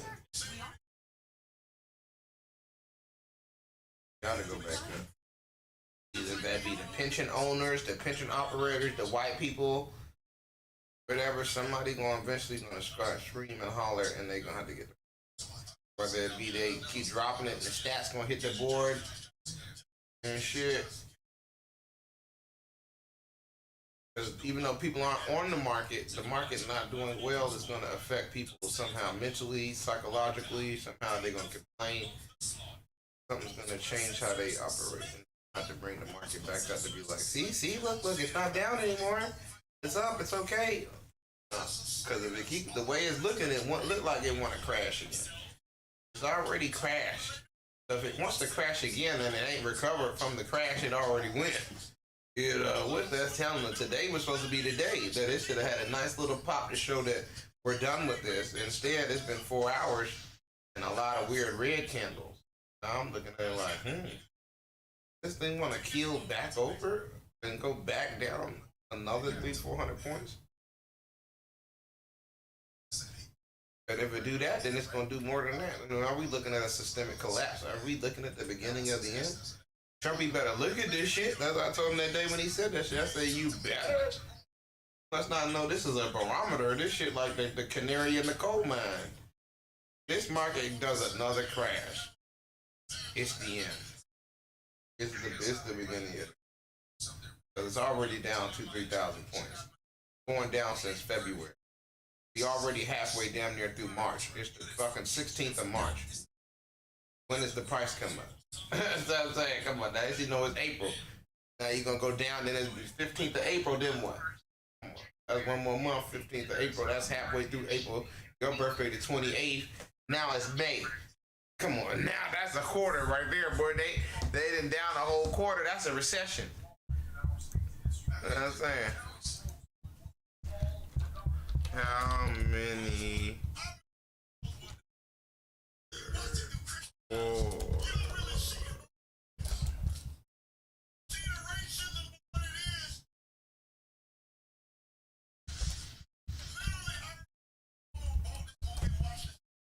There's no definition. Recession is defined as 2 consecutive quarters of negative growth. So that's what I'm saying. That's halfway in. That's halfway. It's a baby session. 1 quarter. If it's 2 quarters to make it a recession with a capital R, it's a lowercase. It's a session. It's a fucking session. That bitch don't got the re yet. 2 months get it a reset. It's a set. This shit session and now bitch. One whole quarter of negative growth. It says the recession is commonly defined as 2 consecutive quarters of negative growth. So what is 1 negative quarter? What is 1 negative quarter?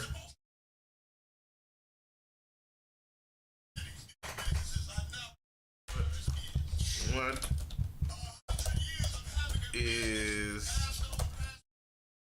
is 1 negative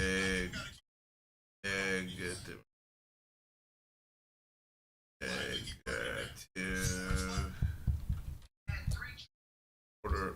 What is 1 negative quarter of growth?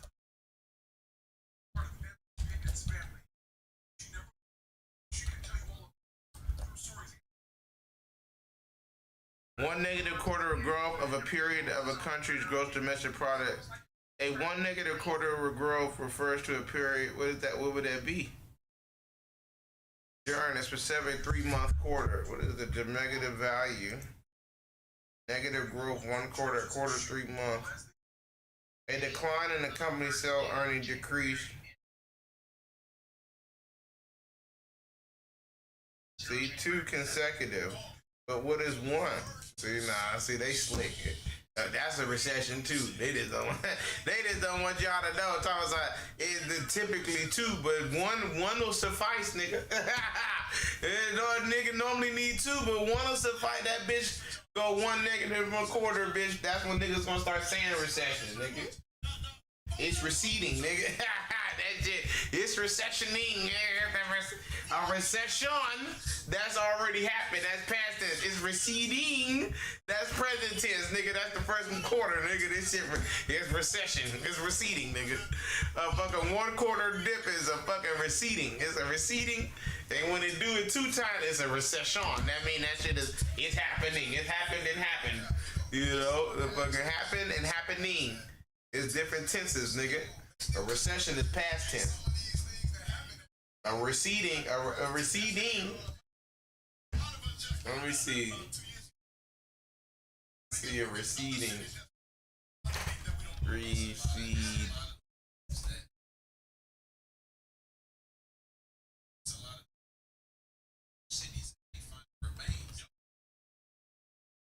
Receding with a hairline. See if it's the right word.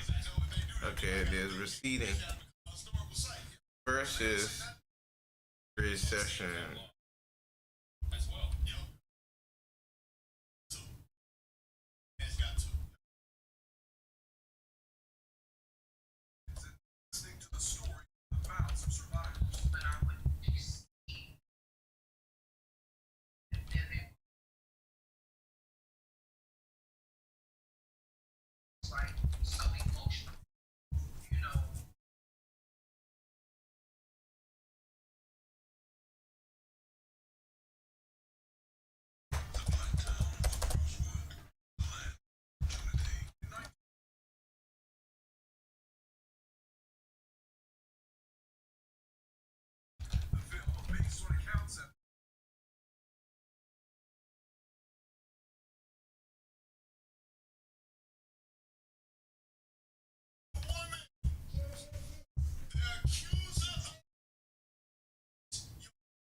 Look, a recession is likely coming. How to prepare for it? That was 4 days ago on CNBC.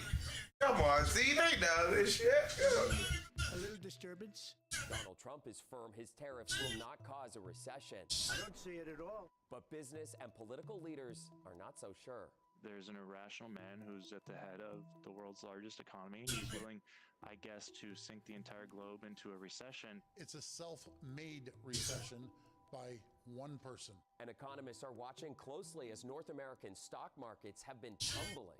The stock market's typically a leading indicator, and that's not done very well in the last few days. What are the chances that Canada... That's what I'm saying. They say the stock market is the leading indicator, and that hasn't been doing well. So there you have. Of a recession is what you gonna do, Trump? negative growth in a country's GDP, but the CD Howe Institute takes more into account, including employment data, product orders, and building permits. There's a lag to that data, so we very well could find out that this first quarter was the beginning of a recession. Canada exports roughly 70%. So now we already had the first quarter. This nigga said that first quarter was the beginning. Remember, you need two, so the one that I'm thinking gonna be the first one actually is the second one, and 2 consecutive quarters is a recession. These are Trumpy, you better get that price up, nigga. Likely if these tariffs Night.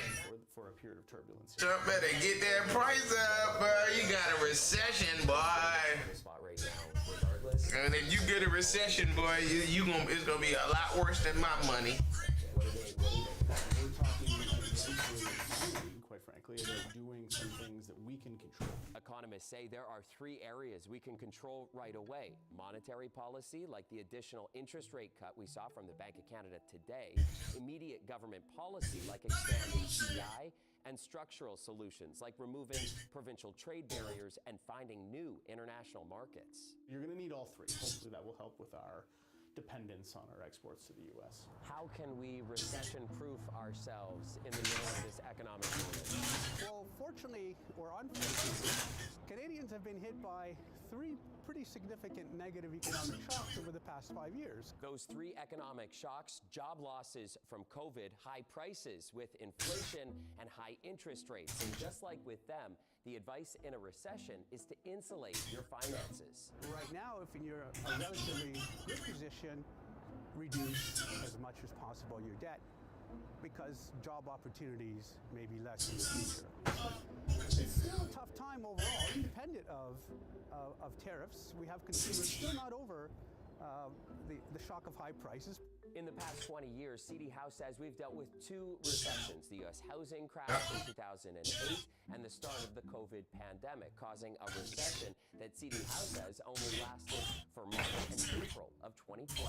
So that was by May of 2020. We were already out of it because we were besting a really terrible basis.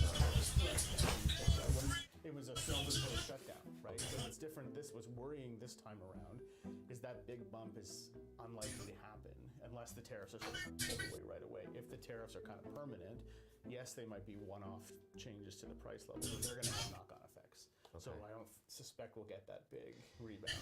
And with Trump saying he wants tariffs to be permanent, that rebound could take months before financial markets and trade markets rebound with it.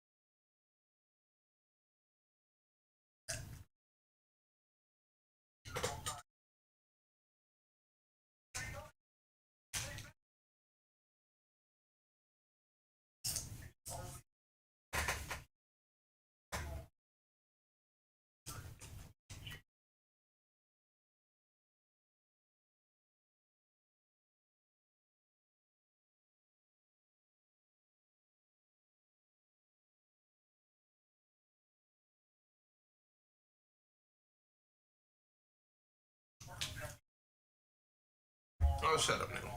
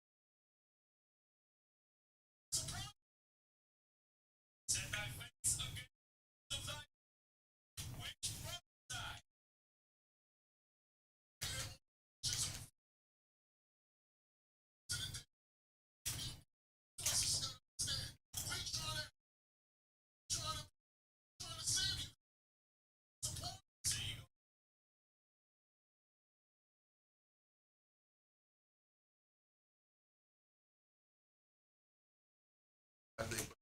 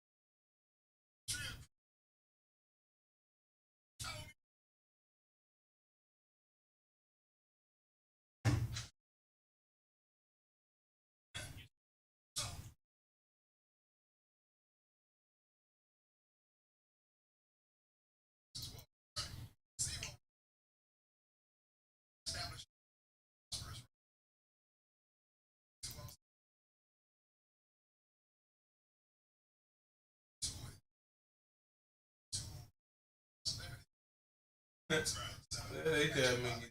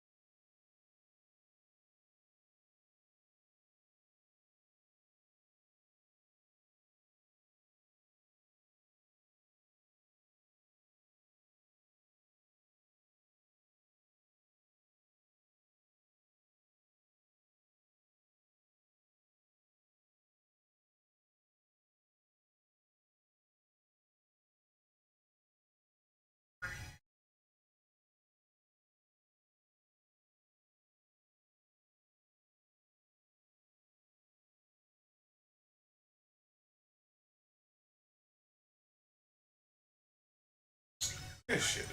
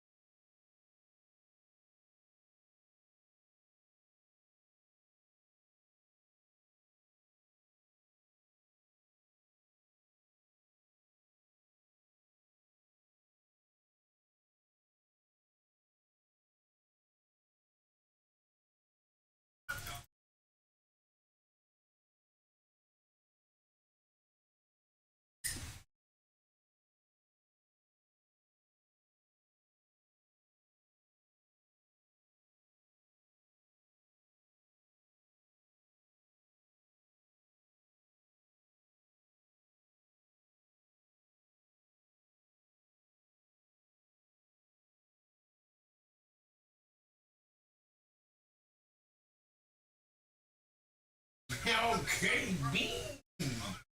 Bean.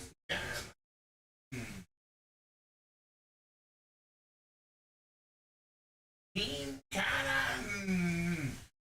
Bean Cannon.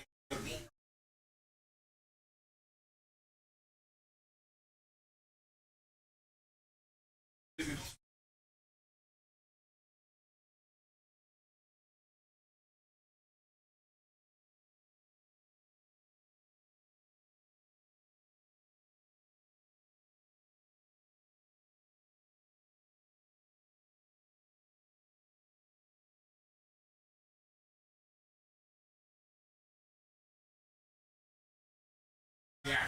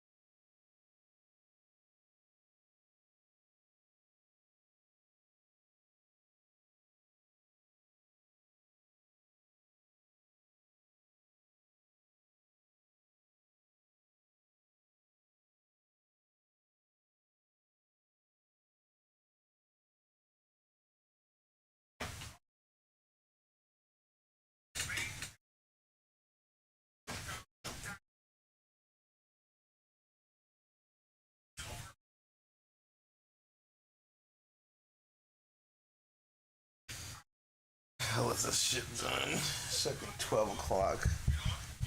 They still try to hold the price down.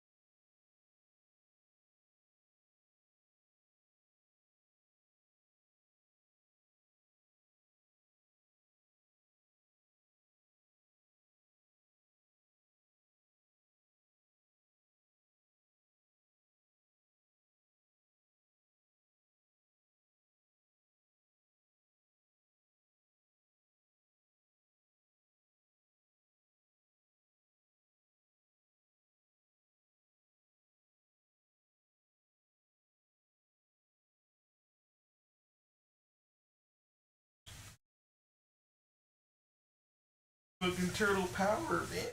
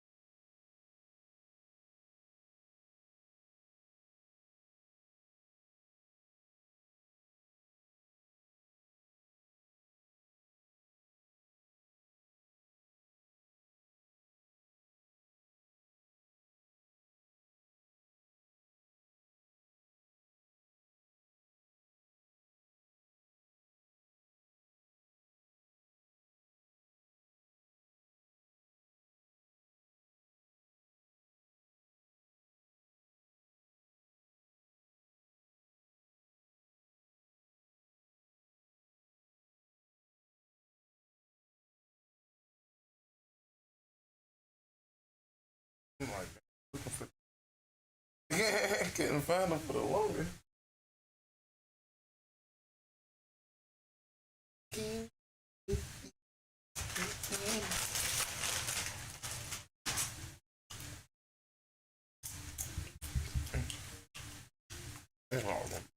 I'm about to lay down.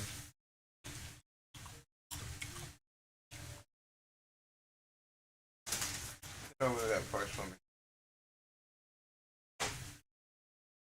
Oh, I don't know. That.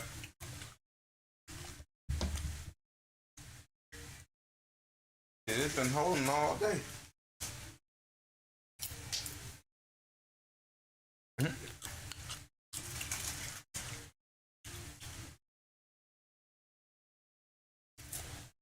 This all play going ain't no buyers.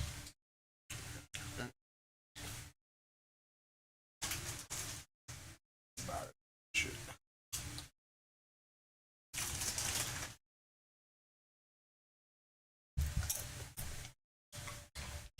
Hey, but yeah, homie.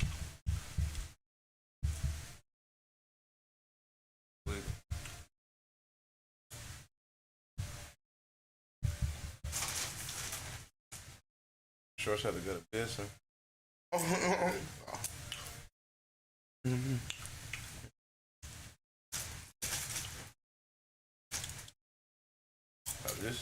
This one.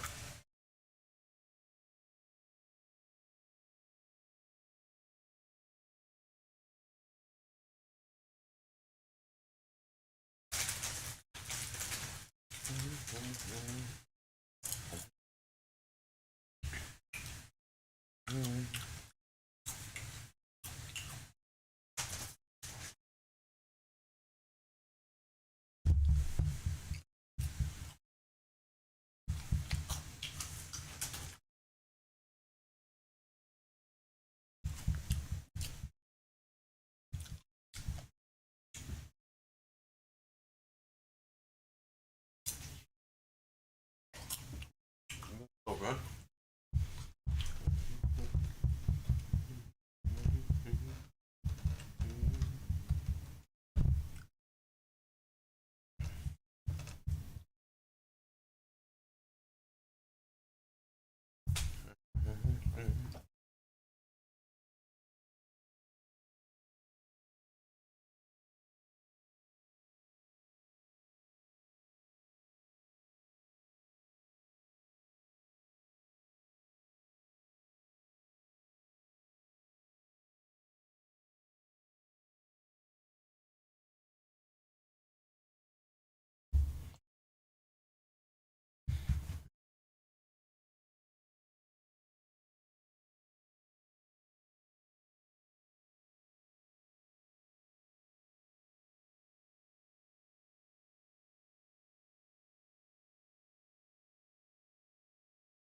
Come on.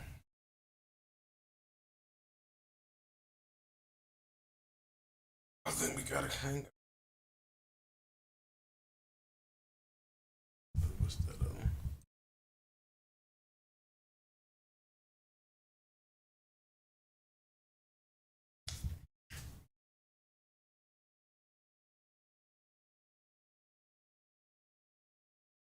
Got the trap. This one.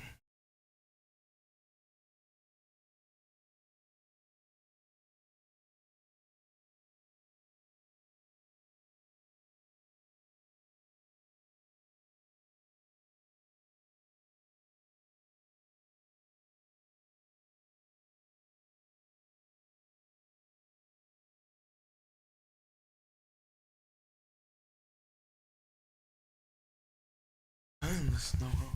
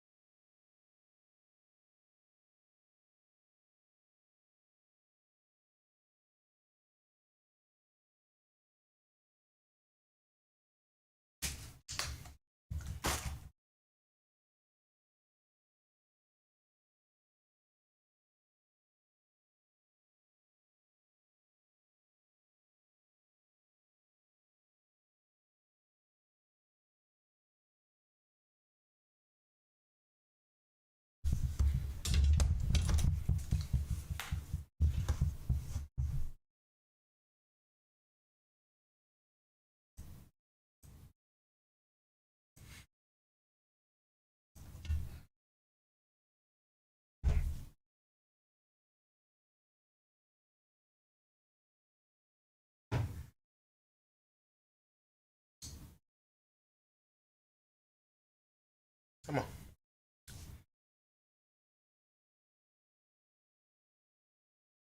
Come on, baby.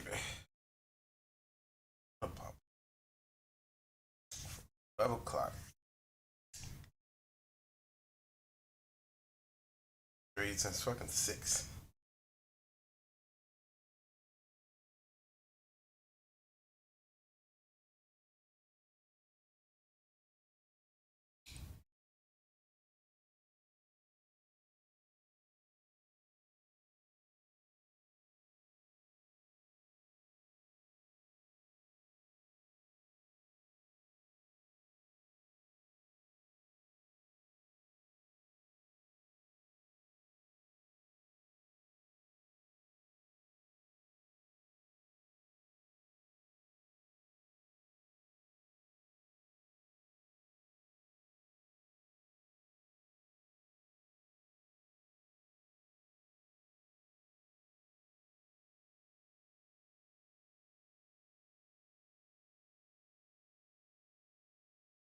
These.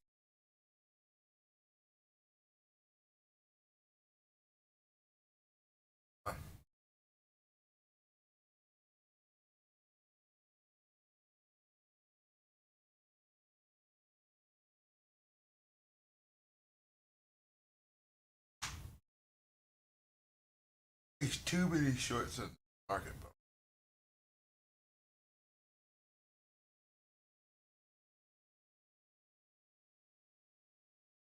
Hold the motherfucker. Right now. For me, I said 20. Fucking right.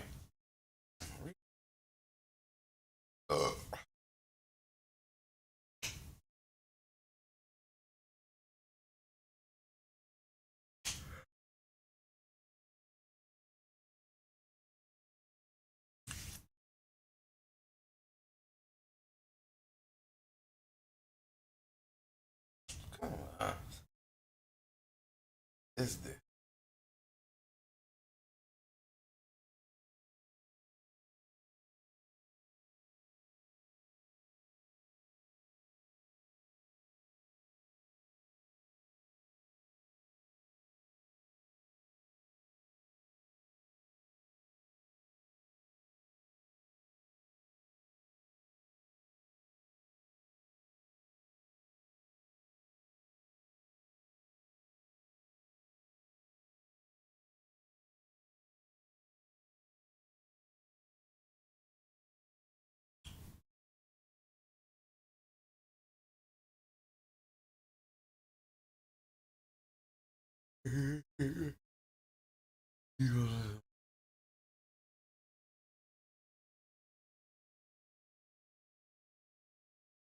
Everything.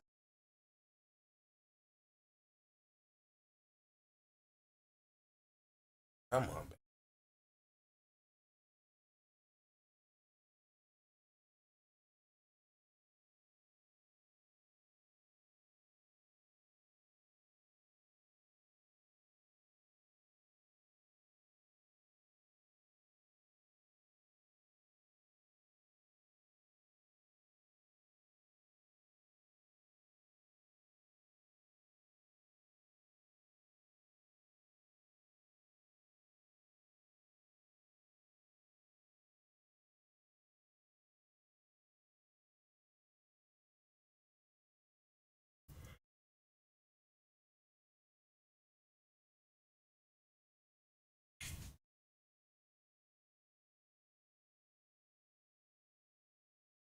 Yeah.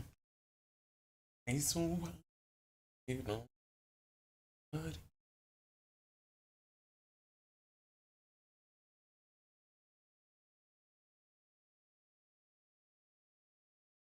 come on, baby. She trying, baby. She trying. Come on. Let's break up.